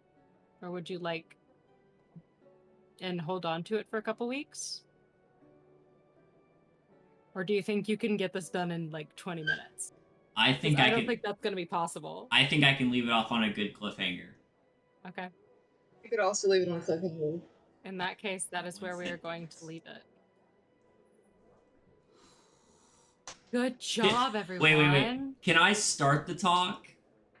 Yes. You know what? Yeah, I'm gonna let you. Yeah, for sake, I feel like I could. Okay. All right. Sophie literally was crying. Like, it's fine. Like, when she answers the door, she's like actively, like, really roughly rubbing her face. There's like literally, like, yeah, it's fine. She like opens the door and she's like, oh, sorry, I forgot you were even. Hey! And she like opens the door all the way and like lets him in. Kind of just waddle inside. And I'm not even gonna sit in a chair. I'm just gonna plop on the floor. Bare feet out like. Yeah. Sophie's just gonna close the door and like awkwardly like stand there with her arms crossed for like a hot second. Would she still have her dress on? Yes. Yeah, she was definitely like laying on like the floor, crying. Alfred, No, maybe she doesn't have it on, but like she's like actively holding on to it. Like she's still, it's in her arms. okay. I will cast Prestidigitation and get the blood off the dress. Oh my fucking god, I'm sorry. She definitely starts crying again, but it's like that like she's just standing there trying not to cry. She's like telling him thank you, but she's just like, can you just what is can you explain what's happening? Please.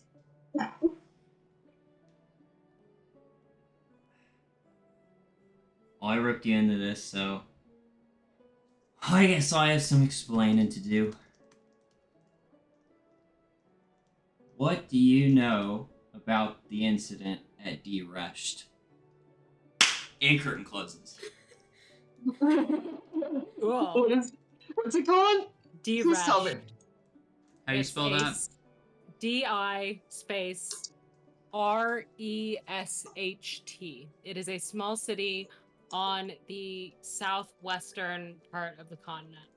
Well, small town. It was a small town.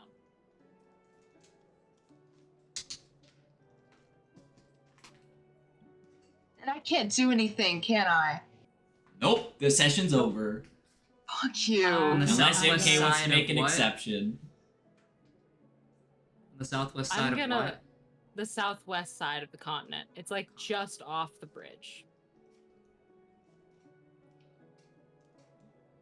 I think that's a good place to leave it. Oh. I thought it would be, so.